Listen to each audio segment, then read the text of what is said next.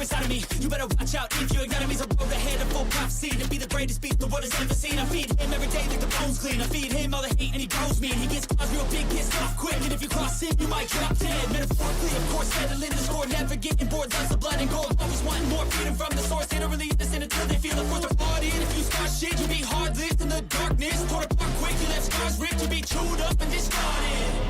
And this world ain't bright, won't accept it. Negative energy, I expect it. Once it's in your mind, it's infectious. So fight for your life and reject it. You better give me space, I'm protective. My adrenaline spikes when I'm threatened. And if you stay in my way, I'm aggressive. Cause when there's no exit, I'll kill when I'm desperate.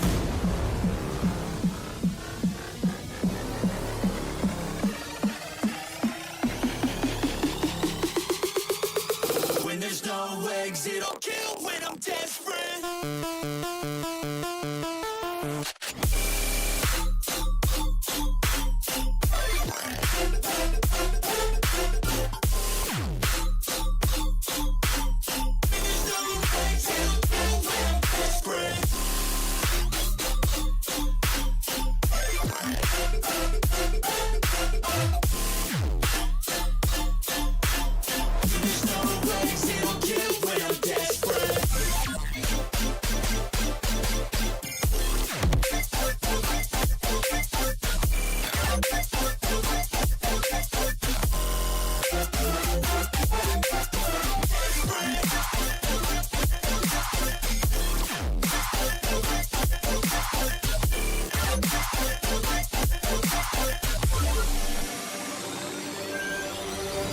And this world ain't bright, won't accept it.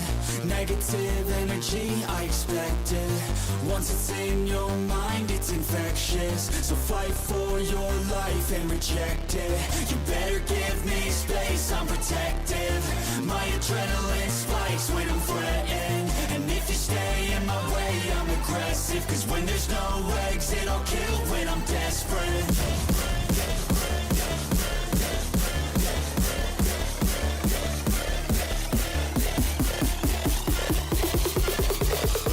There's no exit, I'll kill when I'm desperate.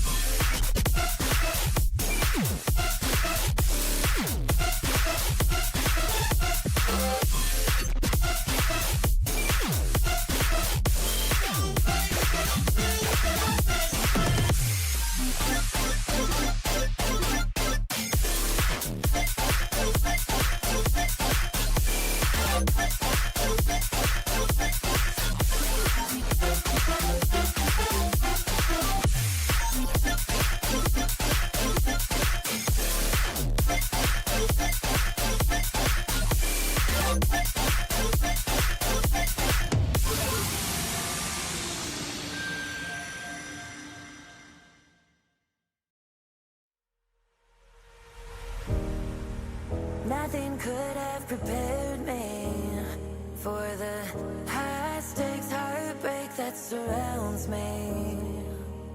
You want me, you won't let me go. So I burn slow. I can see you coming like a wildfire.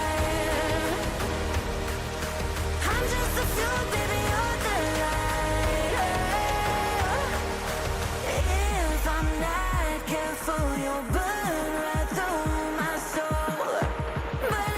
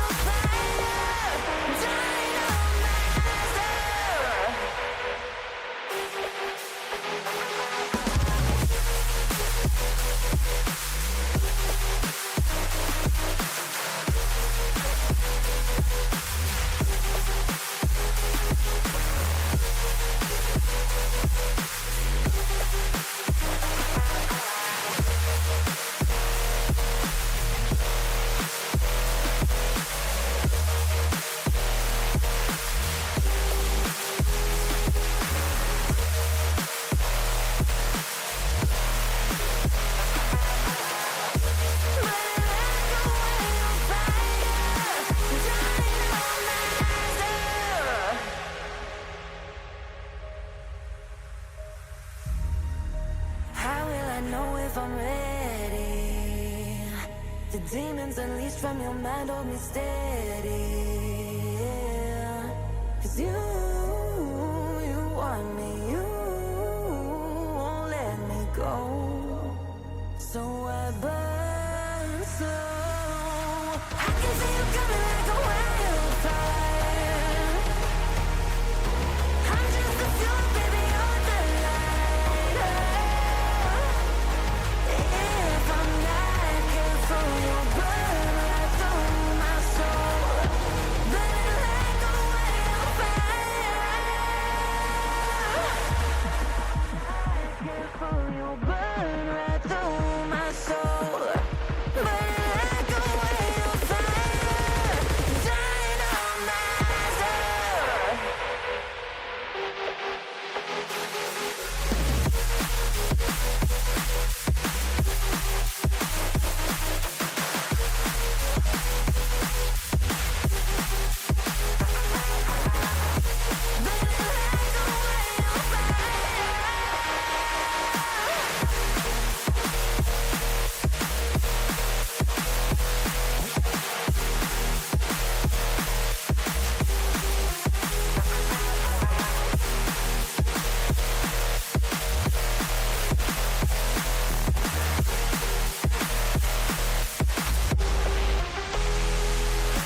I can feel you coming like a wildfire. I'm just the fuel, baby, you're the lighter. If I'm not careful, you'll burn right through my soul. Burning like a wildfire. Dynamizer.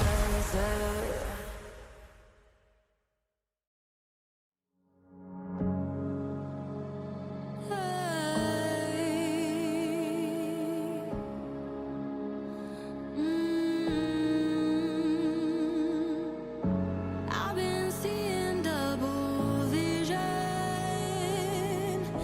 I've been having trouble sleeping, 'cause these dark nights don't keep you as they always used to do. When I'm falling from good night, will you catch me before the fall? Without you, I'm terrified. Without you here by my side,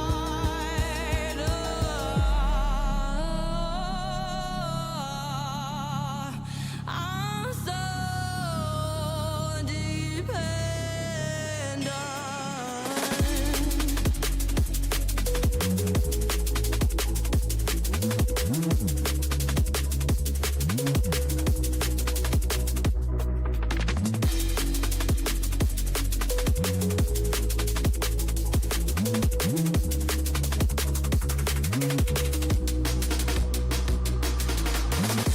I've been choking on emotions. I've been tangled by my thoughts. 'Cause the longer I stay awake, the further I erode you. When I'm falling from good night, will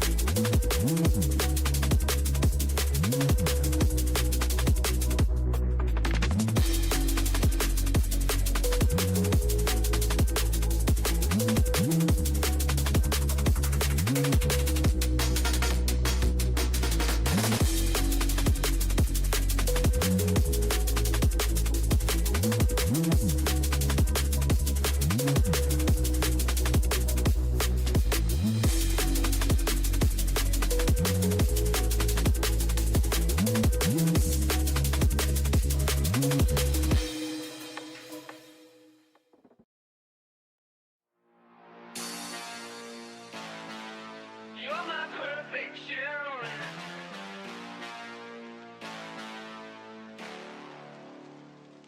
See, I need you like the radio.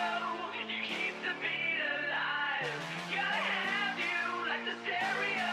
I need you in my life. Hey, you're my obsession. 'Cause baby, you're my melody so sweet. Hey, you're my obsession. Hey, you're my obsession. Sets me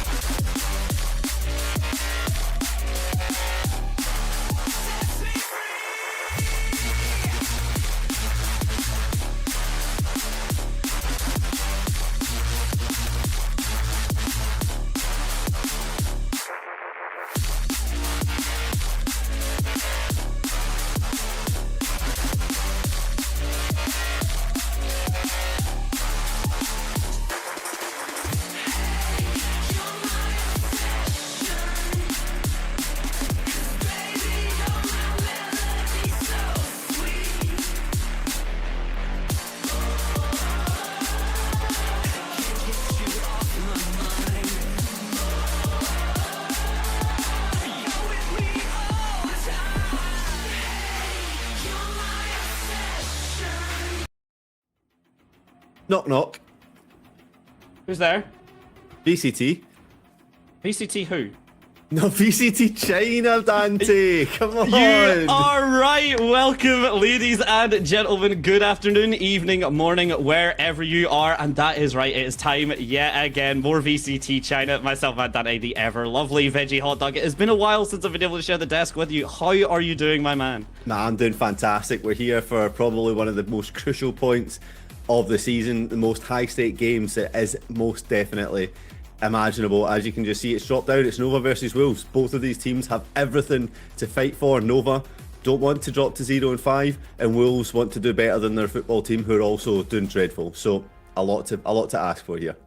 Yeah, genuinely, the fight for not last, maybe the most pivotal fight of all at times, and one that Nova certainly want to try and show themselves off with. They are currently not able to secure themselves a single map, and if you finish yourselves an entire group stage without finishing a map, that is a rough sentiment, because at least, you know, with this kind of point, this kind of style, you get up to there where the map pick and ban, you always say, becomes a lot more relevant than I think a lot of people really do give it credit for, you know, but if you don't have a good map, because you've not won any of them, how does the map pick and ban really work out for you, you know, kind of going into this? Wolves, on the other hand, at least have had a little bit more momentum on their side.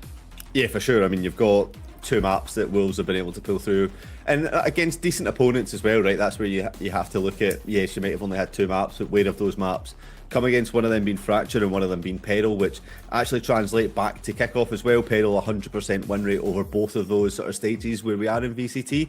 So that's a map that you would be kind of hoping that they might lean into slightly, but then recent sort of dominance on Fracture, where I would say a dominance is 50%, but I mean that's better than the rest of the map pool where they've got 0%. So you have to take that. Whereas you flip it round to Nova, you look at kickoff, they only won one map and that was on Abyss. And then, as you said, they've won nothing on stage one so far. So I think that this is kind of like, we joke about this being a crucial point in the season, but really for these players and the coaching staff, knowing that stage 2 is just around the corner, this is kind of their last hurrah to be like, okay, this is where we can build on for the next stage, as well as all the changes that are coming through for 2027.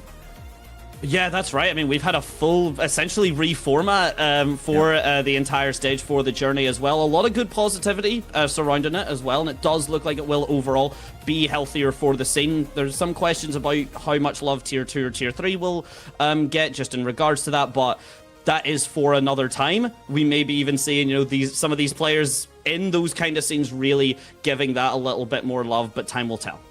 Yeah, it's going to be a difficult one, but like we said, for Nova, they have their last hurrah, whereas Wolves, their chance to top it. And you're looking at players like Sufat BB, right? We've seen them at the international stage, being such a huge presence, but ever since then coming back, they've really failed to find any form of momentum and really gather themselves put together. We talk about them being that spring giver, that everything just put it all in, where the only thing that we have here is the glaciers to potentially melt and Wolves to disappear.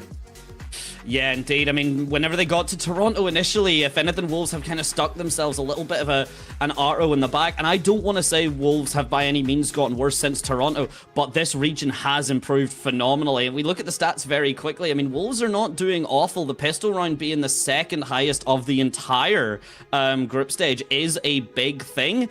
I would say almost a double-edged sword, though. If you're winning 60% of your pistol rounds, doing the second best of the entire group, but you're still not able to convert that into wins. Yeah, that's a scary aspect, right? Stats can be double-sided for that reason. Yeah, I think to add a little bit more context to that, I think Nova were 30% pistol win rate before their last game. So it's good that they've obviously managed to convert some pistols, which is why it's gone up to 38% off the game of Trace. But once again, that's only 2 maps.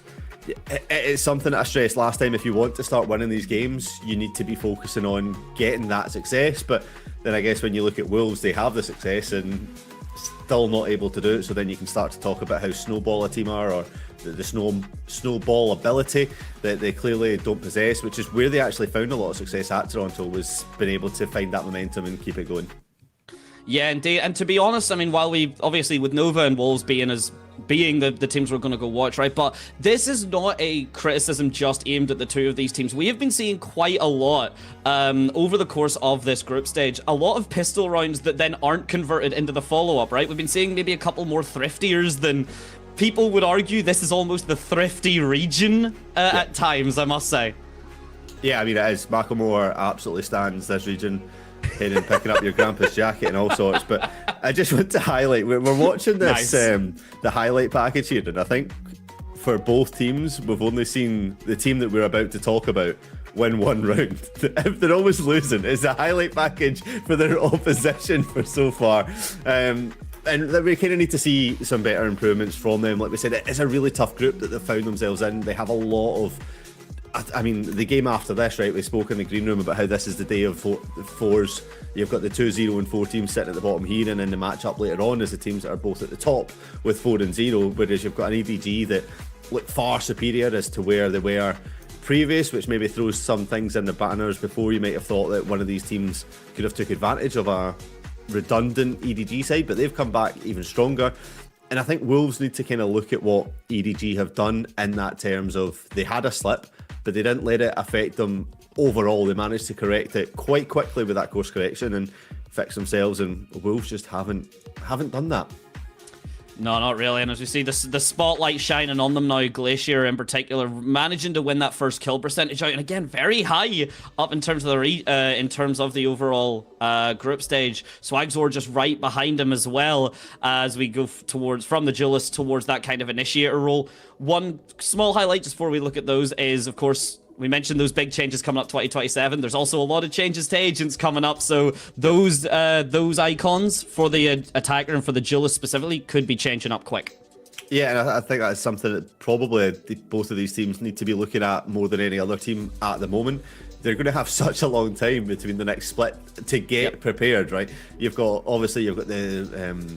the seeding matches that are to come over the weekend for the teams that have qualified, but for both of these teams that know there's no hope of qualification, this is your chance to kind of throw in what we would have called one and done compositions on certain maps to test the waters on how it stands up on an actual stage rather than just in a scrim. So I would kind of like to see some less thought out or more thought out agent selects that aren't fitting into the meta today. I'd like to see whether we get that veto or we're seeing Harbour coming back in, something along those lines to just kind of throw a curveball in and see if they can hit a strike.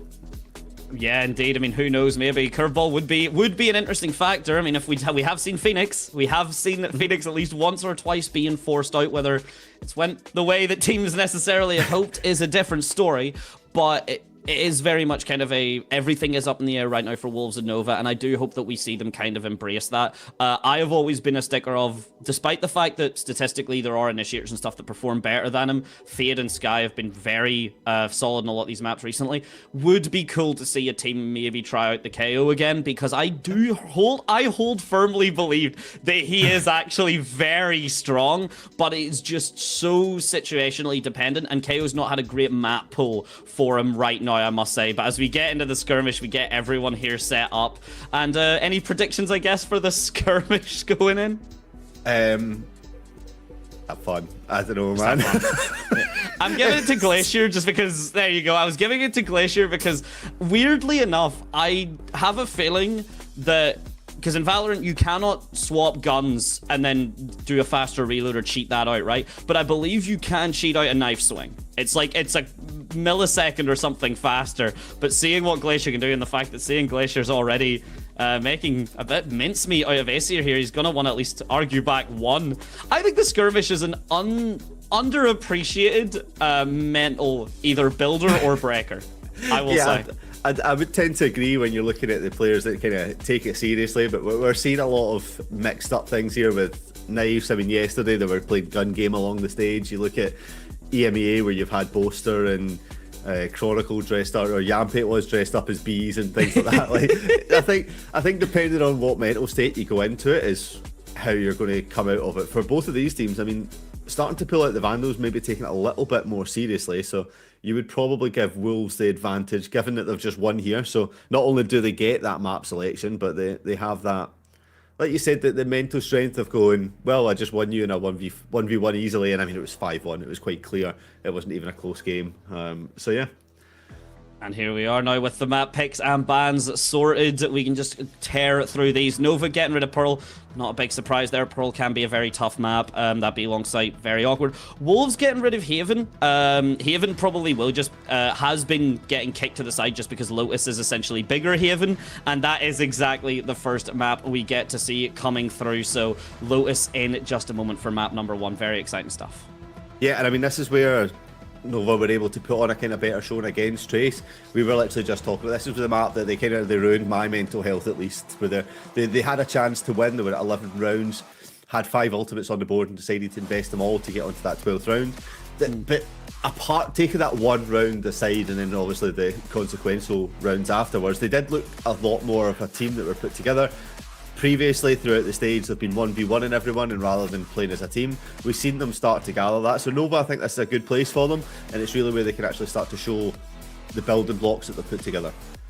Yeah, and they need to assess something, right? They have to have something built up. Yep. There is a small aspect to consider, not necessarily, I don't have any insider knowledge or anything, but always something to consider is they maybe have now started to build something already, but do you show it now? Because you don't gain anything from showing it right now. Yes, of course, the meta is about to change pretty drastically with some of the agent nerfs, but even still, if you've suddenly got that cohesion, you've suddenly got that team development, you maybe want to try and pull that back a little bit, and maybe the coaching, maybe Alex or Onbush will be saying that.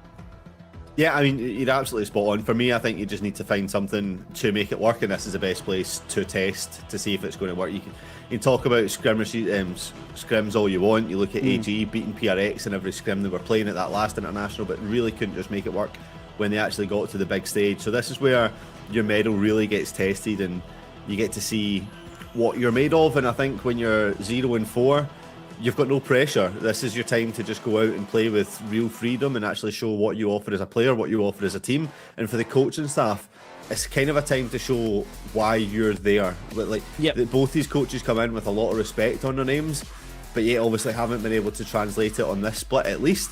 So this is your kind of chance to say, listen, it's just been a bad split, we will bounce back, and this is why. Exactly, and to be honest, building off of that, I mean, IGLs will probably be looking at the same right now. You know, how do you keep the team, the composure shown there? How do you show that the team are keeping a good mental? How do you show that the team are still willing to play at the best of their abilities? Yes, okay, even if the stakes aren't the highest in the world, how do you still show that you can keep your team fundamentally solid, locked in, and if there are is anything that does go bad, like for example, expending 5 ultimates but not being able to seal out the map off the back of it, how do you make sure that doesn't affect your team in the long run? Because again, as much as it is, you know, a team-based game in Valorant, the individual performance is always there, and that's always a factor that every player has to consider. Yeah, we'll get to find out. For Wolves, it's the same side for them, wanting to see that bounce back that everyone's been craving, like you said, since that Toronto run-in. They just haven't been able to put their foot back on, and it's almost as if the scent of blood has disappeared and they've not been able to chase it down as a pack together. But one last chance at redemption before that next stage comes up. As we see them start to line up, what will they bring into it? I really would like to see the KO, but I heavily doubt it. I do heavily doubt it. I would like to, you know what though, I will say, as much as I'm not a fan of him, I think we do see a veto here. Interesting. Okay, I'm thinking that we might get to see a Chamber coming up through. I think this is one of the maps where Chamber can provide a lot of success. It's not something that we've seen from Nova the last time they played this, but maybe Wolves can harbour some of that ability and bring them in. Other than that, I think you are just going to default and see your Neons on Duelist as well. I don't think necessarily any team will change. I think even before Neon became that super aggressive, overpowered that you kind of tend to see across a lot of splits at the minute, I think they'll still be a very large staple in here. Yoru obviously kind of nerfed into the burger joint that might probably not following through, and I think that's a shame for a lot of these China teams that did find a lot of success with Yoru, but ultimately a cost that had to be paid. But as we see them start to bow off, I'm not seeing a lot of confidence from any of these players. No, there doesn't seem to be much in the way of like standing up, right? The body language, if you want to get fully Heads down, analytic. No, the head's down, everyone, a couple hands in the pockets and stuff. There doesn't seem to be as much elation or smiles. Usually the group hug, you know, you do see the active chatter, there's a lot of mumbling, the cartoon whispering, like, you know, Tom and Jerry style. You kind of get to witness that. Not much right here. Everyone looking very serious, very focused, and again, maybe not in the grand scheme of things, but both of these teams realizing that this is an important showdown between the two of them. Yeah, this is do or die, whether it's to stay on the team or whether it's to maybe progress themselves into other iterations of different rosters throughout the next stage, as well as, like we said, the massive changes that are going to happen in 2027. But I just need to say this is really disappointing. The Wolves mascot does not look like what a wolf should look like, and I think for that reason my prediction was going to be a 2-0 Wolves, but purely based on mascot ability here, it has to go 2-0 to the Capybaras. Yeah, valid. I'm with you on it. I'm gonna say I think it is gonna go to the Wolves, but I'm gonna say that Nova do not finish this group stage without a map. I do think it goes 2-1. I think we do manage to get to that third map, and here we go. The agents are up. No veto, sadly enough, but Yosemite on the Vise is something I have immediately spotted, and I do like to see. Yeah, I quite like this. I'm not the biggest fan of where we see Cypher getting played too much. I don't think they really provided that much value in the game against Trace. I think the biggest thing that Guang was able to do with the Cypher was play a lot of anti-Whaley trips, and as you're looking at it, Wolves don't have that Whaley. Yes, they have the Rays, so maybe you'll still get them on the satchel entries, but other than that, I think just simply looking at the comps, I massively do prefer the Vice pick as well. I think it provides a lot more abilities and kind of strategy throughout the map. Yeah, I will say I completely agree with that, especially because like Guang, not only is he on the Cypher, right, but Spring has the satchels. Reyes was phenomenal because of the fact that if her movement was good and you knew where the Cypher trips kind of would be, and you know, at the highest level there is just the best place a Cypher trip can be, you would see this Reyes satchel blow up the trip as well as get this Reyes onto the site initially. So I'm looking to see that from Spring. Also, just very quickly, we've with the Cypher pick on Guang, even Vukashu, DRG's own refusal of any other agent role other than Sentinel. He did run the Cypher on Lotus last time that we've seen him on the stage, and it didn't work out as well. Translating to the double controller, he finally managed to make that Viper work on the other maps. So if even...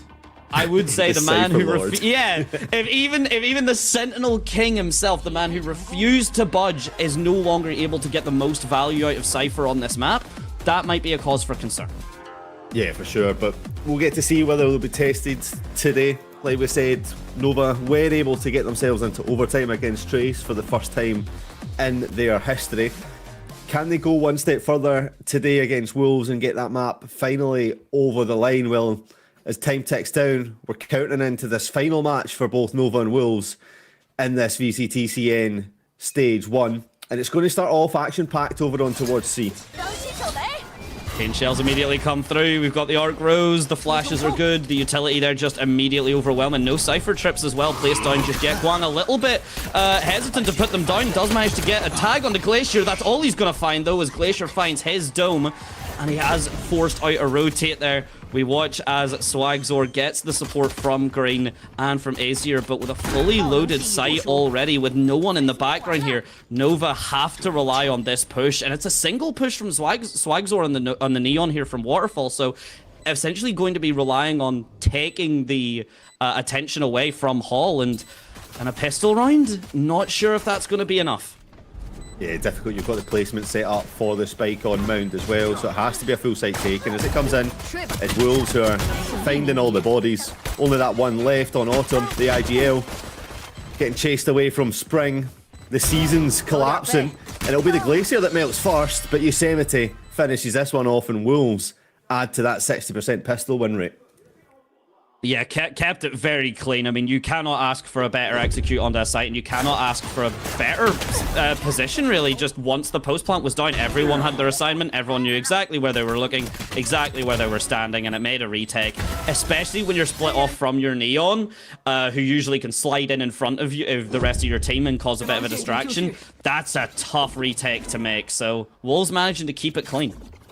Yeah, on a pistol round where your utility isn't the strongest, a 4v4 retake is always going to be a difficult one. But for this time, as we see, it's going to be Yosemite peaking with this Marshall, trying to create a little bit of pressure over towards A when the rest of the team pressuring on Mound. But the deep Cypher cam will give the information that it needs, and Yosemite will pick up that first one. But seemingly looking to call the players back, which could be a bold call and the wrong call at that. Yeah, indeed, especially with the door being open now. You know there's at least two more players here. Yosemite looking just to farm them up. Goes for the no-scope, gets his third, gets his fourth. Okay, Yosemite, get the Steel Garden absolutely farmed up. At this point, you give him the ult, or give him the spike, give him his ultimate. If he manages to get this fifth one onto Guanji, that's exactly what he gets here. And with the support of his team, we should be maybe seeing another ace. As the drone spots out Guang, Yosemite follows it up. A very clean Marshall ace, and he might find himself promoted to a sheriff with an aim like that. Yeah, protect that one at all costs. You call it a national park. Yosemite protected, delivering the goods. One by one, they all fell. And it's a flawless round for Wolves bringing in. Flawless start to this so far, 2-0, exactly where they would have wanted to be. But now, Nova get themselves a chance to bring up the artillery, notably seeing the Outlaw with 3 players able to fall to it if it's able to connect. And it will be this snipe off, right off a C Mound, who's going to be the one to peak the angle. But as the time ticks away, both players miss one by one, and you can see Wolves happily making their way through into A. Pressure on Garden door. Back up now starting to arrive. Prowler to clear out Garden, make sure no one has fully assessed their way into it. And with the time being taken, there's a large stack heading potentially to see a B crunch. It's really, you just highlighted, right? Yes, congratulations, Nova, you've got your buy round. We have Steel Garden online. Your buy is meaningless. The entire point of having round 3 is to get the Phantom. There you go. Green cannot spray through the smoke anymore. Glacier's already there to meet easier with a beautiful lurk on toward the A site. Doesn't get the gun to carry past that. Autumn gonna find him, but look at what has happened here. Yeah, that B crunch is absolutely correct. The shear on the back site as well. So Yosemite is going to have that information. It's just going to swing off of it, actually. Swagzor doesn't need any confirmation or any consolation. He'll take the head clean off of him with the Outlaw. So had it been a Marshall, it would have done as much the damage. But if you're Wolves here, I mean, you're already really happy. And the more frags you add, the more damage you do. You might be, you know, digging into the coffers of Nova. to get you a full buy in and of itself, and that's exactly the case. Autumn 1 versus 2 here. The utilities facing down isn't too heavy, but Jawa can basically just TP behind him. Spring then just steps in front of him, doesn't need the support of his teammate. The Guardian is there, and 3-0 is an absolutely dire strait for Nova so early on. Yeah, I mean, you highlighted that the Steel Garden was one of the biggest bits of utility that could be thrown on there to make sure that that B site was safe, and while that's going off, the distraction allowed for the swing and the pick over on A site, and then after that, Wolves just doing a really good job of holding on to it. Nova lose a crucial round and start to allow this Wolves team to fight together and to start working on this momentum that we've seen so successful for them before, but kind of lacking throughout the waves of the packs. But now, Nova 0-4 overall this split. Should be facing a 0-4 on this round as well. They have picked this C site, which is completely empty.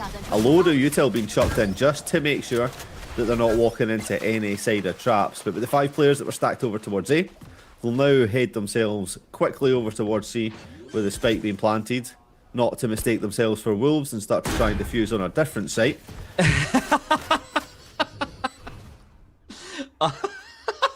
I might not be able to calm you. Why would you say that? Anyway, no, I can. Composure, composure. I mean, it's a 5 stack on Hall. Nova just have the Sheriffs here, but again, the setups were very solid the last time we've seen a post plant here. Sufat PB, though, first of all, Green got an excellent first pick. The Paranoia is solid. Satchel has to be thrown to cause just a little bit more damage, and that damage will be done. 5 people, all red on the kill feed, and Wolves just gutting any hopes and dreams for Nova's retake here. And I would like to, honestly, I would say the timeout's needed. Yeah, I mean, you talk about Spring finding themselves some action. Well, you may have to take a little bit of look on this retake, because like a lawnmower at springtime, this was fully cut down and taken to its maximum. 4-0, we said it's what the outcome should have been, but not really seen any damage coming in from Nova. Yes, the utility was really strong to get themselves back on site, but I just don't like this 5 players all execing from the same area to try and get through. We need to be pinching a little bit stronger, finding ways to isolate the fights rather than all coming through this one choke point. And it'll be this C side that Wolves have found some variation of success on so far. Paranoia clear the space, Showstopper now invested in to gather even further, and that'll be the site to be theirs. Run, Guang, run! He's not going to be able to run that far. Spring will absolutely stop the show, and I think we've just seen a big highlight there. You know, Guang had the Cypher set up, right? But the Prowler dealt with it. The Raze utility dealt with it. There's so much that Wolves are currently answering back in terms of a utility fight. Spring sees the utility. He'll happily just stand in it, though, try and take it down. Glacier just finds on the Azier, no issues there, and the Neon Slide, good for 1, the flash is solid, but again, it's this post-plant positioning. Wolves just understand a single tap from Glacier, and he does actually find Green off the back of it. Suddenly Autumn, the last man standing. It's a 1 versus 4. Sufat BB is currently actually just running a little marathon. They do not want him to see if this gun is actually what the team comm seems to be, and that's why we get the rotates coming through. Autumn trying his best here, but something tells me, Veggie, I don't think he's going to be allowed to get away with this op. He might try and get the kill. He does indeed. And because of that delayed rotate from Sufat, he is allowed to keep it. Yeah, and I think the biggest win factor, apart from the Showstopper being invested for the site, was you see Wolves going a little bit deeper than they have traditionally so far on this map, taking that backspace over towards spawn, and it meant that Nova had to use utility just to clear out there, never mind getting onto site. You had your Paranoia, your Fade utility just to try and clear that back CT, and it meant that the fight was not even on site to try and get towards site. Puts Wolves in a great position, 0-5. Nova down once again to what's going to be another save with an operator in hand, but this coaching team could not have dreamt a worse start coming into here. Alex wanted to prove the critics wrong and wanted to be like, nah, look, we're not as bad as it's been made out to be. But right now, I mean, you have to be on the side of the haters for this one. Unfortunately, I mean, you can only argue with reality for so long. You can only debate what is on your screen eventually before you just realize and have to accept and come to the conclusion that there is just something that is a definitive struggle here. It is not over yet. There is no reason to be so doom and gloom right now, and I really do hope that no one is. But it would be nice to see off the back of this timeout a nice little re-swing. We're seeing the raise satchels though, we're seeing the movement, we're seeing the adorable plushies that I want one. That I want one really bad. But yeah, it's going to be... It was already an uphill battle for Nova. It might now be an uphill battle featuring a boulder being pushed up it. Yeah, the fact that this is your map pick, you need to be taking some confidence from the signs that were at the back there. Fear nothing is what you need to go into this matchup with. And off this first contact, the Prowler will force Swagzor away. That was your one chance at maybe saving this. However, Autumn in a fantastic hidden spot. But look at where the players are going. Glacier is now inside spawn. The split has been taken and it will be C-Site that's descended upon. Overdrive popped in, 2 players found, and all of a sudden, Nova don't have a clue what's happening. Oh, and the spike as well nearly fell in the rotation door, nearly actually finding a spot of luck for Nova, but it wasn't enough at the end of the time. And this is the thing, right? Nova, or Wolves understanding, the operator has been saved. Let's just go B. Let's just go B. Let's just spam up the ultimate, not to concern themselves about it. But Nova haven't given this up yet. The overdrive has been popped. It's going to immediately get shut down. Autumn, with the only actual gun online, does manage to find it. Spike still has yet to be planted, actually, Veggie. So now all of a sudden it's a 1 versus 1. The rush is going to have to come through. 34 seconds. Everything has to go down on this site right now. Aesir does pick up a gun, but it is the op, so he actually has to disengage off the back of it. He hasn't managed to get himself a Vandal, and if anything, that speaks to me the lack of confidence the Nova players currently have. Yeah, but you look at the repossessions, you almost thought that Aesir potentially thinking that a rotate might come through, so was deep early onto it, but the fact that they've got themselves on to B, Waterfall isn't going to be a point of contention to watch for, and never mind the fact that could have walked back into defender spawn and coming through this main C choke point. Yosemite, really tough spot here. So much to worry about. So little to do. With 10 bullets, you're going to have to hope the mistake is on his ear's hands. Smoke comes in, maybe identifies the position. The tap, the knife pull out. Seen the position, but it pops back out with the Sheriff and hits the shot. And Nova, from the ashes, pull up a round, maybe a lifeline into this match, into this series overall. Unexpected, but it gets the job done. That kill from Autumn there, depending how that goes, you know, that would have been enough on of its own here.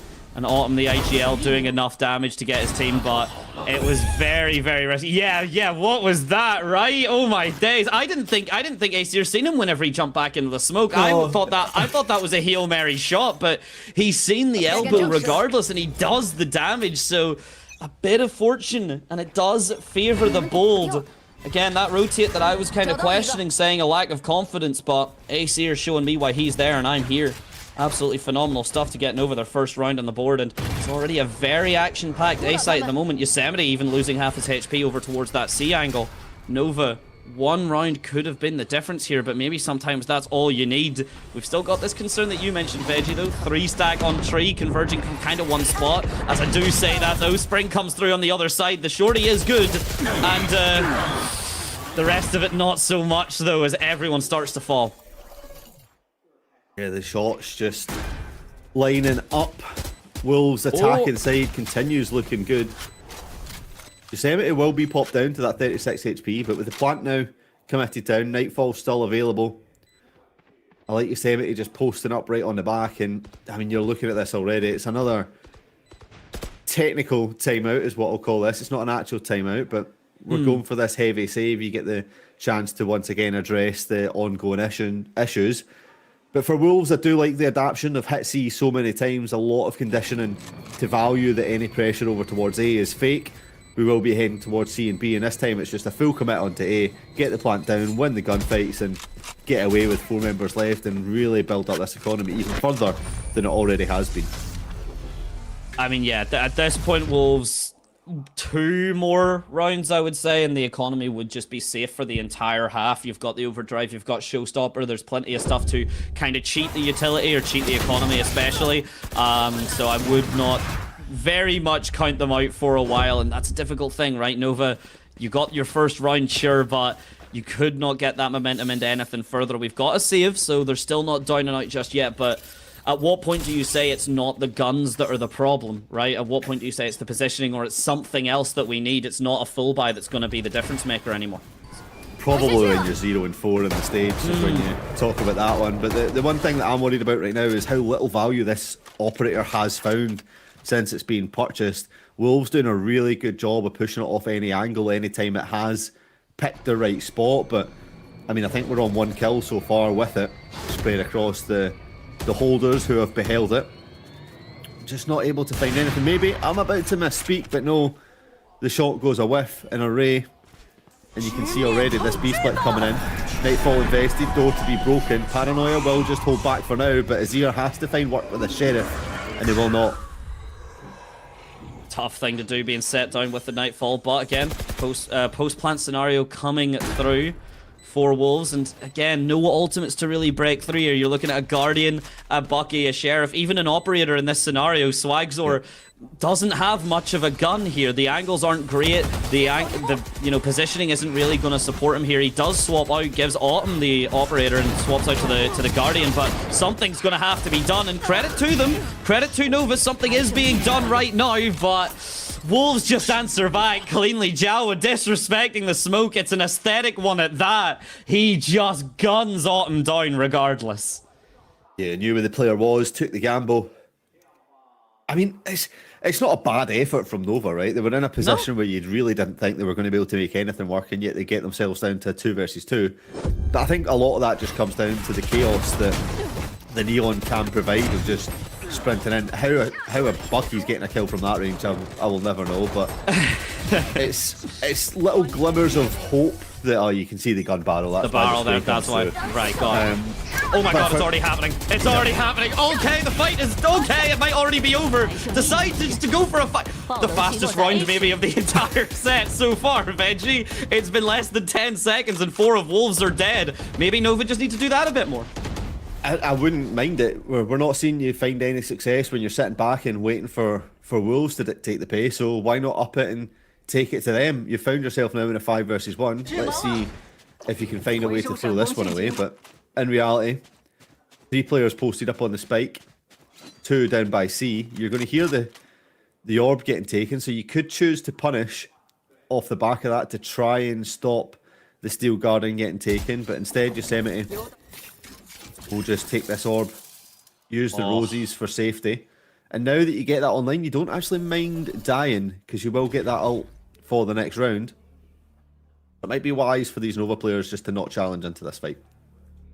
Yeah, I would kind of hope they don't, especially with the Cypher set up here. That's 1 trip down. Green meets Yosemite with the Judge on the left of the box, and the Crossfire was set up regardless, so Guang would have been there, hopefully, at least in theory, just to get the refrag. So another round from Nova, basically off the back of, you know what, we're going to go and attack a little bit early. Yeah, I really like this adaptation. The Haunt provides so much value as well there, right? Gets that extra kill sitting up on top. And now it's going to make Wolves have to think about, is this going to happen again? You can already see the pings coming out for how Wolves want to adapt onto this. Fastlane going up and try and take a little bit more space rather than just hiding in that one choke point. Do have this molly going up to deny it straight away. The grab as well from Fade, and it's a full send once again. These haunts from both teams providing everything, and no one being the successor quite yet. Oh, beautiful fake TP with the backup of the Prowler from Azir. He does it all. The 4th kill just like that. 2 incredibly fast rounds from Nova, and we are seeing, right, we were given some flack on defense, and I do believe very much deserved, but Nova are showing right there that Wolves should be concerned for the side switch, because if we're seeing executes to this level, to this standard, backed up by the mechanics, backed up by the player positioning, Nova have decided, and very well could be making a statement, that defense was the warm-up.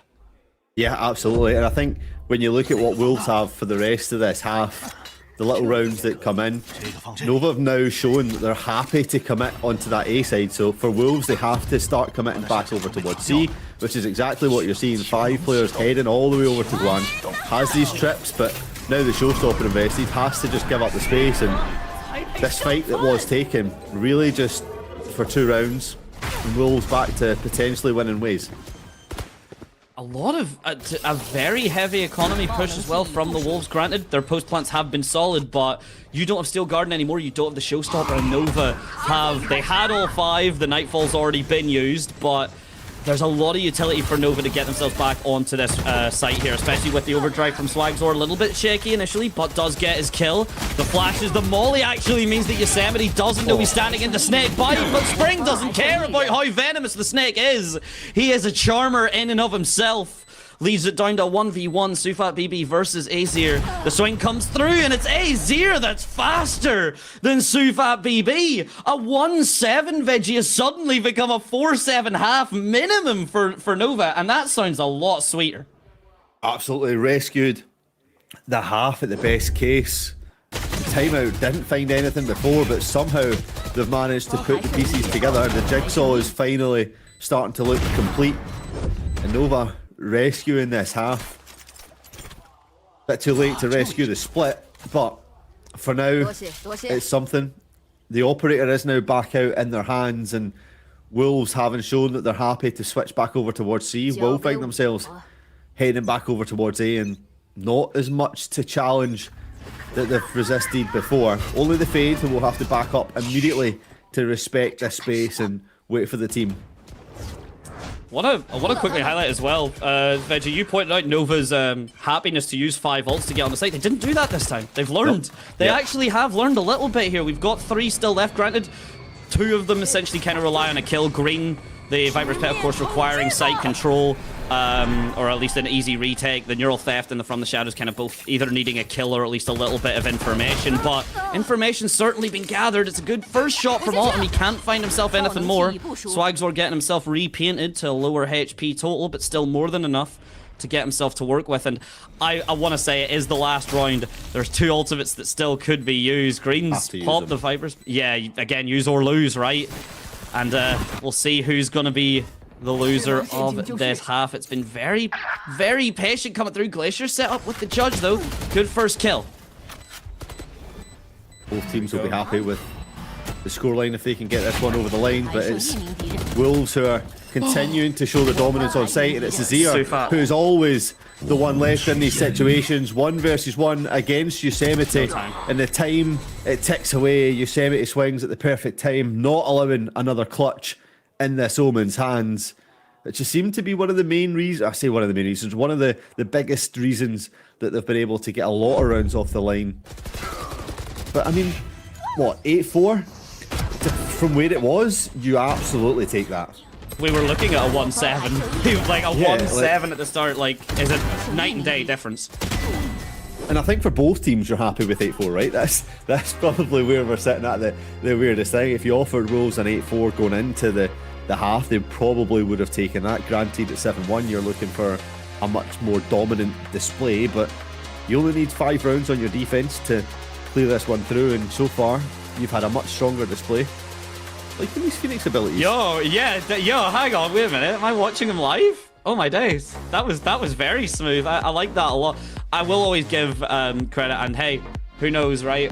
Can we get a second to say that we might get to experience this, Veggie? I don't know if you're down, but Masters is London this year. We could actually be part of these shenanigans very, very soon. But I mean, yeah, that's there. This is now, and Nova, off the back of 3 very aggressively coded defensive rounds, I want to see that confidence come through on their attack. Yeah, it has to be. It has to be. It's the only way that they'll be able to find some success, you'd have to imagine. It's shown that aggression, shown that teamwork. It was when all the utilities were used together that were able to find the fight and stopping power to really prevent Wolves from having their own way on that A side. If they can harness it going into this attack side, then maybe we'll start to see a resurgent team. But it's Wolves who are in the driving position for now, looking calm and composed on both sides, you would have to say. But for their own map pick, this is Nova's chance to really get that first map on the move. Considering both of us kind of realized that the overall atmosphere, I guess, of the teams was slightly different, it is quite nice to see now both of the teams looking quite a bit more focused, but they're not looking worried. They're not looking concerned. Everyone is now just locked in. Speaking of locked in, we get ourselves the first attacking round here, and Wolves have basically copied Nova's style here. Easier with a beautiful trigger discipline. He can only get one, but that is such good damage. A kill and Jawa down to 4 HP, and that information should be all that Nova needs here to be aware that this is a free site now. Yosemite has fallen. Yeah, absolutely. Collecting so many names on that A side allowed for Nova to speed up, get this plant down relatively risk-free. You can see Wolves have started making their way over here now, following into that same pattern that we've seen Nova do on that first pistol round. Everyone coming through from CT, heading in. Not too much utility left to be used. Has the paranoia available should they want to convince themselves, and that will now get thrown. Only clears out Swag's orb, but will allow some space for Glacier to speed down, but only thing they're speeding to is an early retirement as they fall down, and Nova get a rare pistol win from them, taking that 38% win rate, maybe up to 0.5%. Yeah, which, you know, as every time, right? You have to build it up brick by solid brick, and this was just really nice. Could have been a double, but either way, more than enough. And then the post plant, the positioning, right? Basically seeing exactly Nova in the positions that Wolves exactly were. We're seeing the claps come through. We're seeing Autumn giving the respect to his team, right? We were talking about keeping the momentum there, keeping the mental there, and that's what we're seeing. Yeah, let's see if Nova now can start to turn the momentum that Wolves had at the start of their attacking half. It's going to be a brawl just outside of A just now. Wolves wanting to take as much space and deny as much as possible, but with how much has been taken there, you want to start to see this spike being progressed elsewhere, but instead as the smoke dissipates, it's just going to be a shootout. Old-fashioned brawl. 3 players falling down, and all of a sudden, the Wolves have to retreat. Yeah, I mean, yeah, fittingly enough, right, it is Autumn to make you watch the rest of Wolves fall. Yosemite answers back with a classic, but Autumn still full HP, regen shield more than comfortable here. Surprised that there hasn't just been the disengage from the rest of the team. We're finally seeing it here. That C site will be more than free. Wolves only having 2 members on the roster alive, so Nova now deciding to rotate around. Don't hate the idea of letting Autumn stick around to try and get the Nightfall, similar to how Yosemite got the Steel Garden, right? But at the end of the day, you still need to make sure that spike does get planted, and that's exactly what's about to happen. Yeah, and I think that's why you've seen the willingness to stay and fight outside of A, right? Is the fact that it was 2 agents that have very important ultimates that can come on board and really prevent much rounds being taken away. So get them rolling. You can see, as you say, Autumn, 2 orbs, 3 orbs away from getting that Nightfall on board. Really don't mind them going hunting, but Wolves don't want to be hunted. They're used to being the hunters. They're trying to prevent any blood from being felled, but this paranoia position noted, it's the swing round, and exactly what you see. Autumn with the ace, picks it up, dancing on stage, and I don't know if that's a bye-bye or if it's just a happy celebration, but that'll be the Nightfall even closer to being on board, and that is something that we've seen. You mentioned at the Steel Garden going into round 3 for Wolves. Well, round 3 on this attack for Nova, you're certainly looking to have that online. I still love, yeah, Autumn's going to have that online, right? And I love that Green swung the corner, seen the 2, and just looked away and went back. Like, he didn't even fire back. He poked his head around and went, okay, they're here, Autumn, go deal with them. And that's exactly what happened. And now, because of it, Wolves, yes, they've got the full buy, but they have to deal with Night 2 fall. And, okay, to be fair, if you just start getting these frags like that, if you just take the engagement right back to your opposition, that can be a possibility. Autumn, you cannot use the Nightfall if you are in the Afterlife. Spring putting the rest of his team to back him up there. Suddenly a 1 versus 2. Guang doesn't even have the spike online just yet. He would have to do it all. Guardian good for 1. The G in Guang G standing for exactly that. And Cypher Cage now goes down. A little bit more space just to give him that, but he still has to get the reposition. Could get himself a gun secured and the spike as well. 60 seconds on the clock here. 1 versus 1. The Cypher Cam gives him the information. Yosemite tries to jump, and Guang is more than patient to take him out of the air. Yeah, I really like that from Nova. They came into this bonus round with a lot of rifles going on. You could see the buy from that previous allowed the positions, the Guardians, to come in. It meant that the fight was a little bit more turned in their favour than it would have previously been. And this pressure on A is something they're certainly used to fighting through. Spring does their best to not allow Nova to really blast off and be that super side, but when you've got players like Guang able to shoot the discs in the air, then it's never going to be too successful. But a fast fight over towards A will only net the despair for Wolves. 2 players down already. Yes, Glacier's tucked up, but that position has to be noted.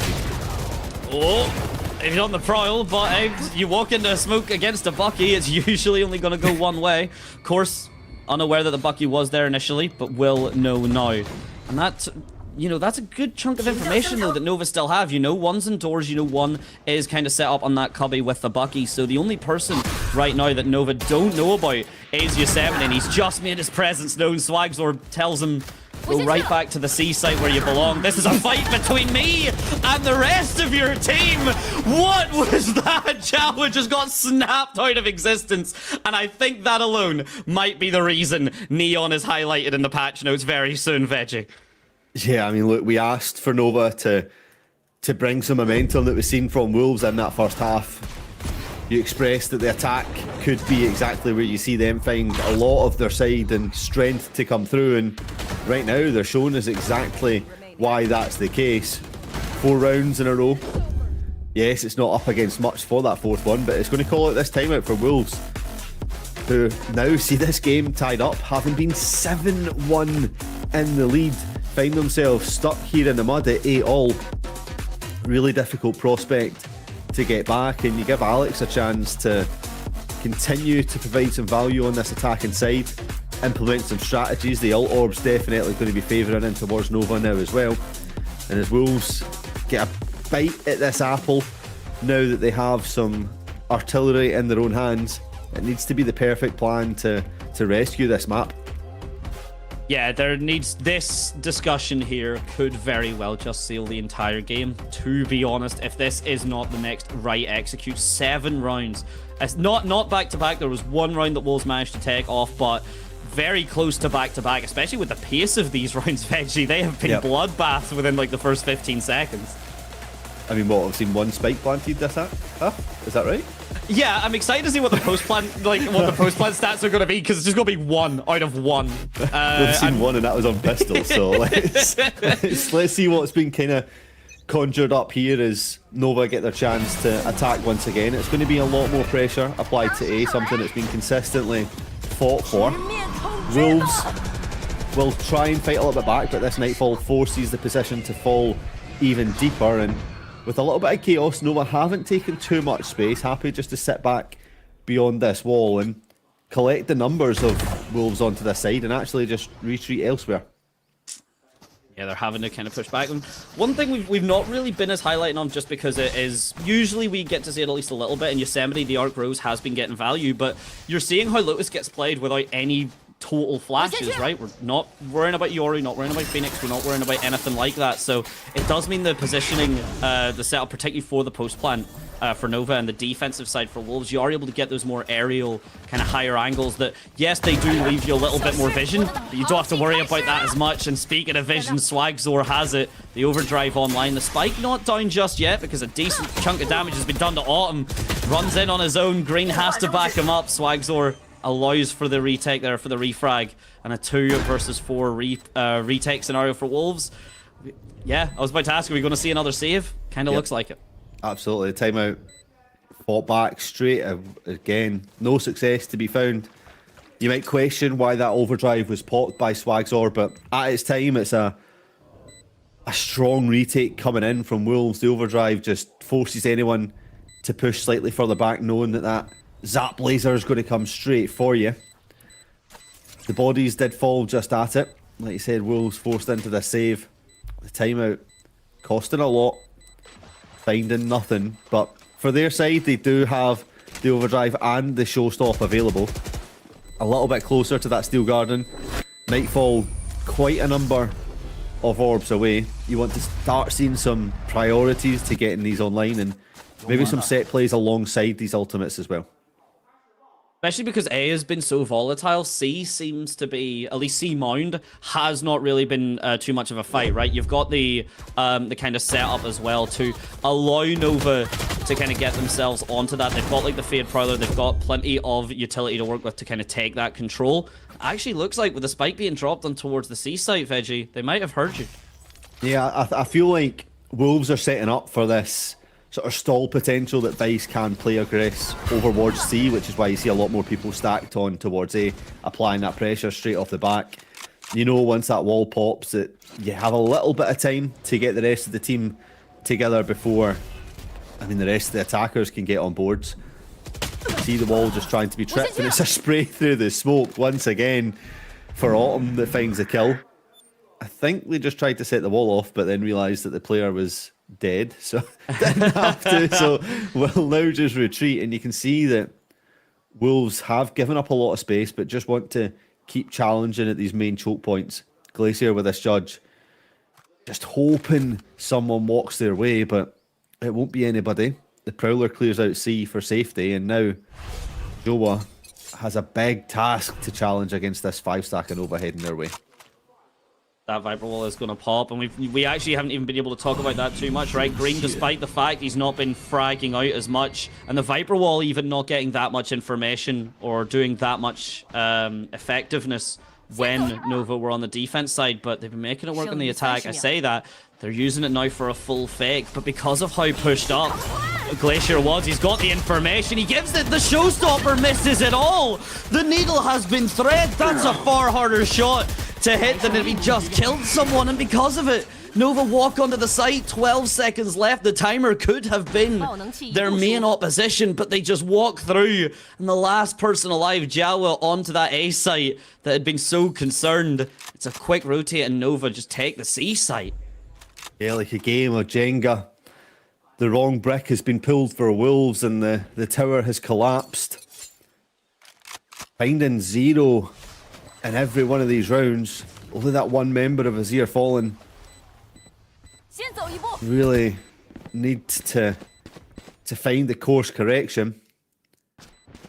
It's not looking like that's going to come anytime soon, as Nova are able to build themselves onto double digits. Really tough times to be a Wolves fan. Yeah, definitely. The kennel's potentially beckoning right now, and it might be Nova the ones to, yeah, and the Nova might be the ones to give them that express pass, right? 1 and 7 has been converted into a 10 and 8. That's disgusting. Yeah, it's a confidence ruiner, right? And you start to think of, oh well, it's not their map pick, it's fine, but the repercussions that this could have heading into the next map of being like, how did we throw that away? The mental preparations that you're going to be going up against really will be tough, and you see a second timeout now called for Wolves on this defensive side for them. Really not been able to find anything on this defense. I mean, they haven't found a single thing. It's been 6 straight attacking rounds for Nova. And no wonder they're chilling, just enjoying their beverages, knowing that this game should be all tied up. But I will stress, we have seen Nova throw away winning positions on this map before. I reference back to that Trace map, but it does seem like they have their act together a lot stronger. The time between these series, definitely working on these fundamentals, definitely working on swinging as a team, putting together the game plans a lot stronger. And this is a Nova that a lot of us expected to see throughout the whole split. It's just a real darn shame that it's come so late. Yeah, it's always the way of it. It kind of feels like at this moment where the comeback has been so solid from Nova that Wolves have not really had the opportunity to condition your opposition. And I would say Wolves are very much a team that rely on being given the ability to condition their opposition, right? They have to very much rely on the idea of, we will do this play, we'll make you believe we're doing it again, then we'll swap it up. But Nova aren't really allowing Wolves the opportunity to swap things up because of the playstyle. We can see them trying to. The team flash, or not the self flash, sorry, but the Arc Rose doing an absolute wonder there, allowing a double kill from Glacier. He does sacrifice his life though, and 2 guns are down for the price of 1 and a Sheriff, but the rotate would have to come pretty fast from Wolves, and Yosemite would have to hold this site down. Yeah, maybe an overheat to pull out that ultimate to try and find even more value, be that hero for the team. 2 huge kills, but weapons in unattainable positions means that Nova can just hold ground. You almost want to commit on towards this C site, but the door being open, it's Spring who has that hero rifle that does find a kill and takes this to a 2 versus 2. Goes through the Cypher cages, will at least alert that this possession has been taken. Boombot now to find the last, and Spring rescues the Four Seasons as they find a way back in. The first defensive round for Wolves on the board. Starting to find a way to fight against this uphill battle. Oh, I mean, to be fair though, it's a shot like that from Glacier.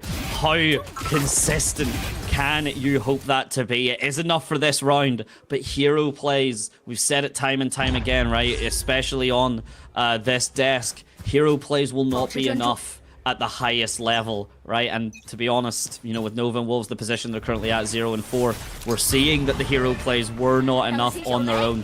It is down to the team coordination, down to the team cohesion, and we are back to very charted territories, Veggie. A bloodbath on the A site with about 12 pieces of utility chucked in within the first 20 seconds, but so far no deaths. Yeah, this is uncharted territory. Usually everyone's dead by this point. A minute 15 left on the clock. There's the first blood going down. Swagzor walking away with a swagger to their name.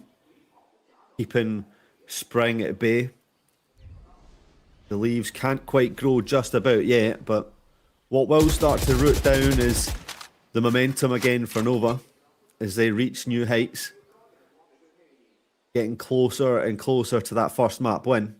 Not quite wanting to go elsewhere yet. The Spike starting to think about just where its final destination may be, seen into the future. What path has the least resistance? Where will they find the most success? And it's Glacier who's posted up on C Mount, just jiggle peeking. Maybe the timing just falls to the wrong side. Had the idea, but now wants to gather up with the team, and just like that, the hit comes in. Oh yeah, it does. The Razor Vine doesn't immediately activate though. And because of it, Guangji is able to take the fight against Glacier very comfortably. The Viper's pit now down. Spike need to get tapped a couple times just to make sure it has been configured properly. But now it has been. And Steel Garden, though, there is a retake potential here for Wolves. Yosemite does have it, but a 3 versus 5 in a Viper's pit. It's optimistic. I'm not saying they're doing it. I'm not saying it would be right. Look at where Wolves are.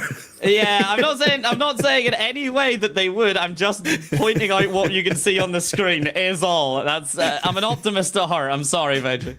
They've either got their headphones on the wrong way again, or they're up to something. But no, it's just going to be a hard save once again coming in. I think they've saved more than I have throughout this entire year. Building up the bank slowly, but not one to take many fights. And you can see Nova are the ones that sense blood, happy to go hunting for these weapons, knowing that they've got momentum fully in their hands to try and track these wolves down, take the pack down one at a time, and it'll only be 2 weapons saved in. The price of battle, the cost to pay. Nova now get themselves on to 11 rounds. Only 1 ultimate invested in to get that one over the line. This is where I've seen the question marks against Trace when they started just throwing everything to try and get it over the line. I want to continue to see the patience that they've shown in the team cohesion to get the rounds battled up, not just one full set plan. Let's see what you can do. You have the Nightfall available to try and make something happen. The rest of the ult's a little bit away. But for now, just taking this A mound it is for Wolves, whereas the rest of Nova just descending onto B. Well, to be fair, their descent has been rather quickly halted. The parachute has been strapped to their backs. Unbeknownst to Nova, Wolves has actually done it to themselves, and it means that Swagzor falls because of the shear. And all of a sudden, Nova looking very lost. That was enough purely for Wolves to shut this down. We're now seeing the split come through. Glacier is up on the A mount. The shots are not finding him. It is the opposition he has found. And he's got the spike as well. Guang with a consolation prize at least. But Wolves short of a miracle here. Gonna put themselves onto double digits. Yep, no walking on water to be found on this round. It's a Wolves redemption. Finding maybe a narrow path back into this game. I mean, by no stretch is it over at 11-10. We should stress that. It just feels like for Nova they've had the much larger success on this attacking half. Wolves, if they can just keep this up, they can really apply the pressure. Steel Garden still available, 1 away from the showstopper for Spring. you'd have to say that the ultimate economy definitely favours Wolves. But it's this A pressure once again. Who will come out on top? Oh, difficult to say right now. 2 for 2. Difficult to say right now. The bloodbath that we've touched. See, that's better, right? 10 seconds and 4 players are dead. That's the A site push I know from this map thus far. That sounds a lot better. But it's enough regardless to force Nova into this kind of C angle here. And you can see, look at what Wolves have done. Look at Sufa and Spring. Every step they take is more information. But the foot is spotted. As soon as I say the step is taken, is there another one though? Beautiful use of the Cypher cages from Guang to get the wall hacks in. That does mean he does know Sufa. BB is right behind him. Gets caught by the C's, but now he does have the support of the rest of his team. A 3 versus 2. Essentially a 3 versus 1, forcing Sufa back into the loving arms of his teammate here. And it might be a battle for the A site, the initial bloodbath being waded through. And the results of that fight could come to fruition in but a moment. Yeah, you knew this was the empty site, so you can put your chips down here, cover them in salt and vinegar, and see if you can walk away with a tasty dish. But instead, it's Wolves who get here on time. The first 2 kills come on through. Yes, the spike has been picked up for Green, but a 1 versus 1 against Yosemite. Orb to try and create some pressure. It's Green who walks through, finds the space, and puts the bullet through the head. Nova get themselves onto 12, seek themselves some new ground, and find a way to what could be their first map this split. Would be an incredible showing from them, to be honest, if they were to, because the executes, the attacks have absolutely been very clean, Veggie. We've been seeing the refrags as well. Solid Guang, to be honest, using the Cypher cages there to get that neural theft locked and loaded online. Absolutely genius stuff to get his team. They're not over the finish line yet, but they are standing dead set under it. One more A site blast could be the difference maker, but Swagzor's already fallen. The utility is just being spammed through, and yet again, A site doesn't work. The bloodbath has begun. Let's see if we can wash ourselves off towards C. Yeah, both teams just happy to show that they're willing to put their bodies on the line for that A space. And it's whoever comes off the strongest that you fancy for the rest of the round. But with Nova thinking about heading over towards B, the paranoia will just push back this team for now. Steel Garden invested as well, costly to hit nobody. Is this spike just planted firmly in spawn for now, waiting for it to come through? Green had a sneaky little angle to get a kill into place here. That opens this up ever so slightly, evens the board across for the bodies. A 1-for-1 loss. 45 seconds left to go. Spike certainly looking as if it's going to commit over towards B. And for Wolves, they have information that A is not where anyone is. Have to worry about C, and this B site, you can hear the steps coming. Thunder rolling, the potential end of days for Wolves, but the Razor Vine as well is going to be enough to actually force the C site pivot. But everyone from Wolves did fully go towards the B site. We've seen Yosemite, we've seen Spring kind of lurking on that angle. That could be a crucial spray down for Autumn, and not onto Autumn. It's not going to be enough. The spike will get planted because of it. There's not really any ultimates to work with here. Swagzor, the only 1-4 Nova that had it, and the overdrive is going to get cut out. Autumn, your timing is not great, but your shots certainly are. Spring and Zhao are going to fall. 2 versus 4 scenario, no ultimates left. It's down to mechanics, it's down to these gunfights, but the high and low being set up by Autumn and Guang is absolutely beautiful. Azir as well, the playmaker, the one that kind of started it all for Nova, might be the one to finish it. He's not, it is the team leader, it's the IGL. Autumn keeps it clean, and Nova do not keep their slate clean. A map on the board. Yeah, you called it coming in that Nova would find themselves some success here today, and that they have done. And you have to credit it all came down to that A aggression that they were willing to show when backs were right up against the wall, when it was 7-1 on the scoreboard.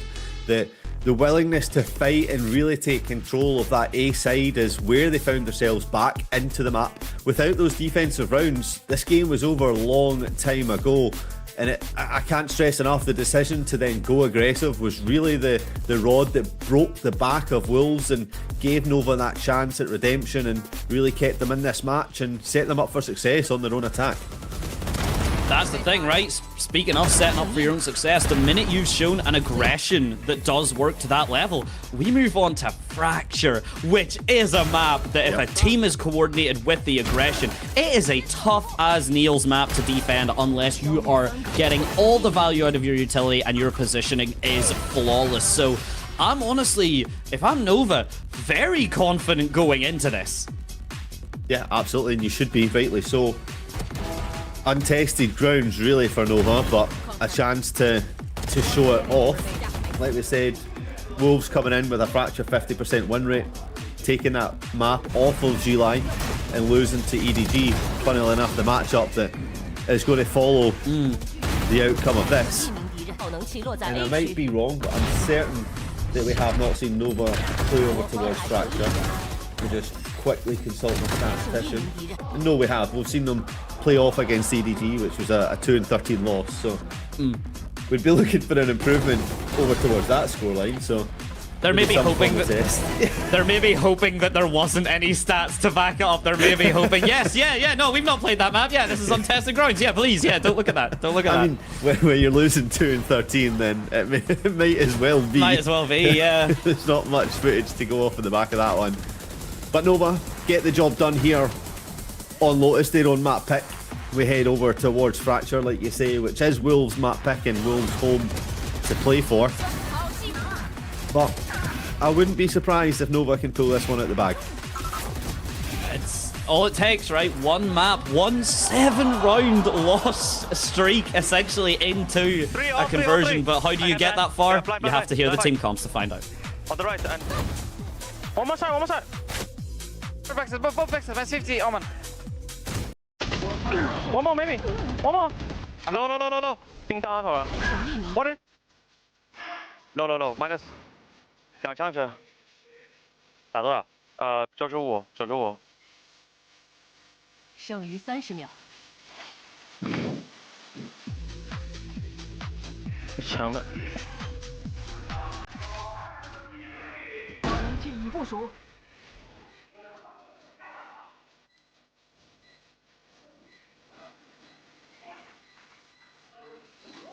致盲了。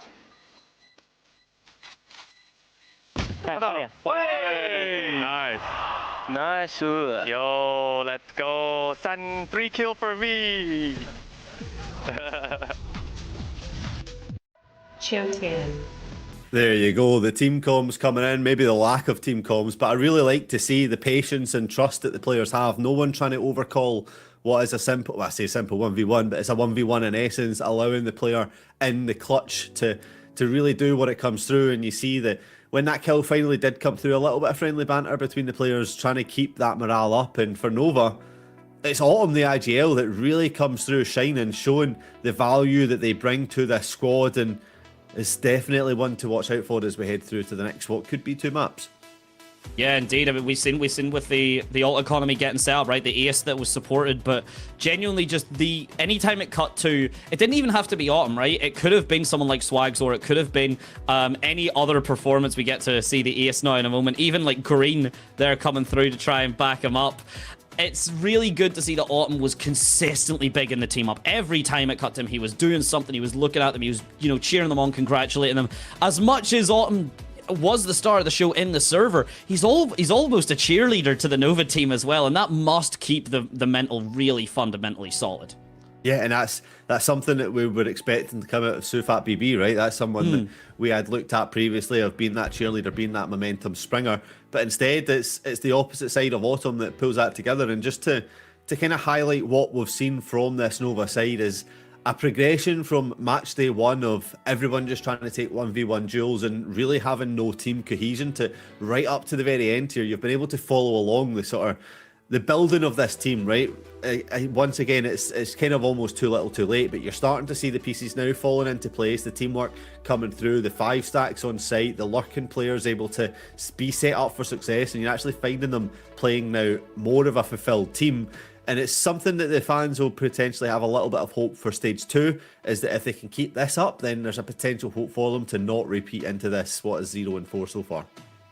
Yeah, indeed. And we get to look at the stats now. 7 and 7. We were kind of joking about the post plants being quite low, but to be honest, it's because everything was so dead set on those fights, right? Nova were fantastic. 7 and 7, a 100% post plant conversion rate there on the attack. So clean from them. And while we've been giving a lot of love to Autumn, I mean, his counterpart is literally there in the hexagon, and he was not doing bad at all as a performance individual. Yeah, just couldn't really get it over the line, and that's, you wanted to see that. I mean, you go in as Wolves with that double duelist setup, you expect your duelist to perform and really carry the team, and I mean, certainly the first 8 rounds they were doing that. This shows that they kind of carried it throughout the rest of the game, but just weren't able to keep up the same sort of pace that was put down. The throttle wasn't fully put down. Maybe the handbrake came up at one point and got stuck, but a little bit of hope going into this next map that you've got players at that potential that really did pull things through and set yourselves up on that first momentum that they had. Well, speaking of, the handbrake should be lifted up now. The clutch should be hit. The overdrive and everything should be kicked into high gear as we move on to Fracture. But we will just be going to a short break before we do that. So don't go anywhere. We'll be right back for potentially the last map of the series if Nova can come out of nowhere and do some magic. See you in a sec. I just can't let you go. Lord knows that I've tried to. You said I was the only one. No one likes being lied to. You made this mess and left me with the pieces. Now I wanna burn all the bridges between us. I can't focus. I can't forget. I've been thinking too much lately. I just need to clear my head. I just need to clear my head.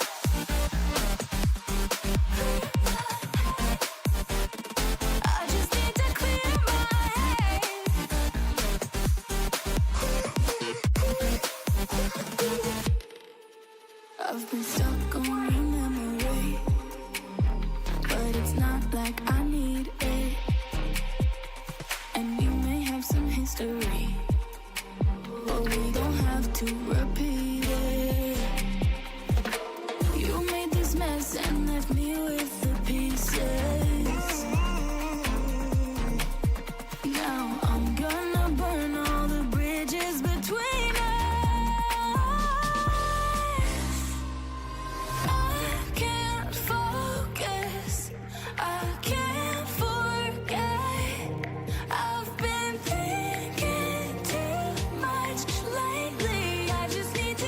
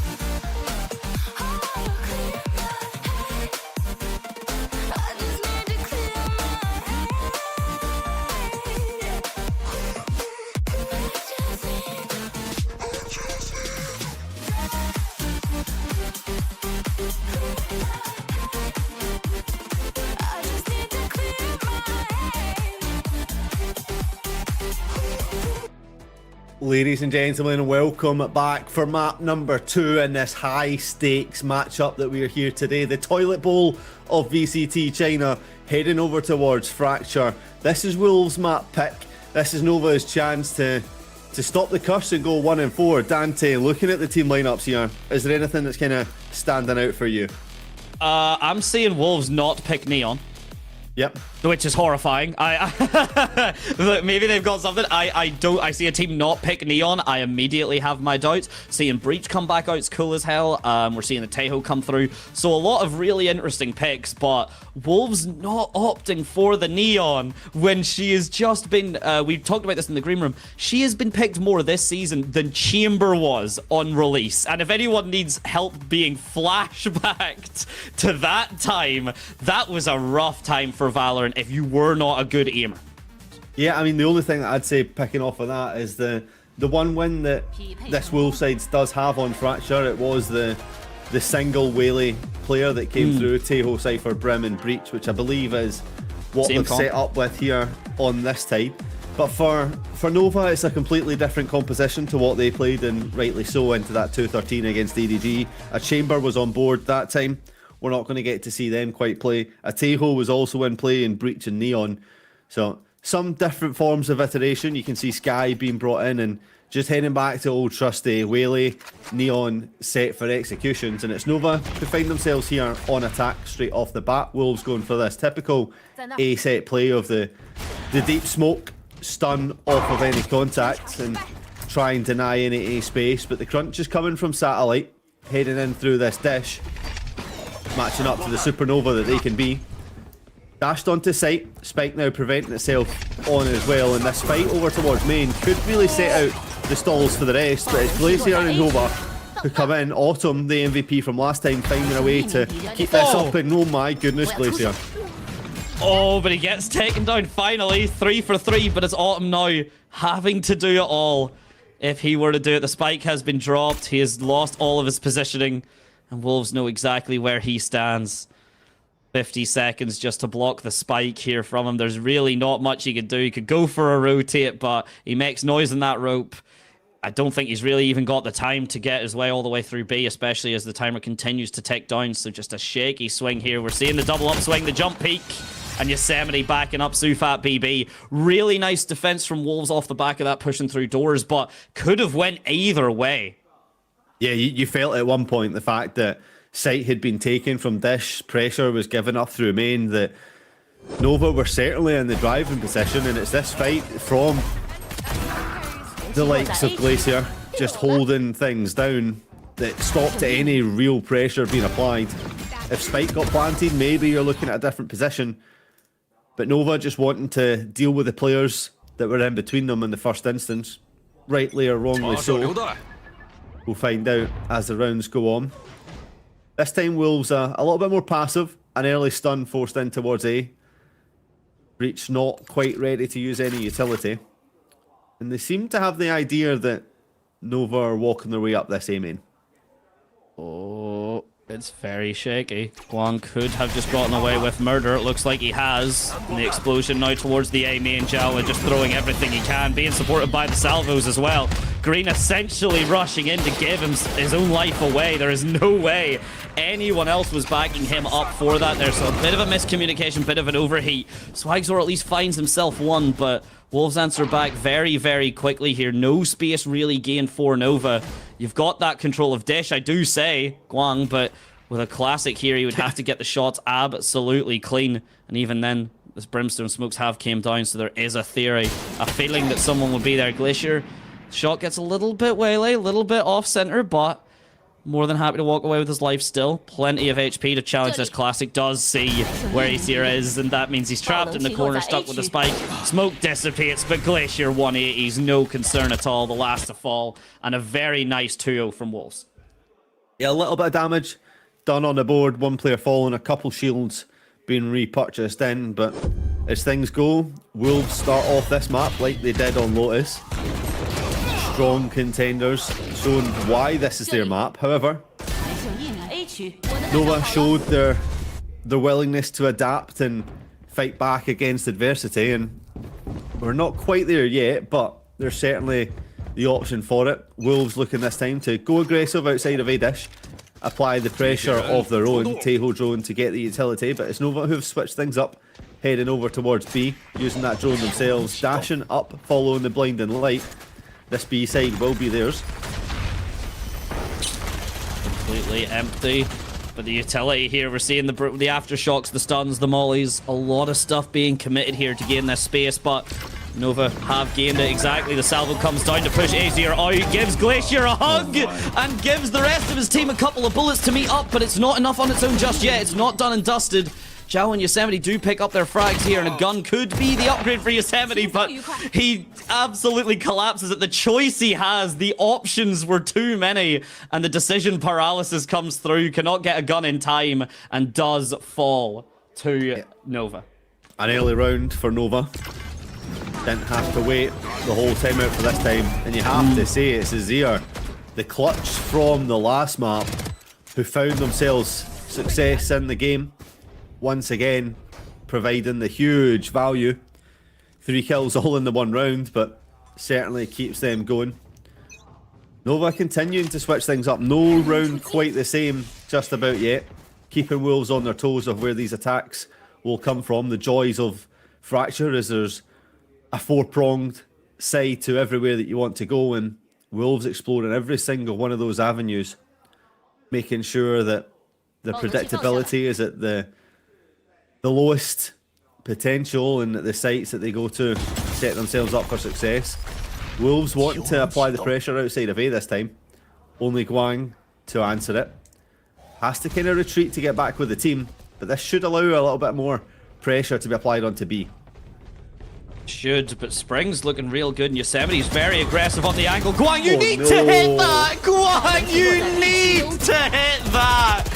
That is a heartbreaker for him, leaving Green in a near impossible situation to do it all. Sufat BB takes his head off. And what could have been a phenomenal position for Guanji, just a touch too far. The shots do not find their mark, and Wolves punish accordingly. Yeah, I'm speechless too. I think everyone is pretty speechless after that. We're gonna have to see it in the replay. Look at that, and the follow-up from it. Azir just falls, goes with the rest of his team, and then like dominoes, everything else collapses. I mean, this is why Breach's movement needs to be nerfed, right? You just can't have an agent jumping about as speedy as they can. That's not where it needs to. But now, Nova, not in the position that they would have wanted to be, given where that round was looking. Once again, kind of a different angle on how they'll play this round. Pinching over towards A. They've got 2 members done, but it's Yosemite who somehow finds some kills. Glacier dashed off the back, finds another one. And yes, Nova might be getting this plant down, but no space off the back of it. Have Spawn at least looked into. But the pinch is all but ready to come in.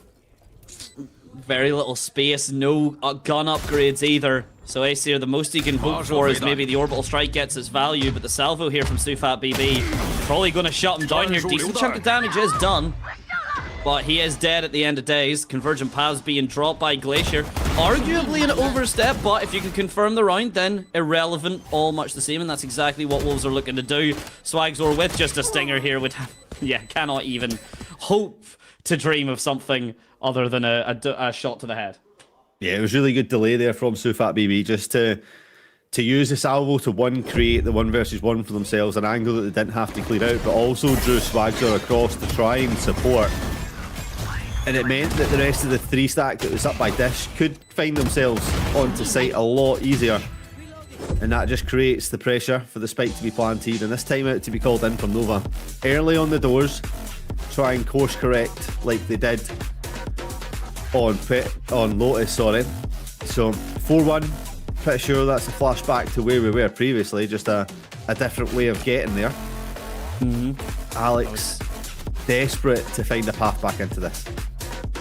Yeah, definitely. And it's not to say it can't happen, right? Even just from what we're experiencing, from what we can see, right? There's definitely been a lot of Wolves are picking 1 of the, or 2 of the extremities of that 4-pronged attack to go in and really kind of execute off of it. It'd be nice to see if Nova maybe do just decide to do a little bit more of a patient style towards it. We've seen that Wolves are clearly wanting to take the fight to Nova. We've seen that Wolves are adapting to Nova's very successful attack on the previous map in Lotus, right? So now Wolves have understood that don't give Nova the opportunity to do an attack, and things are going to work out differently for us. So again, off the back of that, can Nova dig deeper and find something else as yet unseen?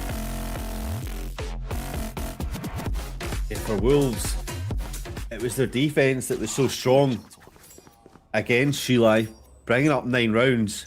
And it looks like they're in position to replicate that once again. See if they can close this one out a little bit more freely than they did on Lotus, having struggled to keep the momentum. Seeker's now invested from Nova to clear out this space. A really deep angle from Yosemite, wanting to just give the space for the retake to come on through. Allow Nova to dump as much utility so they have very little to fight back with, and it'll be these positions afterwards. They can't prevent it. Glacier just walking right into the trap. Will alert, the flank is coming in. How does Nova adapt onto this? Big question is to push up. It looks like Guang's got all of that position up towards that kind of like Dish arcade style, so he's got the information that's allowed Autumn and Swagzor to start the frags up. And yes, okay, the utility trading back, but looking very clean for Nova.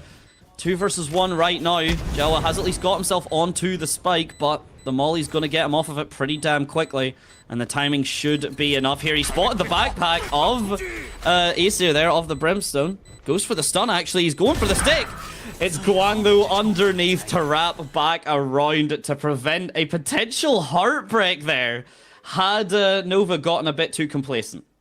Yeah, you had the ultimate from the Brimstone available there as well, should it be needed, but as the spike was halved, you were wondering if that was going to be called in, but thankfully the wraparound is there to save that. Nice and easy. Guang able to convert another round. The timeout proven successful for Nova, at least for now. Post plant didn't look the strongest, but they get it done nonetheless. And once again, it's a different angle of attack from this Nova side. No 2 rounds will be the same, but it's Glacier who's taken a very aggressive angle with this operator that will take down Autumn. But that just speeds up this attack once again on towards A. Yes, if anything, that is just the little boot in the back to get them onto the site. And to be fair, yeah, losing Autumn is a heartbreak, but honestly, with the guiding light used, I mean, he's already kind of done his job, right? And the Cypher Cam's about to gain a lot of information here. Guang realizing the 3 players coming through from Arcade and will be fighting on towards Dish. That orbital strike you pointed out, Veggie, will almost certainly play a factor here, as will the Rolling Thunder. Spring and Sufa also 1 ultimate point away from theirs as well, so a healthy economy for Wolves, even post this round going the way it does, if they can even make it work. But Guang pops down too. The orbital strike to give a little bit more time. The stun as well is good. And Swagzor's reposition on the sand puts Spring down to 1 HP. Glacier's going to try and save this operator. He's not going to be allowed to do so. And will Spring even be allowed to save anything here? He shan't. Swagzor goes hunting, the Grim Reaper at your door, and death beckons. Yep, Nova starting to look like that side that we've seen on what we'll call the second quarter of Lotus. Much stronger outlook from them, finding ways to pressure Wolves in ways that they didn't know they were capable of.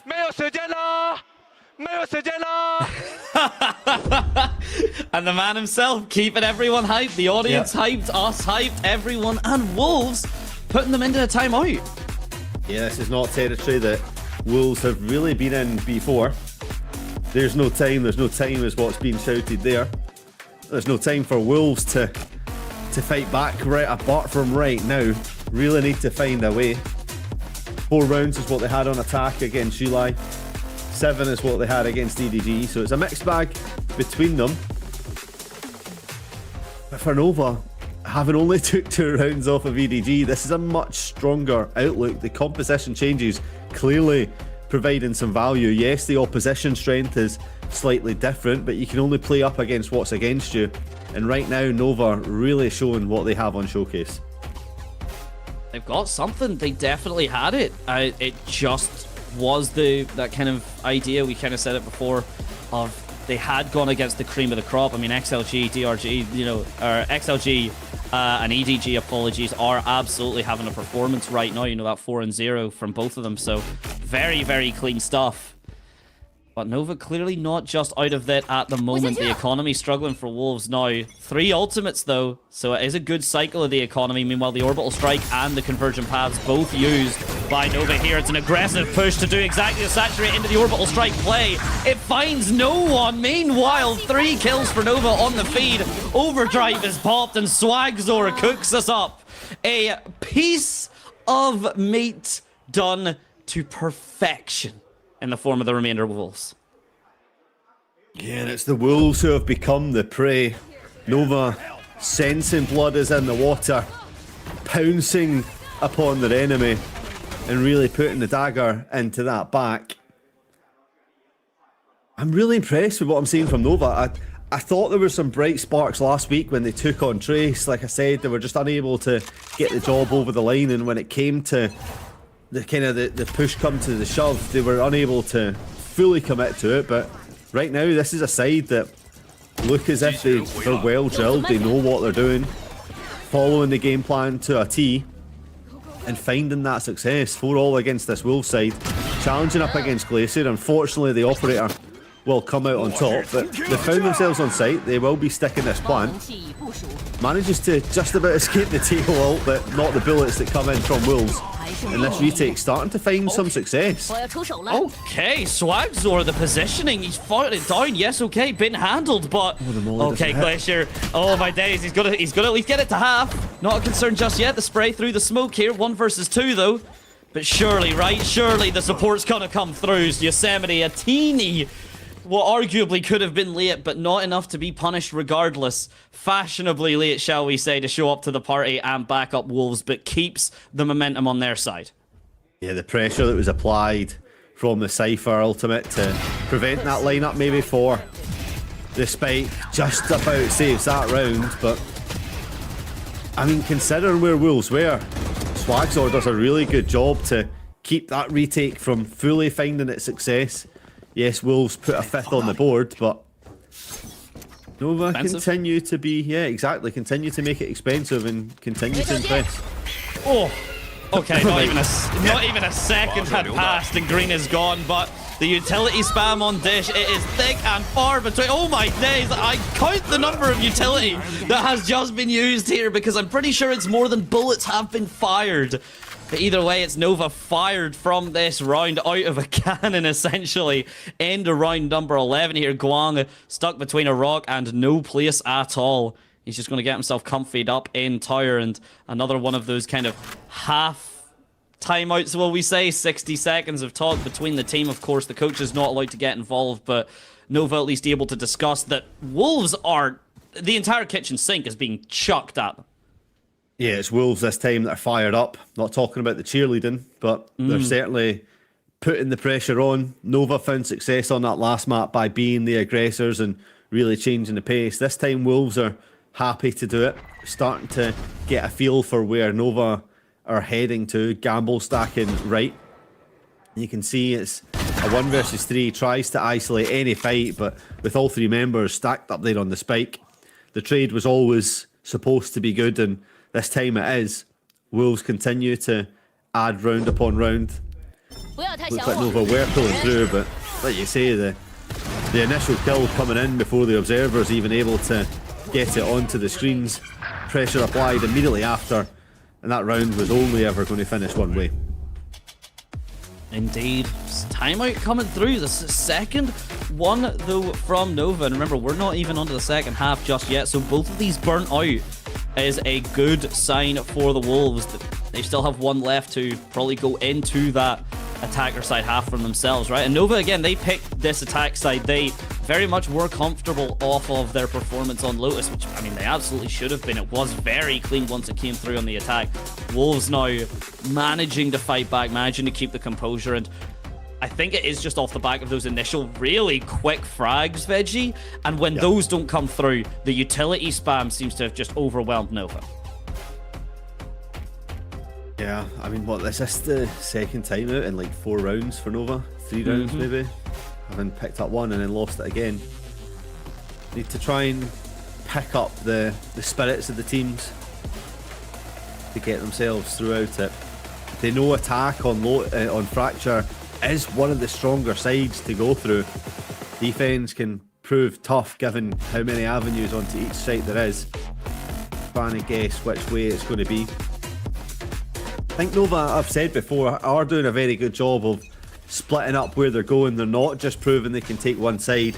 They will be continually hitting on, but Wolves seem to have the read that they can aggress elsewhere, and it's the Call of Duty slide across the map for Swagzall that takes down that dangerous op on for Glacier, who's found a lot of the first bloods recently, and that might just be the turning path that this Nova team need. Oh, indeed. The Bucky's on the site here as well, but he doesn't pull the trigger. He gets the information though, so the light speed and the refract is going to still be the damage there. But the Bucky shot from Green not initially coming through. Jawa chilling in the smoke, but has been saturated. I'm genuinely surprised he was allowed to come out of that smoke alive. But Guang, I believe, matching my surprise and going, let's not let this drag on any further, shall we? Yep, good answer back. Getting that round on board. Timeout not wasted. Gets themselves, not back into the driving position, but as it comes up to this half time, you have to wonder if that's maybe why the timeout was called. Alex knowing that they get the timeout at the half switch anyway to discuss how the defense should go, in pure faith for Nova at this one last bite at the cherry to even up the score as we go into half time. Wolves wanting to get to 7-5, slightly worse off than what they did on Lotus. A vast improvement here for Nova. Yeah, and to be honest, looking at improvements, right, Wolves are in a really shaky spot right now. They had to play off of that ult orb just to get Spring's orbital strike online, because the guns, 3 stingers and a guardian, isn't exactly the most you want to be able to play with in a final round. But it's been patient here. It's been incredibly restrained from every single player right now. They understand how important this round is. We talked about the 7-5. 6-6 differential could be everything here. No one willing to take the first kind of bite at each other just yet. We're looking on towards Dish. Sufat BB with the information. No Armageddon online. The guiding light comes through. The utility all spams through. But Swagzor manages to survive and just sidesteps the orbital strike as well. It's just to buy some time here. The shorty to try and find the opponent. It's not going to work out. But it's a completely empty B site here, Veggie. Yeah. You can see Green had taken all that space. Distractions over towards A to pull the bodies of Wolves over. Spike is here with plenty time.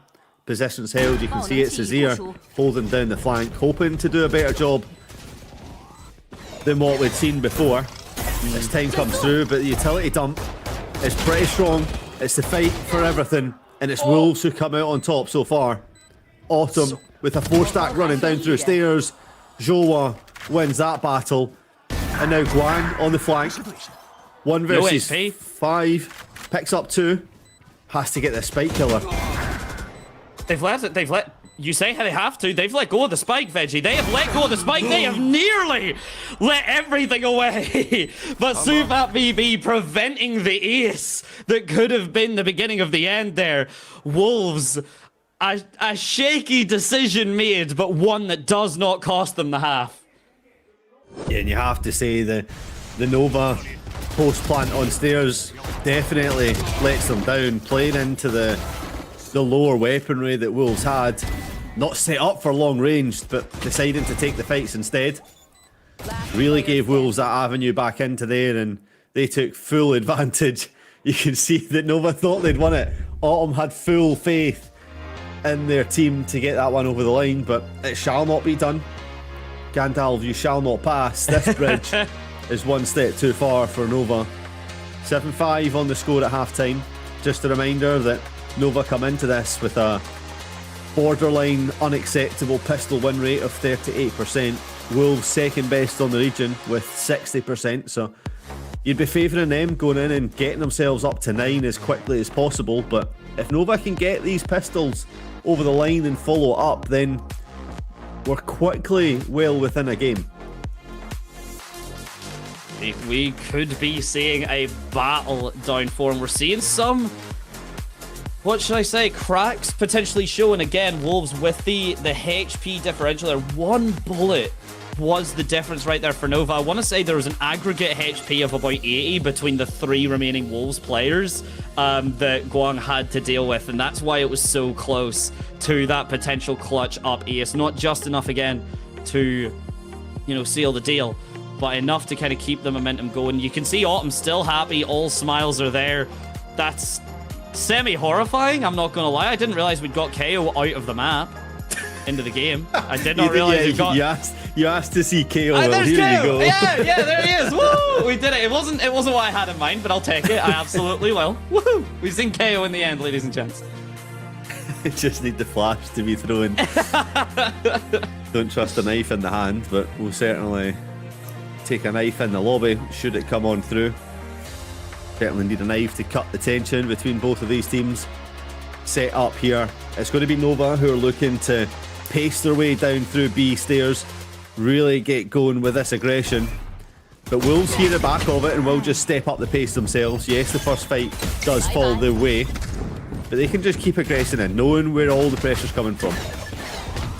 Yeah, here's the thing, Nova, I'm kind of expecting the playstyle to be Nova are just going to push 5 people down one of the 4 extremities, try and get a kill, maybe 2, and then play retake with the numbers advantage. And that looks to be at least, it's only pistol rounds, so it's not exactly much of a precedent, but certainly could be the case. Guang as well, up on towards that bell angle. The split here actually from Nova is quite incredible, leaving Sufat BB all on his own. The smokes are just absolutely perfect here. Spring does find a frag, sure, but he's got too much to deal with here. The spike is just going to get diffused in the background. And Wolves, that's how you defuse a spike. You trust your team to get the frags. Nova, very clean defense, and the pistol round's already up. What has happened? What has happened, my dear co-caster? There is something, and it does not sound the most pleasant. The score line, and then it flicks to Autumn.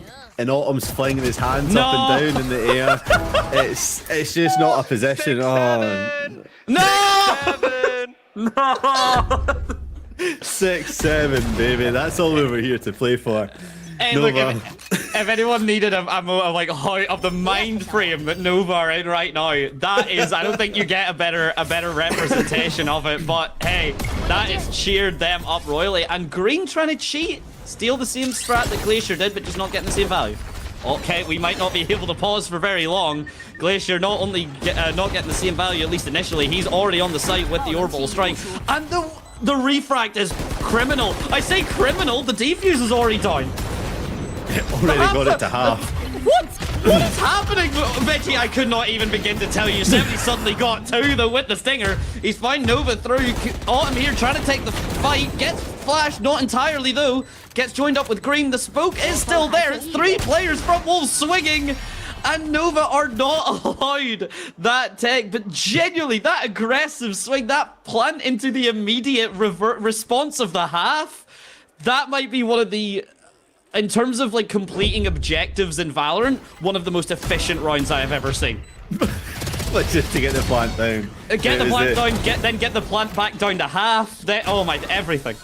Yeah, everything fell through from the chaos of the 6-7. It's an answer back of chaos right back in. Maybe getting a little bit too thrown away with it. Wolves convert a round that should not have been theirs to answer back with, and now Nova on the back of that, allowing Wolves to potentially get up to 9.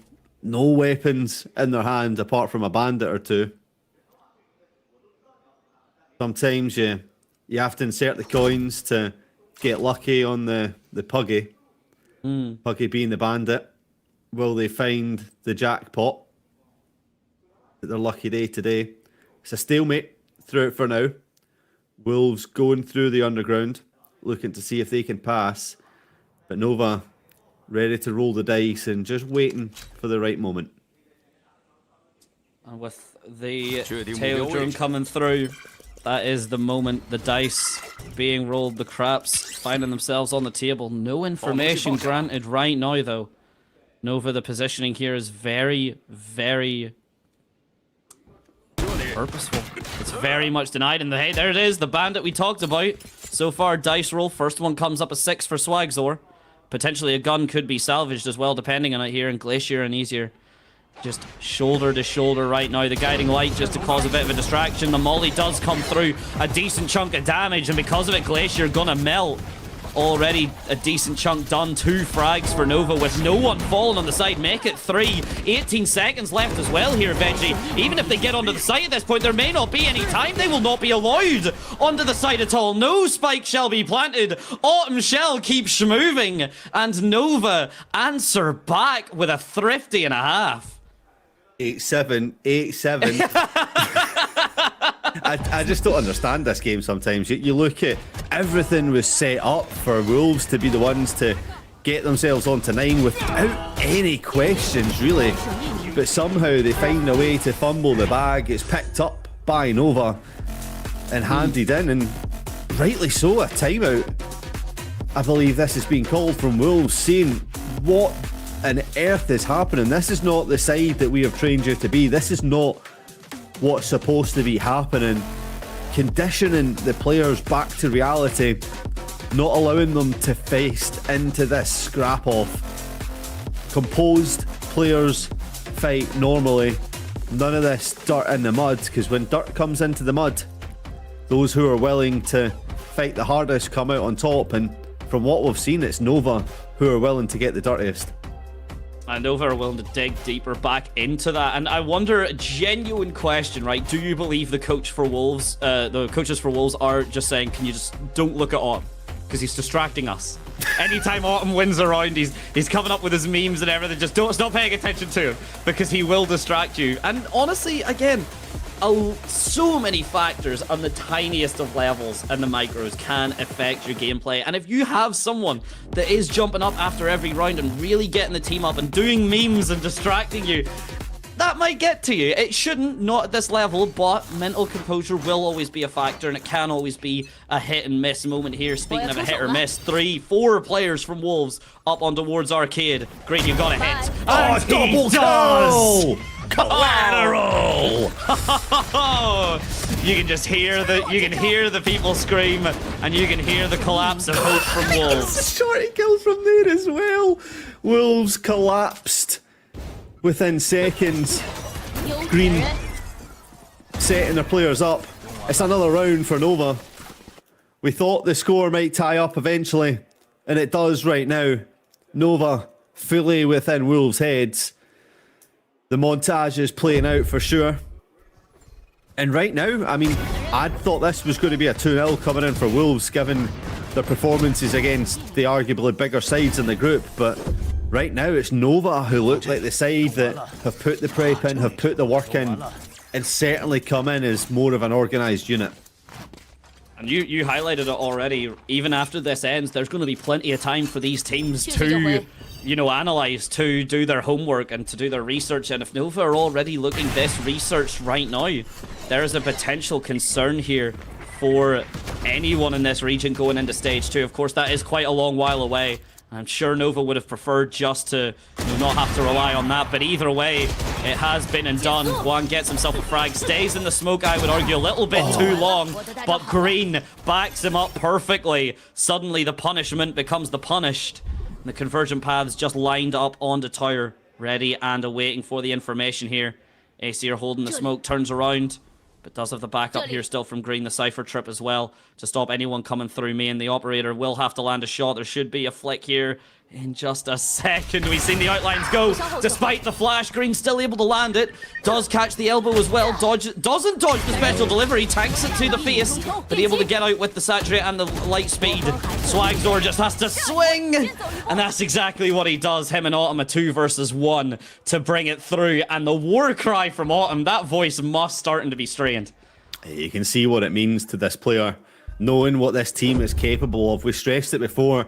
You look at the roster, you look at the coaching staff, you know that this is not a 0-4 team. And right now, they're starting to show exactly why Autumn wants this team to succeed. And with the way they're set up, they're certainly looking for success here today. 9-8, given where we were. Back at 7-1 on Lotus. A really strong performance from Nova if they can see this one out. And keeping Wolves onto these ecos, not allowing them to build any momentum is certainly the first task to go in. Yes, Heaven has been taken, but it's one player alone to cause some stress to this Nova side. They've just given up the side. And here we go, and here we are. They tried to give up the site, or we thought they'd given up the site, but Nova, it was giving him up just to bait them in. The bear trap snapshot on the hopes of Wolves, and suddenly 3 rounds separate Nova from not only taking the second map, they have taken this entire bracket, this entire playoff, but to 2-0 Wolves to do it on their opposition map pick would be an incredible statement to end this series. And we get to see Swagzor coming through with the shorty, and everyone else just collapsing onto the site. You cannot ask for just a smoother recollapse. Yeah, and the good thing for these Nova fans is they have a good collection of ults. For Wolves, you could argue the same. So much left on the playing field, but for Nova, you should feel that you've got the utensils in the back pocket to seal this one. At least up to 12. For Wolves, 1 round comes in, but with Glacier falling so quickly, the bloodline of this Wolves team might just be collapsing in front of our very eyes. That's a big mistake from Wolves. Glacier stuck in sand on his own with the convergent paths online that they're not going to have access to anymore. Autumn's already got himself one. A little bit overzealous, but with the rest of his team backing him up, Guang and Azir, he was not the ignition switch. Autumn was the dynamite. The rest of his team were the spark. And that's another thing that Autumn is really damn good at doing. He is good at doing arguably over-aggressive plays, but with the support of his team to make it work. Yeah, it's almost like a bait, right? It's, oh, I want you to focus on me, but I've got my players behind me ready to fight back for this space and to win it out. And it's a spot. I mean, I stressed it before. I just didn't expect us to be in the position where Nova, 2 rounds away from sealing out this as a 2-0. Yes, I was impressed last week, but not enough to take away a map that they've got a 0% win rate on and looked so desperate against EDG. But path has been corrected.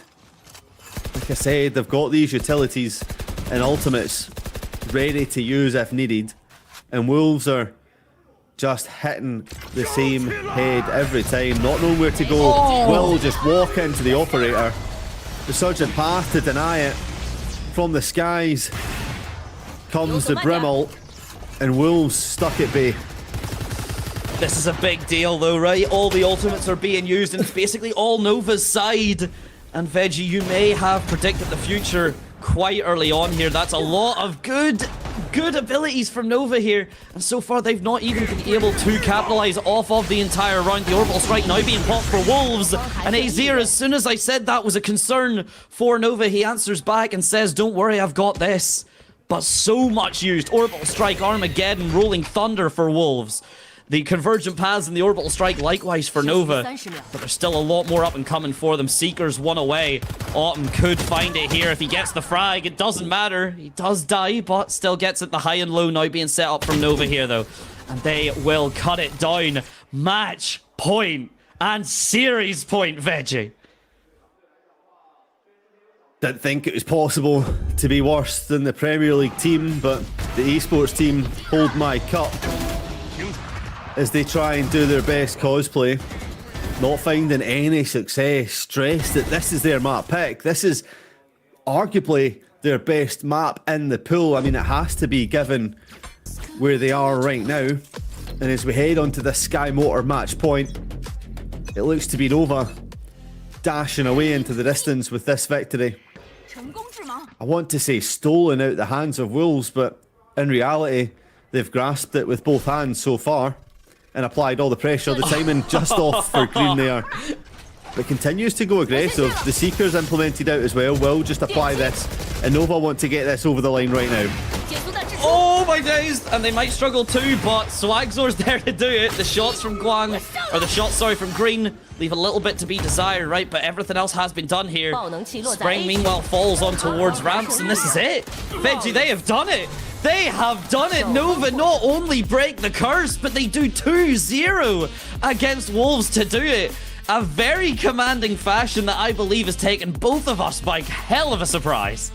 Yeah, absolutely. Like, I have to stress there was a load of high points for Nova in last week's matchup against Trace, but in no way did we see this outcome being the way it came through for Wolves. It's just disappointment after disappointment for this team. And you can see what it means to these Nova players, congratulating each one of them, Autumn hyping up their team, Professor Green in the background about to drop a new label with how good this gameplay has been. Wrapped up this victory, and Wolves head to split number 2, head between the tails, wondering how you go about fixing this. Nova, a new lease of hope, and Danny, you have to say, you have to be slightly impressed at what this team have done this last 2 weeks. I'm not gonna lie, I mean, not only that as well, right? I mean, the comeback on Lotus was something, but that at least finished close. Fracture, that, and especially that last round, I mean, that didn't look close. That didn't look like Wolves really had much of a fighting chance. We didn't even get to see like Guang sitting on top of Bell to get the kill. We didn't even get to see that because the fight on A main was so volatile. But it always was Nova's way. Despite the fact I say the word volatile, explosive is maybe the better term because it wasn't a back and forth. Nova knew what they wanted to do. They executed it perfectly, and Wolves did not have any wisdom to back up the information that was in front of them. Yeah, just unable to answer any of the questions that Nova were providing. And I like seeing these players happy, right? This, as much as we joked about this being a dead serious match, it is almost a dead rubber for the bottom, but it's a confidence builder. It's a standing ground of what this team can deliver going forward. And yes, you're missing out on massive champions points from what could come from London and in the playoffs. Let's have a look and listen in to what these players think now. 我们今天邀请到的是一泽选手，欢迎。Hello， 大家好，我是诺安一泽。我相信这一场胜利虽然对你们来说有一点点迟，但是同样也是一选手。所以想问一下，今天在赛前会是以一个什么样的心态来准备今天这场比赛的？ We didn't make it to playoffs, but we did want to win the last match of our group stage. 是的，而且今天也是你们首次赢下图一，并且以一个2-0的这样一个方式结束了这一场比赛。也想问一下，今天在图一的时候，其实你们上半场的劣势还挺大的，但是来到了下半场之后，直接是奋起直追，是调整了哪些方向？ 因为 our defense has never been that good on it. Our better side was always attack, so we were just waiting for that basically. 然后防守能拿4分已经是很不错了。 是的，能看出来你们今天可能是把你们平时的一些东西也打出来了嘛。而且来到这个赛季，可能在小将 Swagster 还有秋天加入之后，你们也是磨合了一段时间。你觉得从第一赛段的第一场打到现在，你们的一些阵痛点会在什么地方？成长又会在什么地方呢？ 阵痛点的话，其实就是对于我们 There's still a lot of gaps in their teamwork. There's sometimes going to be mistakes. 经常会出现一些打残局的失误。 There's also been improvements, and they've been making their gameplay better. 现在是尽量让我去打残局。而且其实能看到今天大家的整个的气氛和状态都好了很多。 You're one of the more experienced players on the team. How have you helped the newer players find their form again? 去找回状态吗？ 其实对于现在这个队伍磨合了很久。 He says he knows that the newer players know where they stand, so he's just there to help out a little bit. And Cho Chan's been doing really good. He wants to thank him for all his work. 也是帮助了很多。非常感谢每一位选手以及我们的教练组的帮助。那可能你们的第一赛段之旅到此就已经终结了嘛？那也想问一下，在后续会有一些什么样自己的一些目标和安排吗？ Says there's no goals as of now. He just wants to play every game as best as he can. 希望每一场都是进步，然后会越打越好。一步一个脚印嘛，我相信今天也是一个比较好的开始。那最后有没有什么话想要对于支持 Nova 的粉丝说的呢？ We hope to do better in Stage 2 in Chaosha, and we hope you continue to support us. 然后打得更好吧，也希望大家可以支持一下 Nova。 是的，希望你们能够一步一步的重新沉淀，也希望所有的观众粉丝能够继续的支持 Nova。那我们今天来到现场，依旧有我们的一个福能掉落的抽奖环节。在我们的比赛期间，现场将随机抽取观众获得我们的游戏。Absolutely wonderful stuff. And hey, you know what? They said defense is our weak half. We just need to get to attack. And damn, Veggie, did they show us that's the case. Yeah, but I feel like instead of just waiting for the attack, they just started their attacking half and their own defensive, right? It's right into an attacking side, and that's exactly where they found some success. Another thing I just wanted to pick out from the highlights of what we've seen from this Nova side today, a 10% clutch rate is what we started off today at. Very poor in the clutch, but the volume of clutches that we've seen them come through, Azir in particular, was able to drag them through that first map. Wasn't quite needed here on Fracture, but certainly the first map is what enabled them to come into this map with confidence and steal this one away 0-2. And it's huge improvements like that to the stats line that are going to be giving the Nova fans and the whole coaching staff and team confidence going forward into the next split. Yeah, and confidence is everything, and we'll get to look at the highlights here, and we see, you know, what started as such a promising map for Wolves, right, Vigi? I mean, like, look at what Glacier had done here. Yeah, twice. It was such a promising map in 2 separate instances for them, but yeah, I don't think we can really overstate how impressive it is from Nova in the last 2 weeks to... I think the best way, Nova would have cracked under this pressure, I think, 2 weeks ago. Yeah. All love to them. Absolutely. Yeah, and I think that it's testament to the coaching staff, right? They weren't afraid to use the timeouts when it was needed. I mean, we've seen 2 burned in the first half just to make sure that the team were confident going into what the defense would have been for them here. And they said that's the weaker side, but yet they didn't have any timeouts for it. The coaching staff knew they could trust the players to do the job, and we talked about how maybe before they crumble, it's these rounds that were the dirt rounds where they just put everything to it and got it over the line that really helped them build up a bank of rounds to go. A strong performance from everyone. And I'm looking forward to seeing what Stage 2 brings for this team. I really am as well, but we're going to get to be able to hear the team chat to themselves. We'll get to see how that happens. Break. I think I gonna dash. Go. On the left. Go. Take a go. Yeah. I'll flash heaven one more time. No one heaven. They pushing, okay. Okay, go take side. I plan, okay? We need to fight city or something. Let have early ulti, we cannot come back one. I go help the girl. I cannot help you. On the smoke. 直接out, badge. Okay. 出边。没枪，没子弹，我没事。Nice。结束吗 ？Yay! Let's go. 怎么我屁股跑过来个人？自己打闪，自己处理。你说 point cage? Do. I'm carrying Molly. Too far? Yeah, too far. Molly. I can fight. One more. 我有火，东哥。我去 A 大了，我去 B 大了。火到了应该。你还有大是吧？还有大，那你自己玩吧。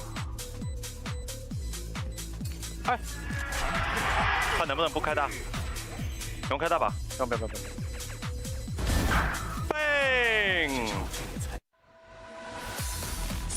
Bang is the call. That's what you needed. It was Autumn that was highlighted on map number 1. It's Swagzor, the new addition that's highlighted on map number 2 here. 305 ACS on this Neon, a 2.2 KD and 6 first kills. Incredibly impressive for this young addition, and someone that you will look forward going into split 2. I just had a quick glance throughout. Although they keep playing Neon, it's not just an agent they rely on. Their pool is pretty strong across the duelists. They've been known to play Chamber as well, so it's not like Nova are going to be one of these teams that rely on having to have success with Neon. Yes, they're very good with them in their hands, but it's not the do or die. No, it absolutely isn't. And again, it really, not at the moment right now, but as time draws on, as things get closer and closer to that new patch, right, we are going to be seeing WOL most likely fall out of the meta. For anyone that actually doesn't know what the nerf is, she can no longer just pop the saturate immediately. She has to equip it. So you can't do the light speed into saturate, into run away, into let your teammates get that frag. So to be honest, that's a good thing for Nova, because look at what Swagzor's doing. He didn't need that consistent support all the time from Green, whereas Glacier, we kind of see it there, struggling on that single duelist. Yeah, and that's something that Wolves will have to face into this kind of down period that they have to address it, whether it's some intense motions or scrims, or you never know with roster changes. We don't want to speculate to accumulate or anything, but something has to change for this Wolves side to start to find success again. The hype train between this team was unbelievable when they were able to get rolling. It's just unfortunate that the station is now closed and the train is perhaps starting to rust a little bit as it's broken down. Finding themselves 0-2 here against Nova, 0-5 on the split. The only upside to that, Dante, is the last team that I remember that was 0-5 was the gamers in red at All Gamers. And look what happened to them. And it's something that potentially Wolves can look on saying, listen, sometimes these splits happen, but it's how you bounce back that really matters. Yeah, indeed, and we get to see a final run through of the map pool. Not even getting to bind, which to be honest I think would have been Wolves' map pretty comfortably. At least I would have said that at the start. But seeing what Nova have done there, maybe not so much. It doesn't matter either way, of course. But we get to see then the big key plays, and the man himself, you pointed out, at least for map number 1, for the clutches especially. Who else would it be but Azier? This pistol round alone, a beautiful piece of damage done. Even if he only gets 1 kill, the information and everything else on top of it was just magic. Yeah, that's exactly what it was all about, and it was this aggression over on towards A that really turned the tides on not just the map but the series in total. That it was looking despair at one point, like you said, 7-1 for Wolves on this Lotus side, where they really struggled to find any success. They managed to bring themselves back in it, and I mean obviously they won the map, but it was the little tides that changed the direction for this team to really find some success and maybe some confidence that was missing from both of these teams. Yeah, indeed, and we'll see if Wolves can kind of keep that composure, maintain the confidence. I would hope, yes. My mind does tell me that they definitely can, but a very, very shaky kind of showing from them here. We get to see the other kind of keys to win here. That was absolutely... Guang, to be honest, an unsung hero of just always being in a more awkward angle where the rest of Nova was doing something. You've talked about Wolves being basically that kind of 5-stack death ball. Nova was 4, and then Guang was doing his own kind of thing, but he either resulted him in getting a kill or just the lurks gaining so much information that Nova could run away with it. But I dare say Guang, an what would it be? An undervalued and maybe an underappreciated member of Nova for that side. Yeah, absolutely, and I think you're certainly praising them to give them that confidence, and it's someone that has certainly provided a lot of value throughout the series that I've managed to catch of Nova, and rightly so, getting that praise for them. But they just need to keep this, right? We need to almost bottle the feeling that they've got today, bottle the confidence, and make sure that it doesn't disappear over the time, that they won't be on stage, to make sure that they're doing the investments, they're doing the research behind the scenes to make sure that they're not just in line with meta in the next split, but possibly ahead of it as well, which is always where the teams that have this time gap have to be. Yeah, indeed, they've really got to get their research in, but we are not done just yet. We are done for this series. Myself and Veggie, unfortunately, shall be leaving you, but we will be leaving you with 2 gracious and equally lovely casters jumping in for the last game fully of the group stages. It is XLG, EDG. That should be that had more promise to be hyped than this. You would think so.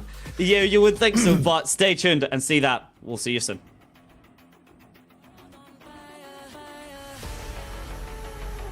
Oh no, we're still here. Oh no.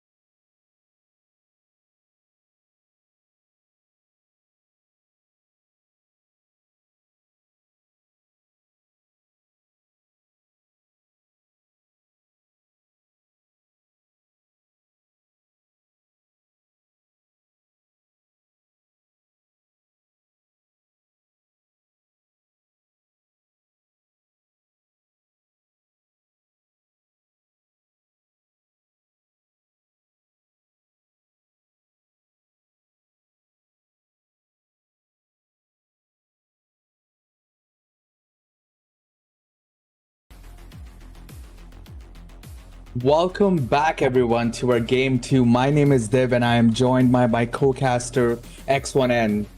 Introduce yourself, sir. We're back. I'm back at least. I mean, we've got an absolute banger of a game on our hands. The final match of the group stage, and what better way to end it with EDG versus XLG. We are in for a show, my friend. I hope you're ready. Yes. I am super excited, you know, and getting to do the last game of the series with you is an absolute pleasure. But even though it's the last game, it might be the most exciting game we see in a while, right? EDG and XLG, two great teams battling it out against each other. I think we're in for an amazing game today. But do you have any predictions or any thoughts before we get into the game? I mean, I've got lots of thoughts. I've got lots of feelings. Honestly, this is just it's a great teaser for what we're going to get into the playoffs. I mean, both of these teams are, in my mind, competing for that #1 position. They're definitely two of the most consistent teams we've had in the group stage. Both teams are undefeated, and both teams have a pretty strong map pool, at least in their own thoughts and feelings. But I mean, where do I begin? To me, one of the most exciting things that we're already going to be in for shortly is the map veto, okay? And the skirmish more than anything, because there's so many little tricks that both teams and coaches can pull out. An example of this would be that both teams love to ban Pearl. That is their main permaban all throughout their matches. XLG do like to second ban split. But for example, if XLG have a Pearl comp in store and they have the strats and they have the game plans, they could pull this out and completely surprise EDG. Just that alone already makes me excited. I know, like the map selection is always my favorite part of the series, right? Because we have seen in the past, right? And we're going to the interview right now, but we'll get back to it. But yeah, we'll move it up to our translator for the translations here.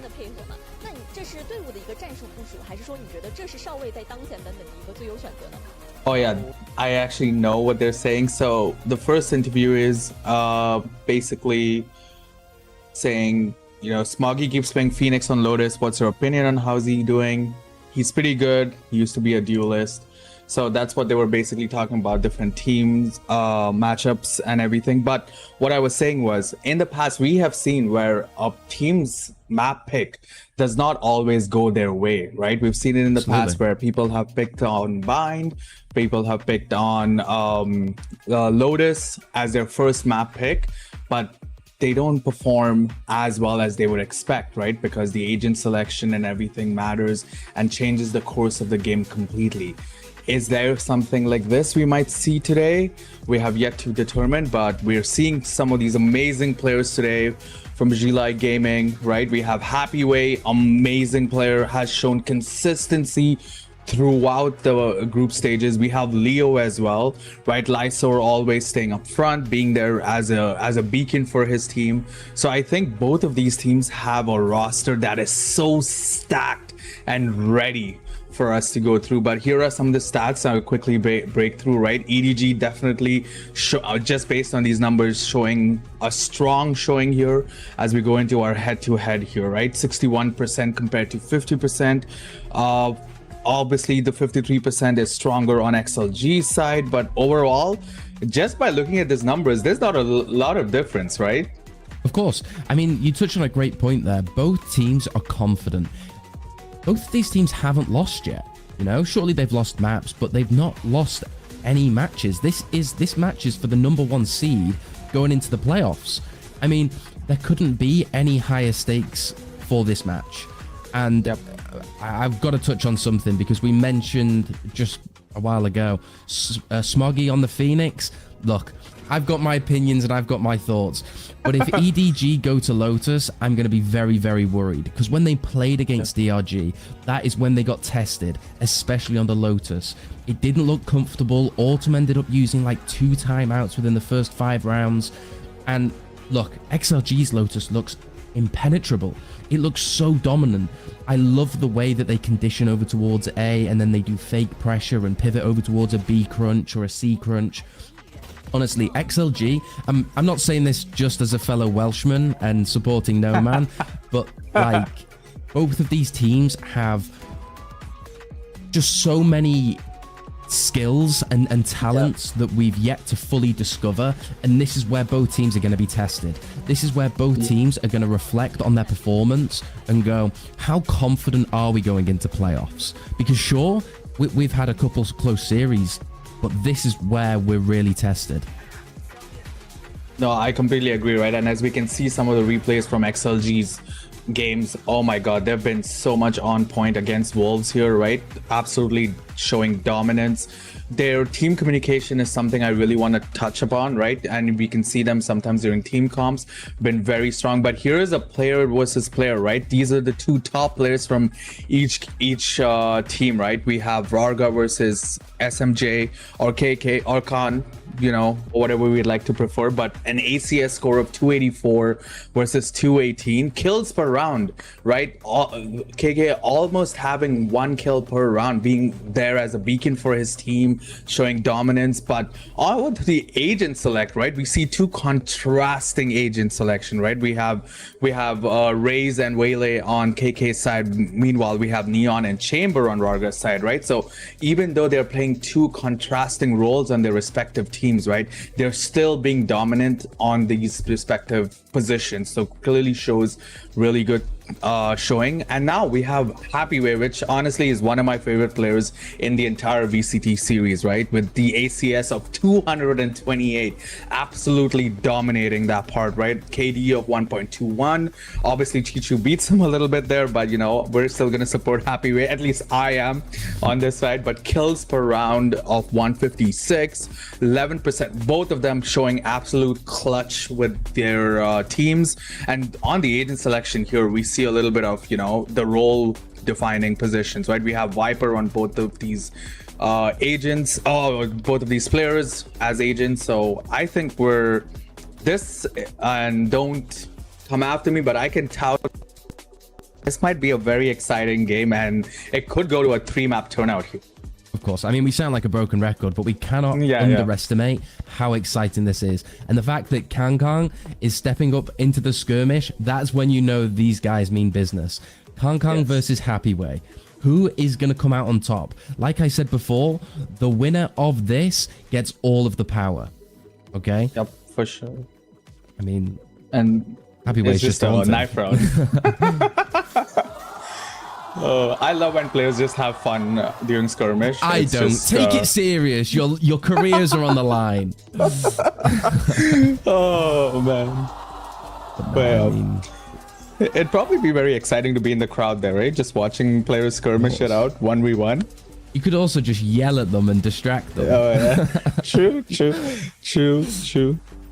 I mean, Kang looks heated up already. Yes. Just shows both of these two players of high caliber, right? Just performing well.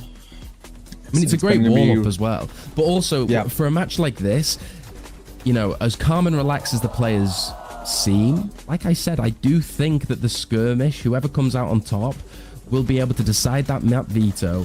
And I mean, we know Havoya on XLG. He has that European coaching background. And I think I wouldn't be surprised if he has some tricks up his sleeve, you know? Oh, no, I agree. I completely agree with you. But yeah, as we do see Kang take it here. So definitely we're going to see the map picks in a moment here. And there it is. Oh, wow. Okay, we are starting out on Lotus. That's not surprising. Honestly, I definitely thought we would be starting out on Lotus. Haven is the second map. And then if all things go well, we're going to be going to an exciting map 3. What are your thoughts on these map picks? Expected? Surprised? A little bit surprised.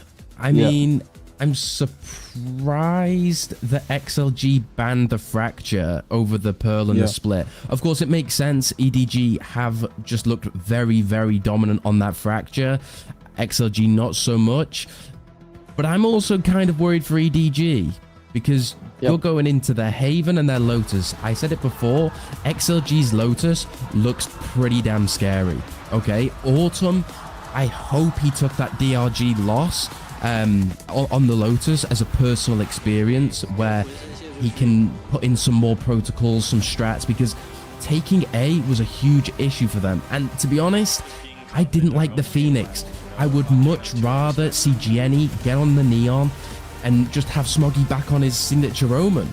You know, it would make taking a rubble and just initiating those fights so much easier. So I would like to see a compositional change from EDG, if I'm honest.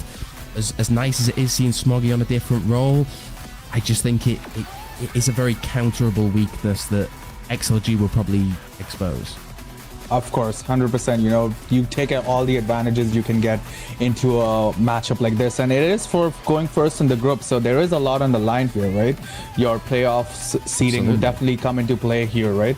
But as we see the players walking out, honestly, just as a side note, if I could get a chance to do this once with the neon lights and everything and the music blaring, I would love to. Of course. This is probably my favorite part of the starting, before the game starts, obviously. I think this is one of Kang's favorite parts as well, because he can just aura farm. He just has the best times just kind of aura farming down the crowd. I mean, look, he's living his best life. But I'm nervous but excited, because I do think that EDG, the map veto, I think XLG have come out on top personally. Of course, not showing your split throughout the whole of stage 1 is a huge advantage. So, I mean, we're going to have to see how it goes. But you touched on a very interesting point before about Happy Way being your favorite player and whatnot. And I think XLG's identity has changed a lot since last year. Yes. Raga was the star of the show, okay? When you check the VLR pages, and he would just be at the top of every single scoreboard, dominating. And one of the big significant changes that has kind of affected this team is, of course, the nerf of Yoru. And Raga just doesn't put up the same amount of numbers that he would on the Yoru. Whether it's because he was very confident on the operator, and when you're playing a Neon, especially on attack, you've got to go in first and no man's just kind of the one trading you.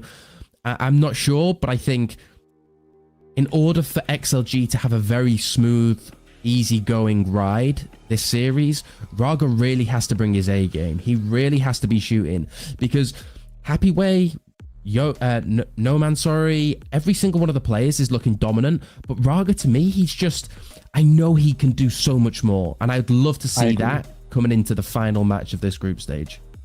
Agree. And if there is one stage where you need to clutch up, this is probably it, right? Absolutely. Like at this stage, obviously playoffs are a whole different ball game, right? You don't know what you might be facing yet, right? It's all up in the air. But what is known is the fact that we're going against, you know, a strong team. You know, it's XLG versus EDG, arguably two of the biggest teams in the VCT China series, right? So we got to perform well. This is the time, Raga. If I'm Raga, I'm thinking this is the time for me to clutch up. This is the time that I need to be there for my team.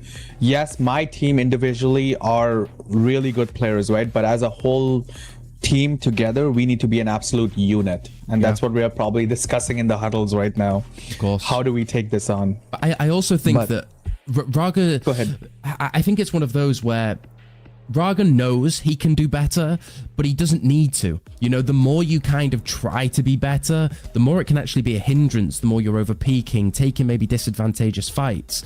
And I think compared to last year, I think Raga probably has more confidence now that, okay, I don't need to drop insane numbers in order for us to win a map, because the team is perfectly balanced. Everything is working in harmony. But like I said, if I can see Raga have another pop-off game, it'd be crazy. It'd be a great way to go into the playoffs. For sure. As we move on to our agent select here in a moment, what are your thoughts on the third map pick, Split? I know we didn't touch upon it that much, but you know, Split being a very strong pick of XLG. What do you think? I think it's only going to work in XLG's favor, because the fact that EDG played against DRG and they've shown it already before, I think Havoya has played this map veto to perfection, and I would like to say that he has antied every single bit of EDG's map pool, to the point where he knew exactly what he was going to do coming into this map veto.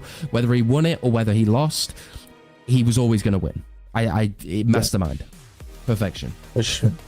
I mean, XLG's mascot really going at it there, supporting his team, you know. That's the one thing I think we need to have in EU and NA. We need to have our own mascots for our teams. Absolutely. I think definitely need one. If any VCT teams in EU or NA are hiring, you know, I'd love to take a gamble at being a mascot. You know, Sentinels, Fnatic, if you guys are hearing. But yes, as we move on to our agent select, this is a very exciting pick. We've got Fade on Nobody.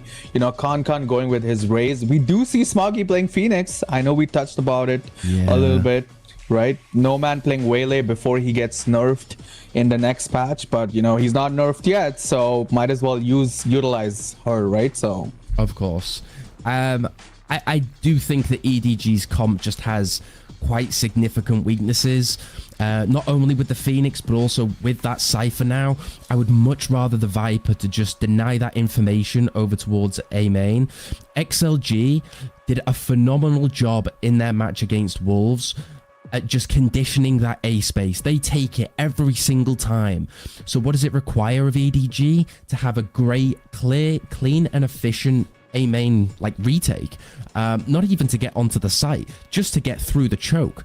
Otherwise, you're going to go into stacked sites, and in terms of the calling, nobody is really going to get tested.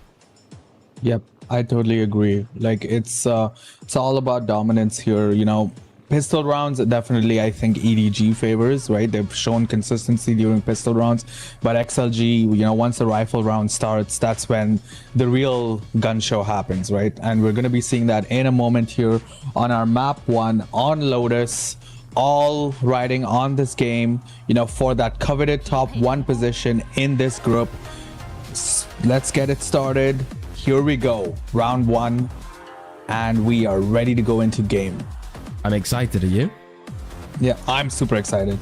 Right, Let's it's just super fortunate to be here for this final game. I think we're in for a good showing, and not just us, all of chat too, right? Absolutely. You all get to see it. We all do this for you, for rebroadcasting it for you in English, right? And so that, you know, we all around the world can also enjoy VCT China together. But here we go, round 1.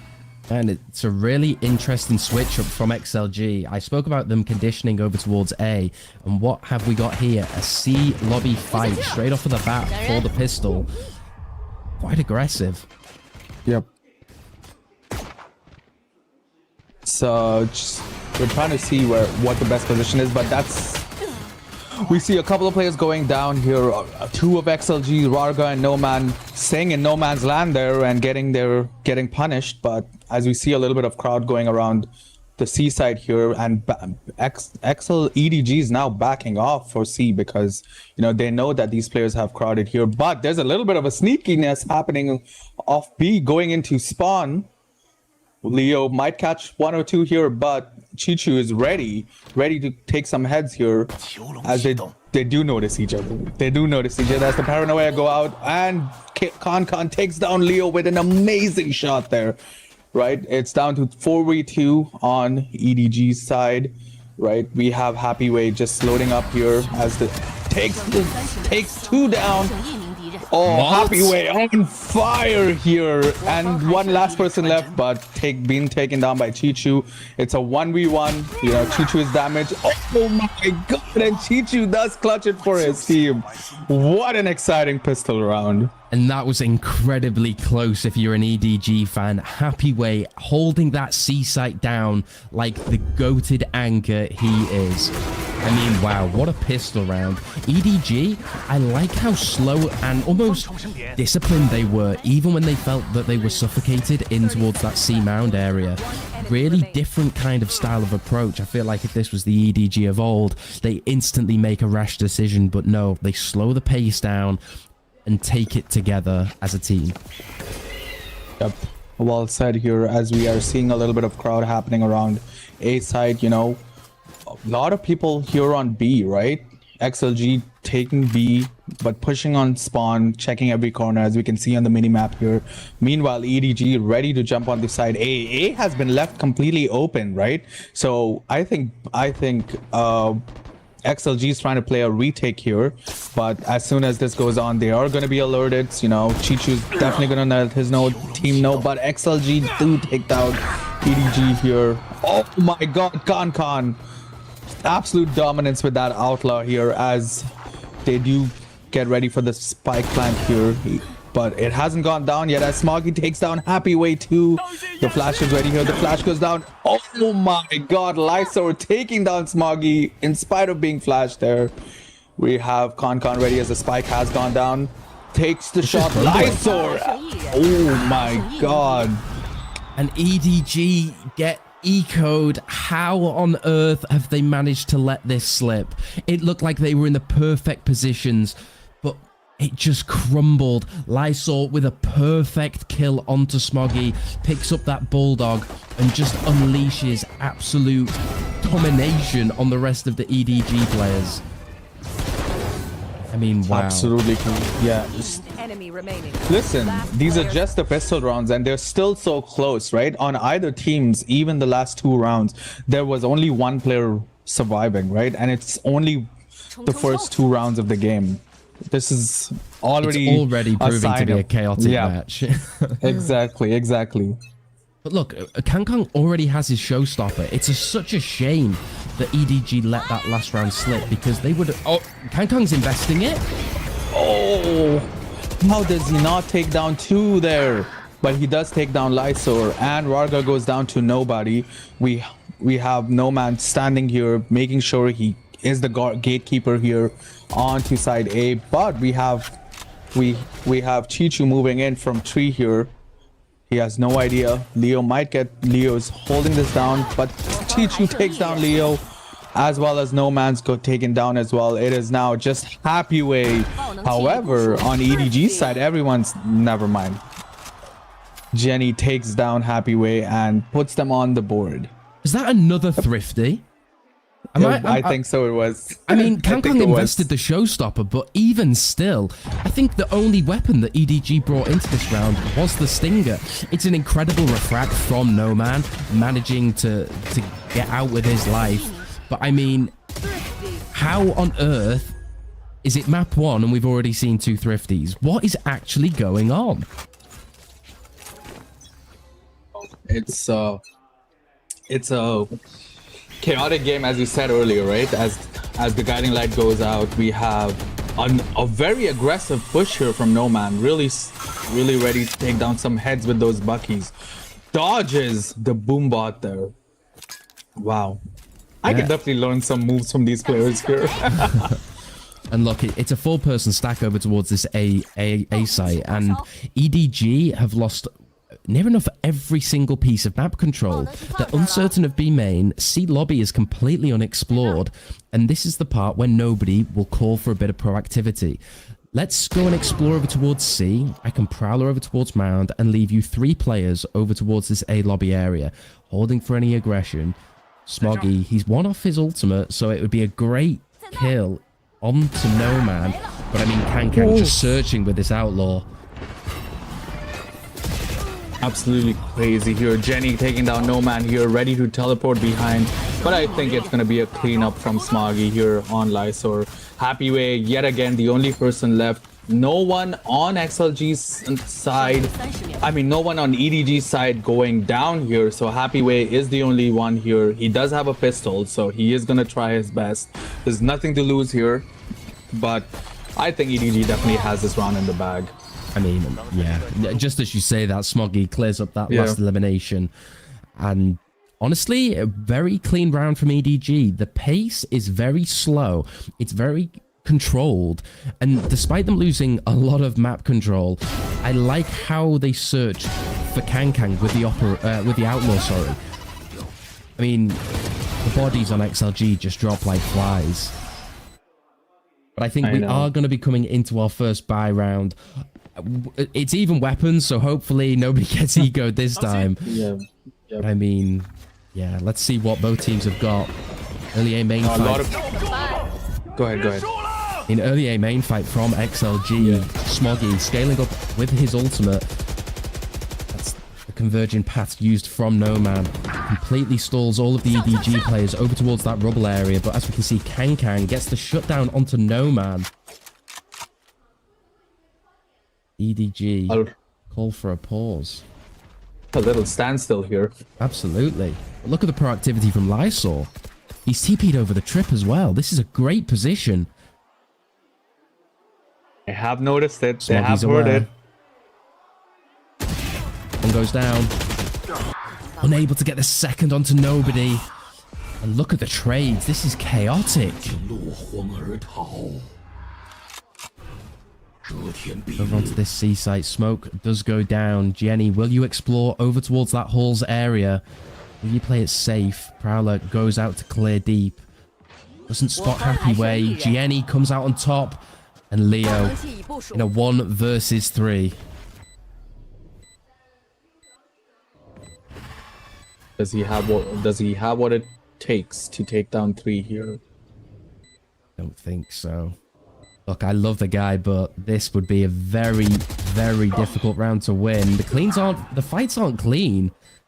And Leo, 33 HP. You just need to save him, my friend. As confident as you might be, it's a pretty unwinnable situation.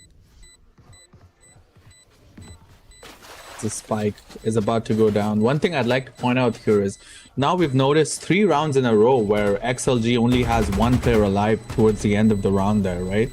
So there is a lot of, I think, aggressive push happening from both the teams, but we do see EDG taking those aggressive fights and coming out on top. If the last 3 rounds at this stage have been any indication, as we see the replay here, Rarga taking down here, an amazing kill through the smoke. Lysor could have gotten a little more out of that position there, but taking 1 down is still good. But Jenny taking down Happy Way probably was the difference maker in that round there, as we see the first timeout coming down from XLG side. 4-1 for EDG.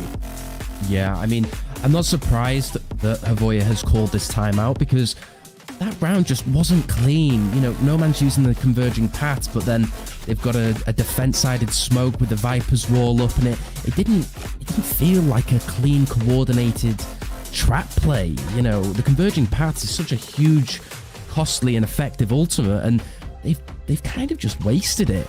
I mean, XLG really need to slow the pace down and almost get a feel of this game, because EDG, I wouldn't say they're doing anything crazy or anything special. It just feels like XLG are overcooking, Yeah, no, I completely agree. But what are the timeout callouts here, right? What are we doing? Let's pace it out. Let's play it slow. Let's huddle. Let's get to it.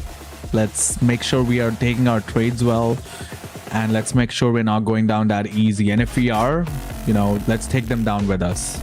Absolutely.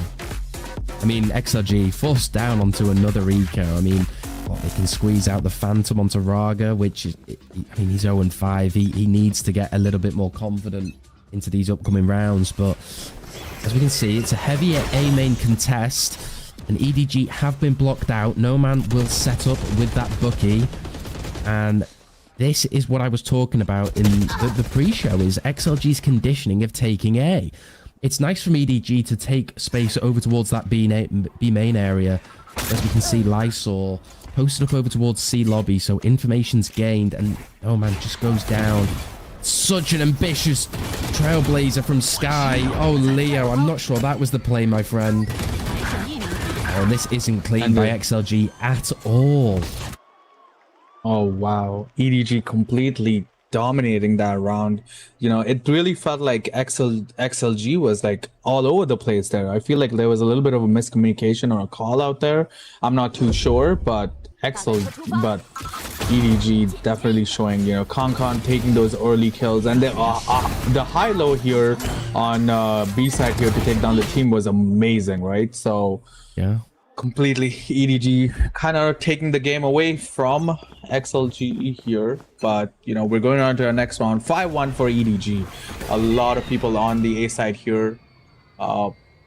B and C have been definitely crowded. They have left A side here because I don't think they want to go down early to these. As I say that, and No Man does go down 4-5 on EDG side, but Con really here to get some picks with the operator here, an attack side operator, might I say.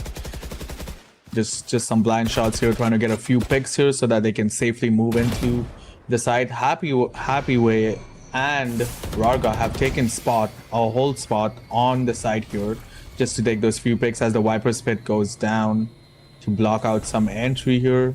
They have an idea there's someone on site.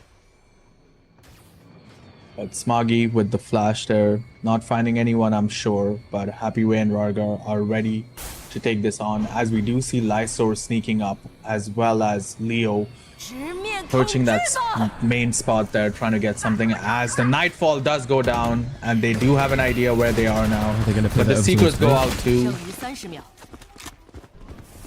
And a quick rotate on B side.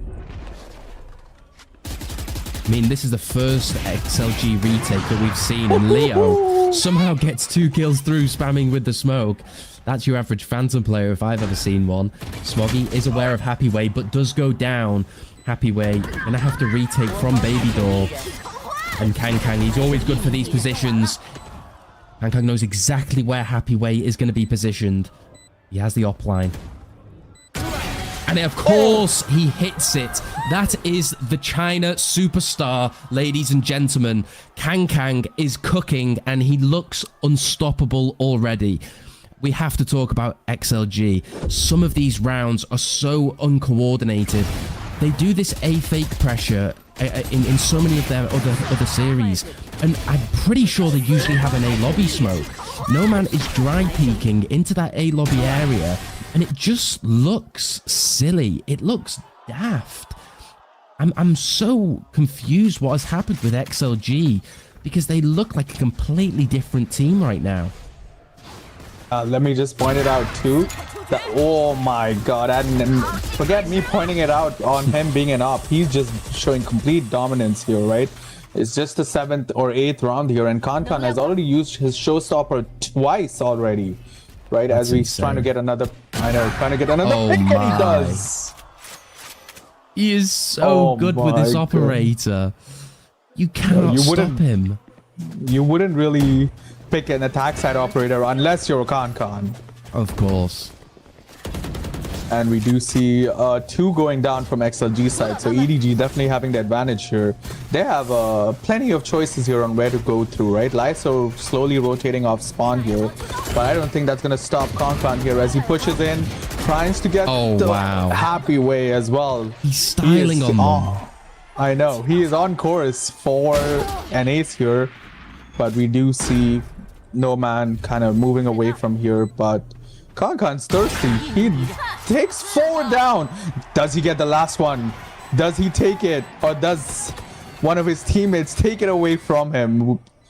As we see Lysor slowly sneaking up, right? They're all searching for Lysor. He's definitely trying to get it. Takes down Smoggy. And, you know, he's just trying to get that last pick. He is thirsty, and he does!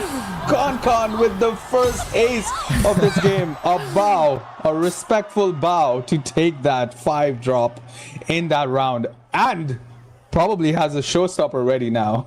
Yeah, I mean, I've never seen that emote used from anyone in VCT before, but take a bow, my friend. You have earned it. I mean, but where do we begin? They are just playing incredible. This is the form that will take this team to Masters London and defy expectations, dare I say so. Wow, what an amazing round from Con here. You know, and a bow, definitely indeed. He does be taken down by No Man after that showing. Wow. Gods do bleed. Yes, definitely do. But No Man getting a very pivotal pick for his team, but giving Con the showstopper available for next round. Round 9, and he's had his showstopper as we see the entry coming in.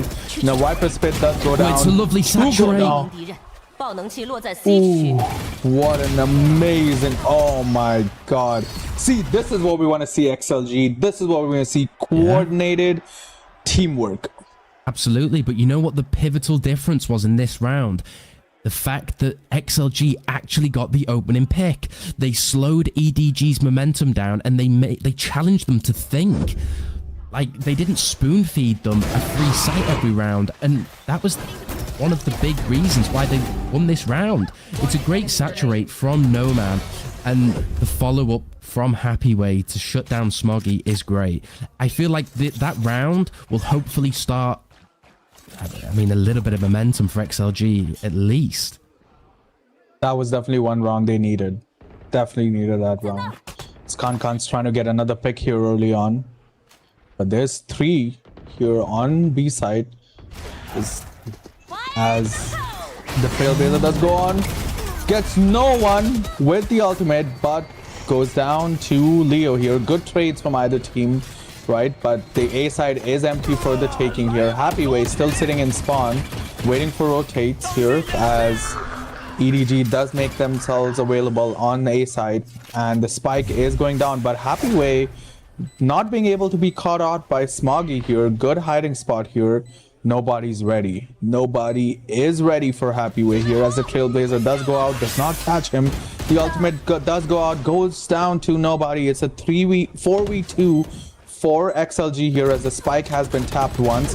Lyso does go down as well, and wow, XLG does take that one. See, that is the XLG we want to see. Yeah. Right? Coordinated, calm, composed. Absolutely. I mean, it's a clean retake. Same again. I like the proactivity from Lysol to use his ultimate and go back towards rubble, allow for any flanks, clearing of any potential lurkers. But this fight from XLG, it wasn't the cleanest, and to be honest, I think they got quite lucky that the showstopper didn't connect. But like we said, XLG need any round that they can get, and Autumn has called a timeout, whether it's to almost humble the players slightly and say, look, we've got a 7-3 lead, but look, anything can happen. We need to be cautious. We need to be careful. It's all right to be confident, but you can't be overconfident and overcooking. Kang is just kind of sitting back and enjoying whatever show is happening. Oh, those are some amazing cosplays. Gotta say. China always do it the best. I know. Wow. But it's also a chance second, I thought that was an animation. I thought that was an animation for a second. But yeah, sorry, I cut you off. No, it's fine. It's also a chance for Havoya to kind of interrupt his team and maybe give them some suggestions on how to bring this to a 7-5 half. Of course, there are only 2 rounds remaining, so for Autumn to use this timeout, he feels like these last 2 rounds are crucial for his team, but Havoya also now has that opportunity too. Yep, I completely agree, right? Still anybody's game, right? It's only the first few rounds that have gone through, you know, even though the scoreline begs to differ. You know, XLG still can't roll them out. They still have what it takes to get back into it, right? As we move on after the timeout. 2 more rounds remaining in this half. XLG versus EDG. Info flash over towards A lobby. As we can see, EDG slowly scaling up off the Fade Horns. Door is going to be opened, allowing EDG to scale off into tree. And XLG, the rotations are so slow. It's like they're fully unaware that EDG have full access to the A site. And yeah, if you're XLG, you got to speed up these flanks. Chichu will spot 2 on the flank. No, man. Unsure on where he wants to go. It's a great pick from Happyway to make this retake just a little bit more doable. And Smoggy proactive over towards that CT-sided spawn. And Kang, yeah, good luck with this. They're not going to clear him. He gets the 2! What is happening? Happyway shuts down onto Jenny and Kang. 1 versus 1. No, 2 versus 1. 1 versus 1. What is happening? Time slow. No man does get shut down, and nobody secures the 8th round for his team. I definitely thought Happyway was gonna get his ace and do a bow just to counter Kan's bow there, but very close game here, right? But the pick starting off with Happyway, but this tree clearing from Kan, right? Getting 2 picks here was definitely a difference maker in that round. Wow, what a round. There was not enough time there, so it was just who gets who there. Definitely not enough time to defuse the spike there. But yeah, EDG leading this 8-3 now. And it's a full-on fighty brawl over towards that A main area. Braga gets one, Leo gets traded. It's a 3 versus 3, but this is muddy, this is messy. Trades upon trades. 2 versus 2. Happyweight does have that Viper's ult online. But nobody in Jenny do have their ult. It's a great pick from Lysol. Can he get the second? No, he can't, and it's another 1 versus 1. I feel like I looked away for 10 seconds and everyone's gone. Jenny with the tap, and he gets the shutdown. Happyway goes down again, and those are back-to-back crucial rounds that Happyway is going to feel a little bit disappointed in. He's had 2 1 versus 1 opportunities, and whilst he's delivered so much impact in this half already, gonna eat him up inside ever so slightly. Those are some clutch kills that if he does get it, you know, they win the round, right? So definitely going to be feeling himself, but shouldn't be feeling too bad about himself yet, as we do finish the round there. 9-3. Is the 9-3 curse alive? Will yet to be seen in a minute here. But yeah, based on that first half, clearly EDG definitely being the dominant team there, showing off an absolutely amazing team comp here, as well as, you know, the communication, the coordination, and being very well adapting to XLG style of play. What do you think? I honestly feel like XLG are going to be kicking themselves because, I mean, if I'm going to be honest, I think this is the worst they've ever looked on Lotus. Whether it's the style of EDG or just how brawly that they can be in some of these rounds, XLG just aren't keeping up with them, and they are making some crucial mistakes. 9-3, the pistol has never mattered more for XLG than what it does in this next round. If they get the pistol, I can believe. But if they don't, I genuinely think you've got to start thinking about map 2.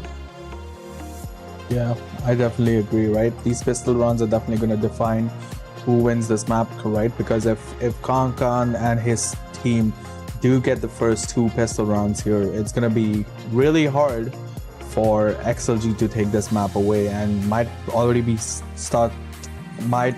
time to start thinking about the second half, the second map, which is on Haven. But, you know, there's a lot to do before we start discussing that, as we're mere seconds away from the second half of this round. You know, it's Dev, myself here, joined by X1N, casting this game for you. Really, really amazing spot here. But here's the second half as we go into the game. Yeah, and look at the hold from EDG.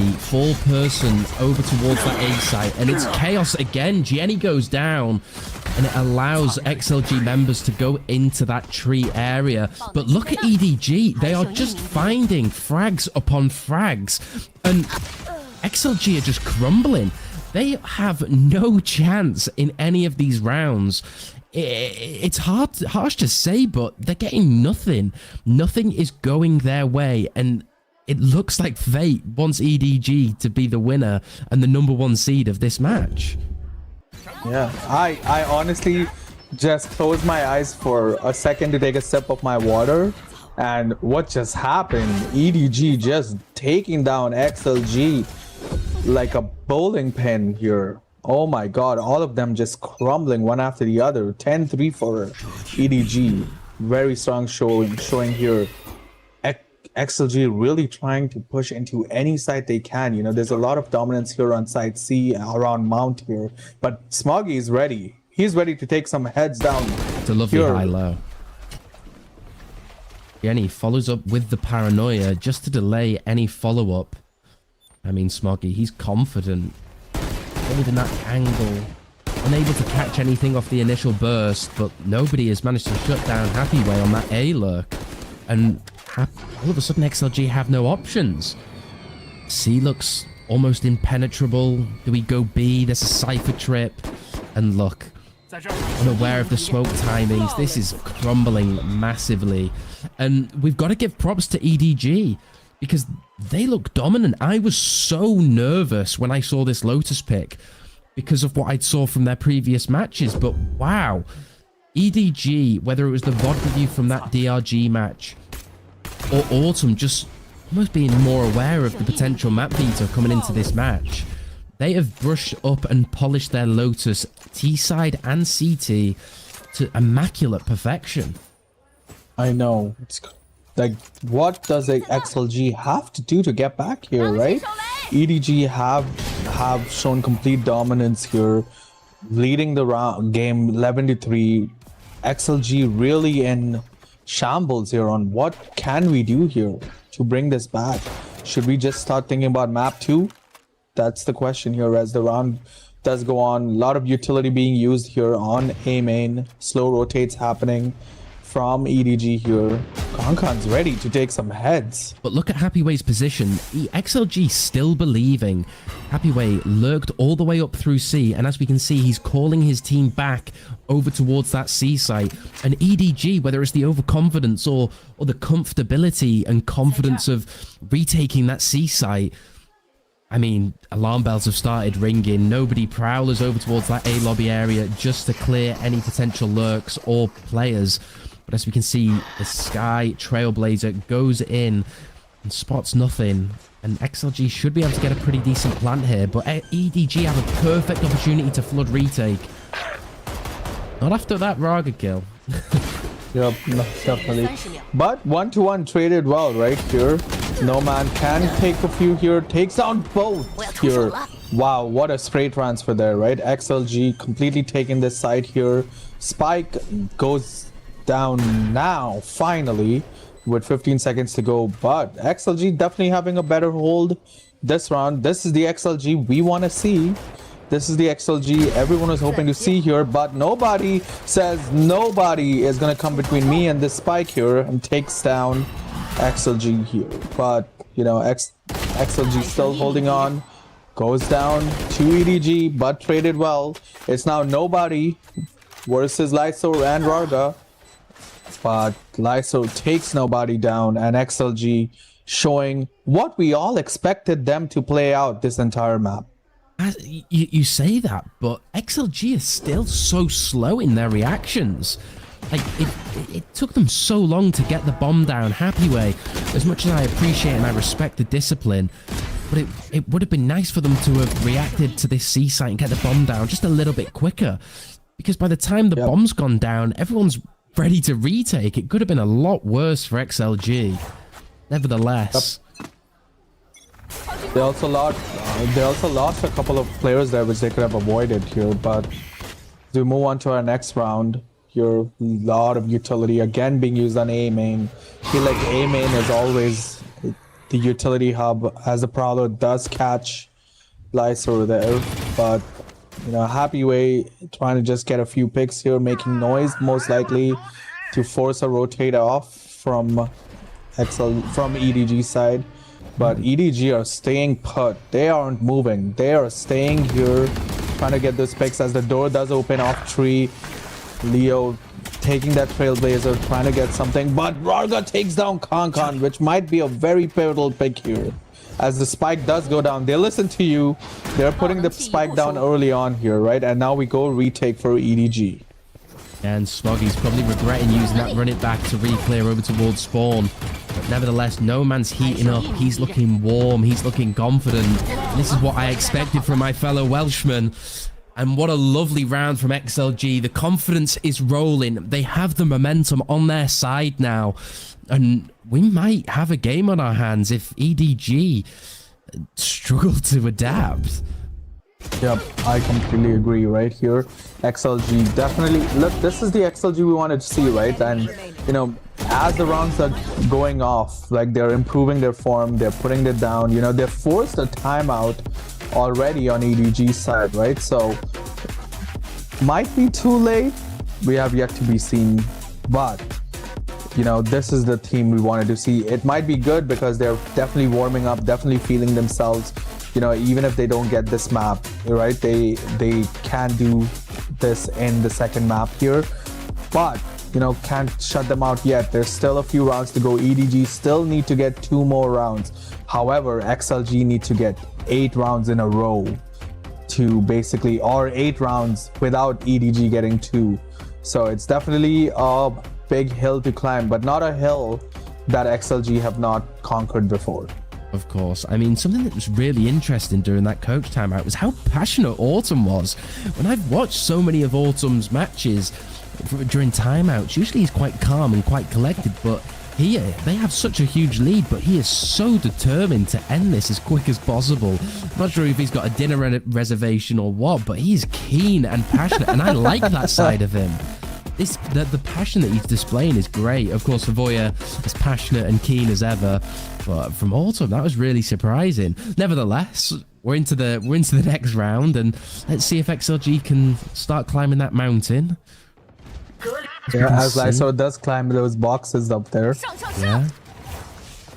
Default over towards that C main area, and look, EDG were almost expecting this switch up from XLG.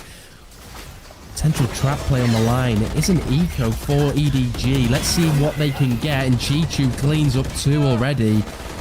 And all of a sudden XLG are puzzled. They're a little bit flabbergasted in a way. How have we crumbled this round? You know, Avoya probably gave a call to default over towards C and poke and prod, maybe go for an execution, but EDG are 1 step ahead. And it's great to watch.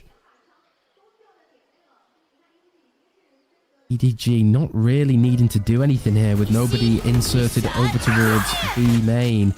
But as soon as I say that, Jenny does go down, and Kang, if there's another round to do your just do what you do. It's now, my friend. Flash goes out. It blinds Kang. Oh, and Leo cleans up 2. Smoggy, that's a crucial error. Nevertheless, nobody unable to secure the thrifty for his team. And oh, Kang's gonna be fuming, absolutely fuming that Smoggy has flashed him, because I think Kang's feeling it still. He's confident. He has everything going his way other than his own teammates' flash. I know. You know, that Smoggy flash was very unfortunate there, because I think Kang had the drop there, right? He was ready for it, but you know, that flash completely threw that game off, and XLG slowly and surely sneaking up there, as we see an intense push from XLG onto C-side here. A lot of utility going out there, but you know, I feel like EDG is ready for them. But are they truly ready? As we see the paranoia go out, we see a couple of trades happening here on the C-side here. The spike needs to go down soon, and as soon as I say that, they listen to me, as No Man does take down nobody. Happyway takes down Jenny, and XLG completely showing absolute dominance here. Kang ready with his operator here, trying to get a few picks here, but Leo just spray firing, trying to get someone here, you know, which he definitely did nick Smoggy a little bit. But I think this might be XLG's bag, as Kang retreats to save the operator here. And 7-11 for XLG for sure here, as EDG completely want to save those guns for sure. Might try to get a few picks here, but and might be able to. Kang is ready to get Lysor here taken down, and XLG is like, you know what, we've got our wins, let's save our people here, let's take this round. It's a lovely C exec from XLG. Happyway's Viper Orb over towards that C site completely denies any fast retake or just him holding the op line from Halls. I'm not sure if this is a coach call from Havoya to just say, look, let's keep it plain and simple. Just go for straight up execs, build the rounds up 1 by 1. We're playing double duelist. Should be pretty standard, pretty simple. The strats we've practiced in scrims countless times. And look, it looks like we're going to have a 4-person fight over towards that A main from XLG. Early space taken, and it's so oppressive. Watching this is so suffocating. Jenny tucked behind the tree. Saturate is tagging him. And oh, the spacing between Raga and No Man. Leo able to get the trade onto Smoggy. and Gianni alone on this site. Stinger in hand, gets wall banged. Lyosaur, know what he is capable of. Clears over towards heaven, and look at the confidence from him. He's so safe and secure in that nobody is over towards that heaven area. And XLG, they're down in rounds, but they still believe. Down in rounds, but up in spirits for sure. As we see XLG, look, this is the team we wanted to see, right? And it went from, you know, EDG completely dominating the round to now going to, this is EDG's game to throw, because XLG definitely have been warmed up, are feeling themselves, are feeling this game, right? EDG, nobody, just trying to get a few picks here, trying to see any stragglers he can get, but I feel like XLG is ready. There might be a little bit of a fight here, but I think XLG have it in the bag, as Jichu does save the operator here for Kankan. But 8-11, XLG surely creeping up. Yeah, and I wonder if Autumn's almost regretting using that timeout as early as he did, because right now EDG look a little bit hopeless. The tables have turned in a way. XLG have all the confidence and all the momentum, and EDG unable to adapt to XLG's pace and just oppression. Kankang's going to get posted on this C line. But the question is he going to be able to get anything? Because he's going to be coming against 5 strong, confident players from XLG. Trailblazer does go out and tags the Kankang, the superstar that he is. Flash. Oh, it's crazy, it's muddy, but the nade! Doesn't need the operator when the nade can do the work for me, right? And just as I said, can they adapt? Kankang does what he does. The nade absolutely demolishes XLG and completely disrespects their plan, whatever they had coming into this round, which was of course the C execute. But look, they're still smiling. Leo doesn't look happy. Doesn't look happy at all. That smoke grenade combo was so strong, right? He's like, look, with the operator, max I can get is 1 or 2 if I collat. But with the grenade, we can definitely get a lot more and do chip damage, right? As the timeout does come out on XLG's side, right? Listen, team, we need 4 rounds in a row. Let's take it to timeout. Let's take it to, overtime. Let's use this timeout to make sure that happens, right? But again, play your best. You played those 3 rounds fantastically well, right? Let's keep doing what we're doing. Let's make sure we bring this game home. Let's do our best here, because we definitely have what it takes to match up. The issue is XLG have won and been able to climb this mountain by doing relatively set strats and executes, and they've just been shut down by a raise nade by executing. So I wonder if Avoyan now wants to kind of switch up the style and maybe say, right, let's play a slower game, try and play that 3-dimensional chess that, you know, Leo sometimes likes to go for. And I'm not so sure. What, C main control, maybe a crunch over towards C main. I'm not sure. XLG have cooked something up, and I'm really excited to see what it is. Kankan might actually be able to get one here early as Jenny puts down the smoke here, but he's still holding down Mount here.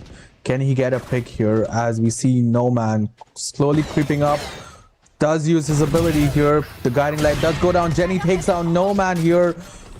EDG already up 1 person here, as we see a lot of push happening on B. This was a complete fake out as the spike does go down on B. XLG have successfully planted. Now it's basically retake as the Nightfall does go out, right? Happy Way holding this position here, paranoid and prowled. Everything in the world, all the utilities on him as the flash goes out by Smoggy. XLG does take down nobody. Kankan takes down Happy Way, the showstopper up front. There's a lot happening here.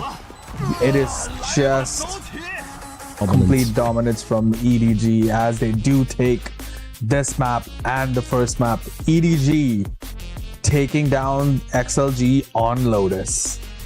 I mean, what a performance from EDG. XLG, they just looked they were so slow at getting into this first map. It's going to be disappointing. I think every one of the players is going to be kicking themselves, thinking they could have done more. You know, especially Raga.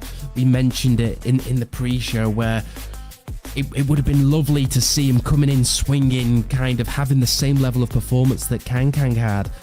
But he went 7 and 18 that map. You know, he's capable of so much more. And I think it just speaks to the level that XLG were playing at. None of the players, other than maybe No Man, were able to really stand out. But even it took No Man a couple rounds. I think if I'm a voyeur and I'm giving my players this talk now, it's just forget about that map. You know, that wasn't what we practiced for. That wasn't what we prepared for. And sometimes you're just going to have days like that where whatever was working in practice doesn't work in the execution, and got to go back to the drawing board. But Haven's up next, and I'm excited for that. What about you? I am, right? Haven is obviously a 3-side map, right? So similar to kind of like Lotus, where there's a lot happening, a lot of fake outs can happen, right? So definitely I'm excited for that one. But you know, it's all about XLG now discussing what do we have to do to stop this man's shenanigans here. Concon absolutely getting that ace dominance with the attack side operator as we see these highlights going out. And you know, one of the things you can see in these highlights is how out of position XLG have been, and EDG just taking advantage of that throughout these games, right? There were at least 5 rounds in that entire series where basically XLG showing that they were not capable of taking down EDG, but there were signs of comeback, right? XLG did get 3 in a row, as we see him showing out the 3 in a row.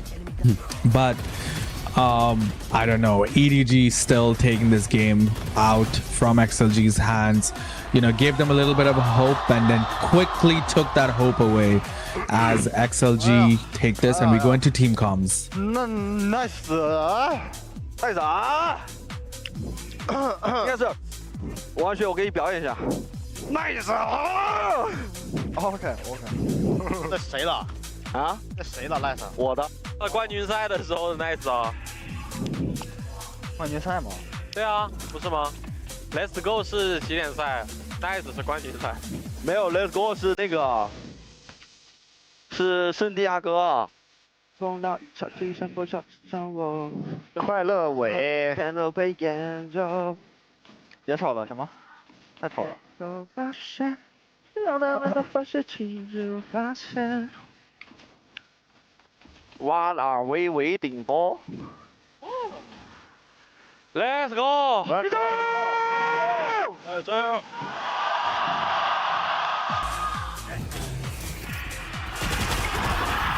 还有个，回来，左边回来。进点，回来，2个 A， 2个 A， 还有2个 A。先回血，别急，双先回血。没有火了，不着急，换人在这。开口。包着进来了。好，一层一个。给烟那个，我脸上那边。给了。他脸上。快打我，再打我。劈他！1层，Nice， 2楼一个，2楼最后一个。我能下包。我跳楼绕他了。你们3个人都没血。我直接绕他。绕。很接你吧。And we see an amazing Concon's dominance here with an ACS of 330 at 2.4 KDA. I think there were at least 6 to 7 showstoppers there, the entire map there. ADR of 218 and 7 multi-kills. And we do see the lethal zones here, you know, completely. Those are the op points, right? Basically showing complete dominance on A and B here. Not much happening on C, but if I was on the opposing team for Concon, I would have definitely stayed away from A and B there, right? Completely showing lethal dominance there. There's a little bit of an orange point on C there, that corner point there. but Kankan completely showing absolute dominance here as we move on to a hexagon here, a 338 ACS from an average of 2.202, KDA of 2.4, 5 first kills, you know, 5 of those rounds, him getting that early pick with his operator, 7 multi-kills, as I said before, 1.14 kills per round and an ADR of 218. If there's a hexagon I would like to put on my resume, this is the one I would definitely put. Well, speaking of resumes, it's a good job that Kang's just one of the best Valorant players that we've got, because I don't fancy his chances as a singer, because I feel sorry for his teammates having to listen to that you're waiting for the game to start and you've got Kang singing in your ear. But honestly, just what a standout performance from Kang. This is what we expect. This is what we were promised. You know, he's a different beast. He is a different beast, and it showed today. And I'm worried for Haven, okay? Not for EDG, but for XLG, okay? Because XLG plays such a standard and traditional composition, you know, with the neon Gen G comp kind of thing. And, you know, we were comparing Raga and Kang, and Raga, of course, going 9 and 18. It's going to be a hard matchup for him to kind of bring his team back into this, but you know, we'll have to see. But what a first map, and fair play to XLG for bringing it all the way back to 8. I think that's very commendable. Yes, definitely, right. We did wanted to see Raga pop off a little more, but 9 and 18 a little, I'm sure he's disappointed at himself there too, right? But because with the neon you could be doing a lot more with those sneaky like running diving plays, right? As we see head to head here, 11 to 10 first kills, but 4 clutches from EDG, right? Those 1v1s, EDG staying their ground and being ready, post plants 8 out of 10, and both having each of their own thrifties, right? We saw one early on in the pistol round, and then one where XLG got that basically gave them the momentum to win 4 in a row there, right? But you know, second map, Haven, coming up, that's going to be very exciting. EDG 1-0 for XLG. We're in for a show for sure. Absolutely. I mean, something else that we should probably talk about is Nomad. He was a very valuable player for XLG on that first map, in terms of fragging, but also just impact and hype. But he's not going to be on that secondary duelist coming into Haven. Raga's going to be alone on that single duelist, so even more pressure is emulsified onto Raga. And I think it is worth to note that the last time that EDG played Haven, they did win 14-12 against Trace, and Trace looked pretty confident as well. You know, we might as well give them a shout out. So I think Havoya picking Haven, I think both teams are pretty balanced. I think anything can happen. I think XLG can also bring it back, but we'll have to see. We might as well send you to a break, get some snacks, get some drinks, and we'll see you back shortly.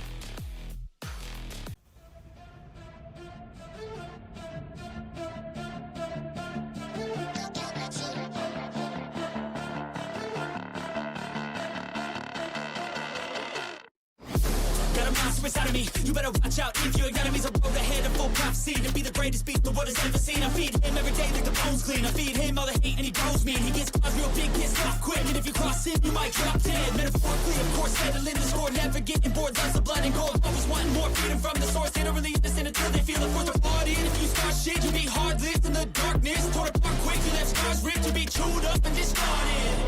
And this world ain't right, won't accept it.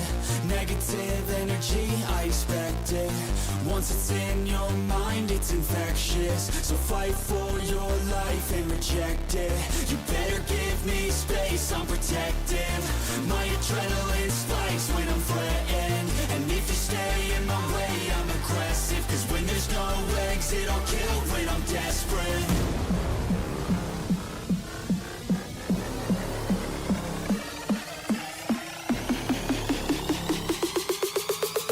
There's no exit, I'll kill when I'm desperate.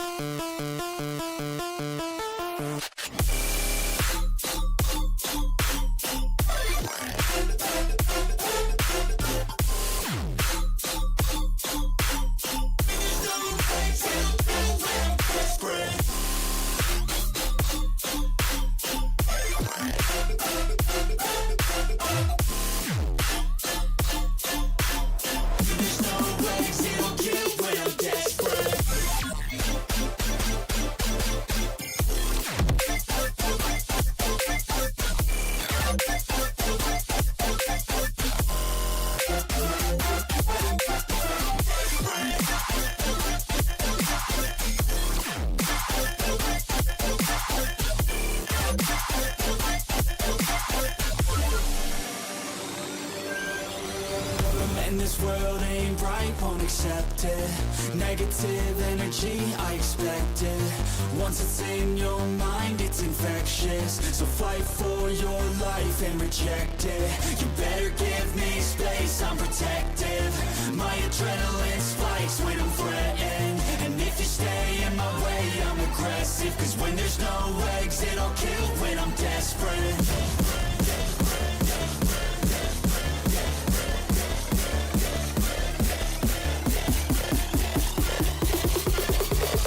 When there's no exit, I'll kill when I'm desperate.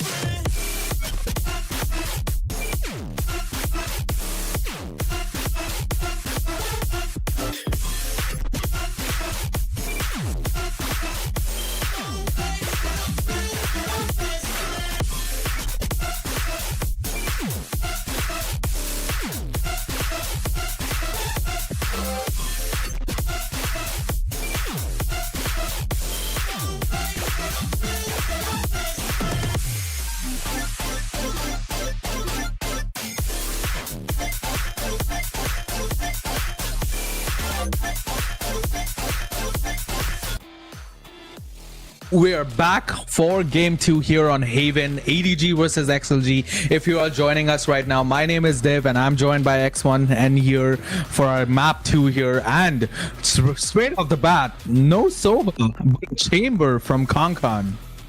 This is not what I was expecting. This is spicy. This is juicy. This is what I like to see from Autumn, if I'm honest. You know, the guy gets a lot of flack, but this is a crazy composition that I think is going to catch XLG off guard. The last time that EDG played Haven, they were running the Neon Waylay, Cypher, Sova Omen. Very standard, very traditional, nothing special and nothing crazy. But this, with Kang on the Chamber and Smoggy and Gianni going on to the double duelist, I like this. I think this is really, really going to shock XLG. Yeah, his name might be Autumn, but he might as well be Summer because he's definitely bringing the heat here with his team with the double duelist. I see what you did there. I see what you did there. I was loading that up while you were talking. I was like, how can I make this transition? But speaking of transitions, we're transitioning into our map 2 here on Haven. XLG versus EDG. EDG definitely taking map 1 here and showing absolute dominance. But can they keep that going onto Haven? XLG have a lot to prove here. There were some signs of coming back, but they couldn't do it all the way. But they've gotten a second wing here on Haven. Less than 10 seconds to go into this round. My name is Dev. I'm joined by X1N. Here we go. Haven map 2, EDG versus XLG. Yeah, and I mean, what to expect from this first round? Nobody solo over towards A as Chichu rotates over towards that C site potentially. And as we can see, nobody call Chichu back, my friend, because you are about to get destroyed potentially. Raga, lovely pathing on that Neon, does get shut down though. As we can see, Chichu goes on into that site and it's a flood retake from EDG. Gianni gets shut down from no man, trades left, right and center. Lysor in a 1 versus 2. He's got to be cautious. He does have a smoke in 1 second. He doesn't get that elimination onto Smoggy, which could have potentially allowed for an easier chance into the round, I guess, but it didn't look convincing. And this might be looking like a repeat of the first game here, right? Like Kankan taking this early pick on, as you know, he was trying to take the Altorb there, but not in front of Kankan. Can't do that. And a lovely shot on the Neon, right? But Smoggy saying, nope, we're still gonna be getting this round, taking down Lysor there for the first round here. But as we move on to round 2, we see the Haunt go down onto A side entry here. The Altor being taken from nobody. Easy take here. But XLG trying to get a few pick here as we do see them sneaking up on sewers. Yeah, players will be revealed though because of the Haunt down in sewers, and nobody on an island again. Kang looking over towards this long area. And alarm bells is going to start ringing. Nobody gets 1. Kang gets 2. He gets the 3rd. And Kang doing what he does best. Picks up that Spectre. Expecting him short, gets shut down from that long angle. And honestly, you're going to take that if you're EDG. XLG conditioning this short contact push. Back-to-back rounds now. And I think, I'm not sure if it's anti on how nobody plays over towards this A site, but Kang, the savior that he is. I don't know if you noticed, but the quick switch between the guns to get those 2 kills early on, you know, just shooting an outlaw, immediately switching it to his Q gun and basically taking down the other one as well as the third one right after with his pistol. Oh my god, that is some pro level play here as we see going into the third round here, full gun round, but you know, definitely XLG need to do something here as they push onto C side. Chichu holding it down for his team as his team slowly rotates out, but Kong being taken down by Happy Way as we see the C push coming in. You know, Neon pushing in. Oh my god, Chichu taking down Rarga here. What just happened? Doing the teleport here to get out of harm's way here. The push has been stopped here. Definitely left them reeling away, but Happy Way only here with 10 HP as the Owl drone goes out for a quick scan. Everyone hasn't left yet, but now has. Owl drone is probably not going to find anything here. Seaside should be empty. Happy Way might be able to catch someone off guard here as the smokes do go out on C main here. This might be an exciting. They're going to definitely miss each other here, or he's going to catch him. What a wall bang. What an amazing wall bang. I know. Let's get traded though. And Happy Way, is he going to get cleared from nobody? This is going to get awkward. I think nobody's going to basically jump on him. Oh, Happy Way decides to retreat. Will he get behind the box? No. One pump. Lovely kill from No Man. Pre-fires and does catch him. And it's Lysol in another 1 versus 1. And Gianni only has the Stinger. Oh, and it's a lovely read from him. Decides to push down, and Lysol comes out on top this time and does his signature emote. Oh my god, I definitely think that was a gun difference there, right? If I think he had any other gun other than a Stinger there, he probably takes him down because he was left at 28 HP at the end of it. But what a wallbang kill there from Leo, right? But the one pump here from nobody, taking down 2, but yes, Lysor taking it for his team. 2-1, putting XLG on the map here. EDG still leading the round 2-1, but as we get closer, here are the guns evolving, right? So we see complete matchup in guns here, but we see a little bit of a ape rush push here. Smoggy flashing, all gets taken down by Leo. Rarga trying to get a few kills here, does the pump but doesn't get nobody takes him down. Chichu takes down Happy Way.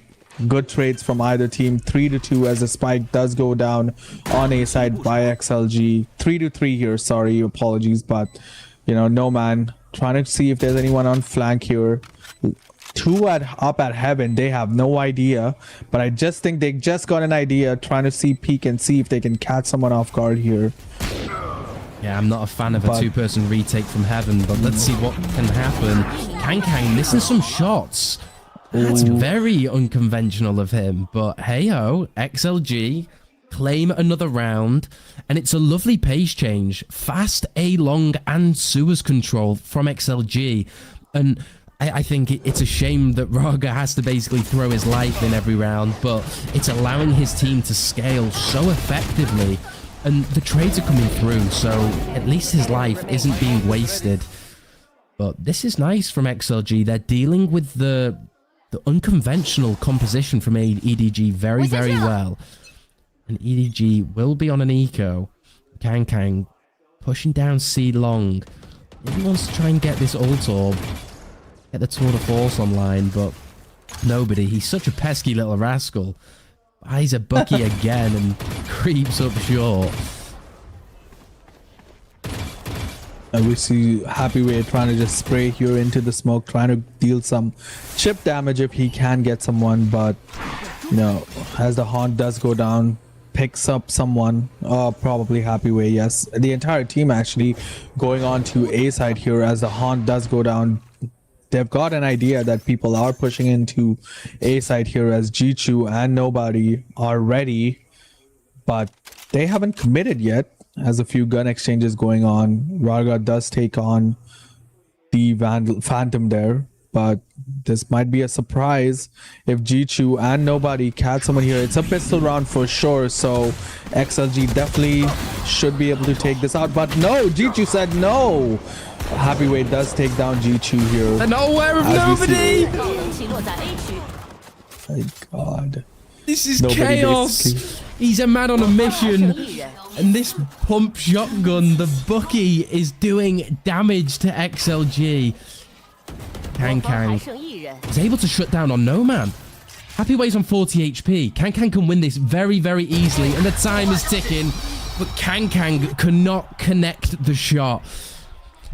Happy Way does get his ace, does get finally his ace this round, absolutely, with a few HP left and 1 bullet in his chamber, but does take down the chamber. But Nobody here, just basically nobody can stay in front of his Bucky here, showing absolute dominance there. But Happy Way does get his ace here, and XLG looking way better than they were looking on Lotus. Yeah, it's a nice adaptation from EDG to put Kang over towards this A short line now, because XLG keep gravitating towards this A area. Lovely molly from Smoggy shut down this garage play, but the spam from No Man lands onto Jichu. And look at the pace from XLG. They are just bouncing from one area to the next. Kang with the tour de force is unable to connect the shot again. And XLG are coming out on top with these frags and Smoggy. 1 versus 2. The run it back does go down, and he will be aware of the spike, but the reposition through spawn, and No Man's going towards garage. Smoggy, if you get the timing right, my friend, you might be gifted. It's unlucky. He's not quick enough to get over towards spawn. Decides to go from heaven. 2 flashes available. There's over towards heaven, just in case Lysol did have a TP available. And instead, he posts on the concrete towards long. Never going to expect that, and it's a lovely position from Lysol. And I think EDG need an early timeout here. They cannot keep up with XLG's style. Definitely, right? And you know, could be anyone, right? As an Omen player, right? If you're facing Omen in a 1v1 or a 1v2 situation, you would definitely think Omen's gonna be on heaven because he can teleport to site, right? So what Lysor did there, going on top of those rocks there and making sure he had good sight off the spike there, was an excellent pro level play from Lysor. As we see the timeout coming out on EDG side, 2-4 for XLG. XLG showing very, very, very good teamwork here. It's a complete style change from Lotus. I know. Like, I mean, sure, on attack, you know, they were 5-person executing, but on Haven, it's, right, we'll pressure over towards A, and then we're going to pivot into a garage play, and actually, then we're going to go over towards B, and it's too much for EDG to control, to mitigate. I mean, right now, of course, Autumn will give his input to the players and give them some sort of strategy, some sort of plan on dealing with XLG's aggression. But I think right now, I mean, there's a lot that EDG have to be aware of. A is a huge issue for them right now. I mean, whether they want to go for an A shutdown or what, it looks like they're going to go towards a mid push, but Kang does have that op available, so that is the win condition.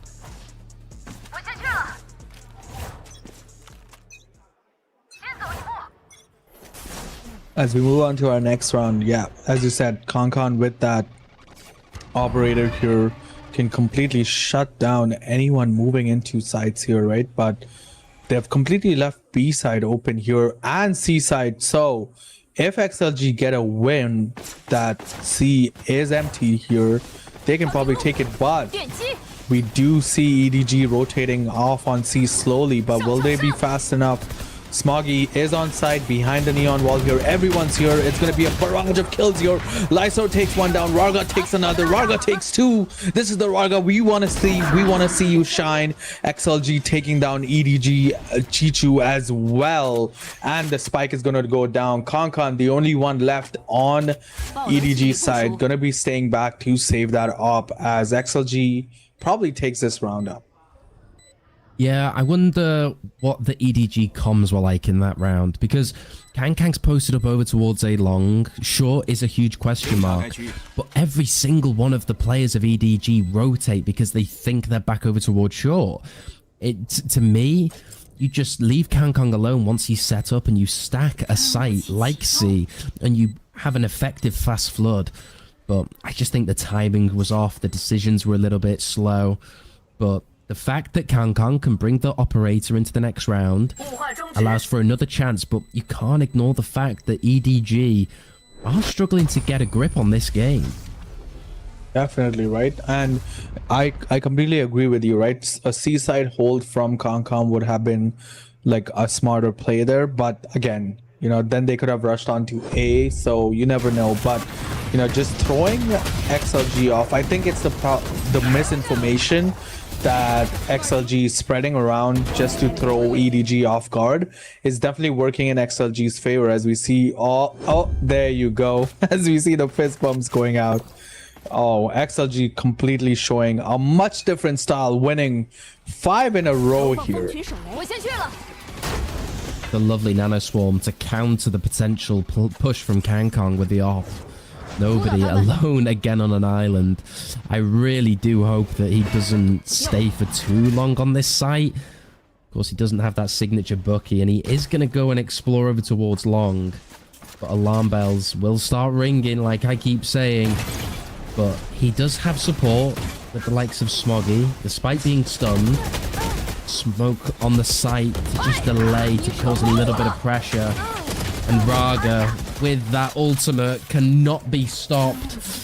And Happy Way with the Viper Orb over towards CT basically makes this round unwinnable, especially in a 2 versus 5. Chichu, you are not winning this, my friend. I understand that you are one of the GOATs of your roster, but please keep that rifle and take it into the next round. Yeah, definitely. It's literally a very tough to climb as the spike is ticking as the round goes on. But Jichu still trying to get one, but now he's trying to be like, you know what, probably not winnable here at this stage. But Kankang wants to get someone here, hoping to get a pick here, but probably everyone's gonna be leaving off of sewers or A main there. But Rarga trying to see if he can get someone, but as a neon, you can just run away from the bomb and survive. So XLG winning 6 in a row here, and this is definitely going to be hurting EDG's eco a little bit. Yeah, I do want to see EDG maybe fake an A take, Omen smoke over towards A lobby, relay bolt to just delay any fast push, just to create that pressure, because right now I think XLG are very, very aware that, look, they're playing weak side over towards A 90% of the time because nobody is dumping util like no tomorrow. And then, I mean, as we can see by the minimap, EDG are bored of retaking A. They want to finally fight for A. It's an early molly from Happy Way over towards sewers. Oh, and we do see Kankang pitching up here on C, as we see Happy Way moving slowly towards C. Is it going to be a C push here as the smokes go out in garage? We're going to see Kankang retreat out of the position here. He's still holding it, trying to see if he can get some sort of a pick here as the neon push comes in. That's a wow, what a teleport. Oof, amazing shot as 2 of XLG go down. EDG. What Kankang, what a teleport. What a teleport. As the Viper Spit does go down, this is going to get monumentally harder for EDG to retake from C. But it's 4-3. EDG do have the person dominance here. The agent dominance, might I say. How are EDG going to deal with... Okay. Not sure how that's possible. Not sure how that's possible either. Happy Way, you're usually good in these situations, but Kong, does he have... What technology does he have installed? He is shooting people through these Vipers pits like it's just common sense. It's definitely the sixth sense, the king sense, might as well. The goat sense, right? That's what we'll call it. The goat sense. Yeah. Oh my god, just getting those kills off. Look at that. Wow. And then here, the other one too. Oh my god. Yeah. A wall bang through a Viper's pit. Yeah, he's got to be bowing again. Oh my god. That was absolutely phenomenal. Absolutely. I mean, EDG, they're going to fake this A-take. They do slightly, but not with the smoke that I would have wanted. Kong posted up over towards this short line. If he gets the shutdown onto Raga or Nomad, it's huge. Bullet straight to the dome. Killjoy lockdown does come in. And Kong, he is going to greed for a second kill because he will have that TP available. Not anymore. He does get detained here. There was a little bit of a crack on Hell that was free, but the Sova ultimate kind of pushes him out of there. But again, the spike does go down on A here. Everyone alive on EDG side, so they definitely have retake potential here. As Happy Way says, no you don't. No Man takes down Smoggy 2. Jichu takes down No Man, but it's 2v3. Does EDG take down another one? But Happy Way says, no way. It is 4 kills for him as he takes down the entirety of EDG and secures that victory on that round. The amount of 4Ks and aces Happy Way is good for, it's genuinely impressive. And might I remind everyone that this guy's a dad, you know? He's a father and he's still shooting like this. Why are you plat 3 in, you know, in your 20s, you know? He's doing the impossible. He's fostering children whilst also just popping heads. He's 16 and 6. I mean, wow. XLG completely changing up the pace, going over towards this C site, straight up execute, I think. Molly from Smoggy goes out, and the spacing is not nice from EDG, and there's nothing going right for them. Even Jenny doesn't get the kill onto Happy Way. Oh, this is a real crumbling half for EDG. Jenny's 2 and 10, Smoggy's struggling to find any success on this Phoenix.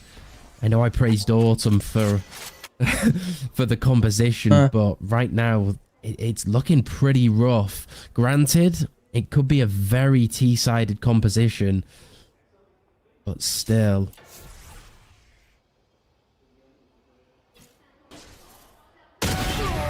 I mean, fair play on getting that shutdown onto Happy Way. But Lysol is there and good for the trade. Yep. Wow.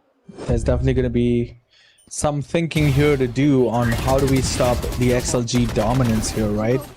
Winning 6 rounds in a row and then winning this 2 rounds back to back.